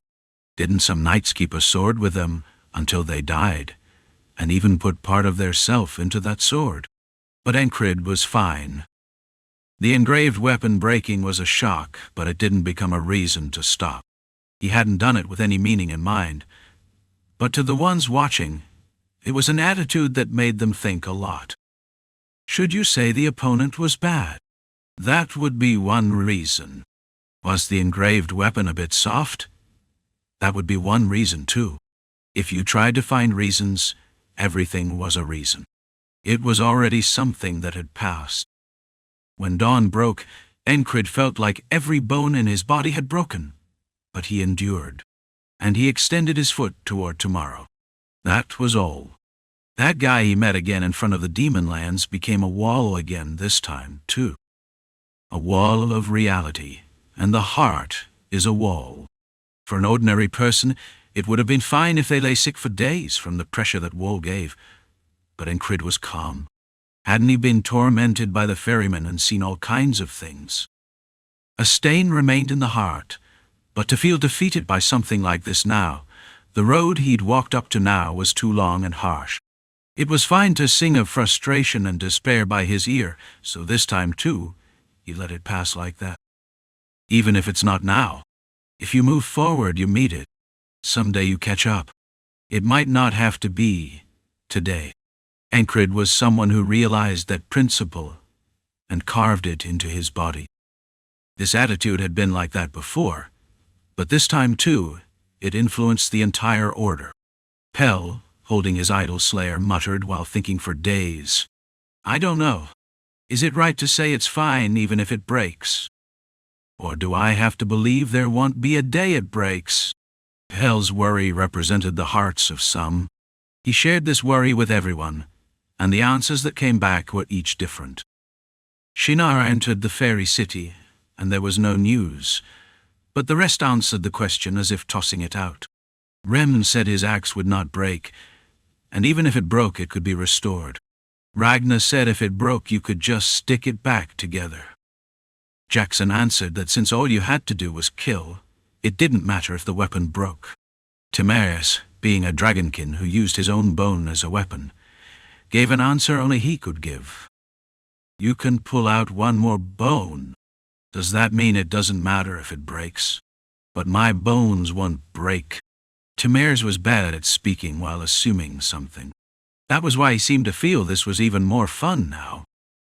When Luagarn asked him why he didn't leave, he only answered that he didn't know either. It looked like he was thinking about the reasons and principles of his own behavior, and the way he kept chuckling was very strange. Is it fun because he doesn't know? It was hard to guess at his inner thoughts. That's an interesting worry. Shepherd brother, I will answer like this. Isn't it more important that your neck doesn't break than that your sword breaks? Odin's answer ended Pell's worry. That's right. Hadn't they come this far to survive and achieve what they wanted? Whether the sword breaks or not, what's important about that? What's important is me. It's what I do. That day, Pell sat still in a corner of the training grounds for 2 days and sank into thought. It was a process of recalling something, digging into it, and chewing it over again. Watching Pell, Rofod moved his body twice as diligently as usual. If nothing else, he couldn't become someone worse than Pell. And Pell himself learned a lot from seeing Rofod's sense of responsibility. The two influenced each other. Aurelia, who had come together from the south, didn't know any way to match the mood. Instead of caring about Pell's worry, she was busy digesting the training Enkrid spoke of. It's an outrageous amount of training. In the meantime, she even learned how to handle the body from the holy knight called Odin. The legs of a half-giant woman, twice her size, split straight apart, showing the motion she would do. Should he say wonder was felt just from watching? Her body is big, but endlessly flexible. Here too, Aurelia danced every day, tore and stretched muscles. The funny thing was that in her eyes, no one was playing around. Meaning literally, whether it snowed or rained, they did what they did every day. Just watching, it felt like it would make you dizzy. It was a day when snow was falling in thick flakes, not even many days after she returned like that. That day too, Enkrid came out at the same time, and whether it snowed or not, he lay down holding iron and dropped a stone onto his belly. Then he got up and headed for the recruit training ground. It was hard to guess the reason, so she asked directly. The answer came back right away. He tended to answer every question sincerely. My lord, you're not even training knights.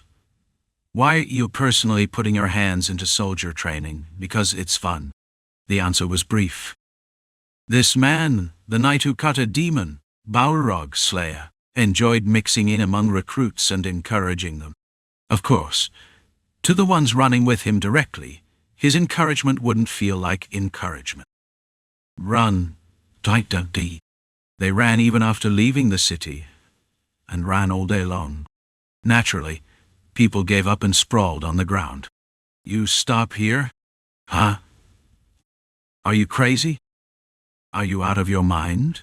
Then from the back, a junior knight with the nickname Clement jumped out and kicked their backs. Watching that, Enkrid only kept repeating for them to run. Is this hell? Aurelia, participating in that road work for the first time, clearly heard what a soldier said right beside her. Let's go absent without leave. We have to get out. On the other side, she also saw a soldier who showed a will to get out of the army no matter what.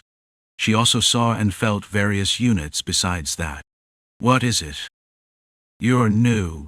Rem's Driving Corps, the sword-obsessed Swordsman Corps, the Sacred Infantry Corps that prized martial arts and served the war god, and even people who rode horses and shot bows. An army trained to a frightening degree. Aurelia's sharp head saw that the very existence of these people would become a deterrence to every surrounding city and country. In reality, that was the role. The trade city wants to enter under the kingdom. The start was a trade city-state that, in arrogance, was said to be number one on the continent. It was like saying they would give up first the position of being a country built by merchants. People who had pride so high that they rarely bowed their heads first, knelt, and acted like they would bring in and offer everything they had. Of course, even this behavior would be for the sake of taking what they wanted. A merchant moves for profit. They judged that throwing away the name of a country and joining was beneficial, and in the process they planned to get something out of it. Aurelia's sharp head, comparing it to the continent's situation, pinpointed what the trade city wanted. The surprising point here was that someone called Crace noticed the trade city's intent and refused. There's no need to go that far. Instead, open one more trade route. He didn't change the current shape on purpose. Instead of removing the trade city's anxiety, he proposed a road that benefited both sides appropriately. Of course, the reason all of this was possible was because the strength called Enkrid and the mad order of knights held the central axis. Monster-like people. It felt like watching the process of making a monster-like army. Go and learn at least one more thing. Looking at it now, even if we fought bringing all of the Red Cloak Order of Knights, I think we'd lose. The grandfather and the master of the order was someone who never neglected learning and mastering. Also someone exact at objectively evaluating strength. His words were sincere. The depth the mad order of knights had would have been very impressive even to him. Still, it didn't mean to learn something from that order and bring it back here. It only meant, if there is something to learn, learn it. That was all. If possible, I want to send Ingus too, but he has a lot to do even here. So you go and learn, and come back. Aurelia faithfully followed her grandfather's word. So she came here, and except for the fairy saying something like threats a few times, time was passing without anything special. The fairy's threats weren't much. If she did something clumsy, the witch would place a curse, or so she said. That man is my fiancé. If you aim for him and get caught, I'll cut you. From those words she felt a vow as firm as what her grandfather had shown. Even if she called it time without anything special, precisely it was a continuation of training, but she didn't know. This was only an adaptation period. Aurelia thought she had, somehow, soaked into the unit. Her thought was right. Now, shall we start? One morning, didn't the madman called Enkrid call her and say that? What do you mean? Even now, compared to where she originally was, the time spent training had increased by half again. But what start? Your body's all loosened up, right? While Aurelia tilted her head, Enkrid held a sword. Sparring? You're a spy of the Red Cloak Order of Knights. Enkrid was serious about teaching. He even taught ways to fluster the opponent and make them show an opening. What spy? The flustered Aurelia got caught by Enkrid's foot and rolled on the ground. Quadang! Making a loud sound, Aurelia popped up in the air and fell, then lifted her head. Get up. From that day on, in less than even 2 days, Aurelia became close friends with the soldiers who had run left and right during roadwork training. She perfectly understood the words of the soldier who sang of going absent without leave, and the soldier who talked about hell.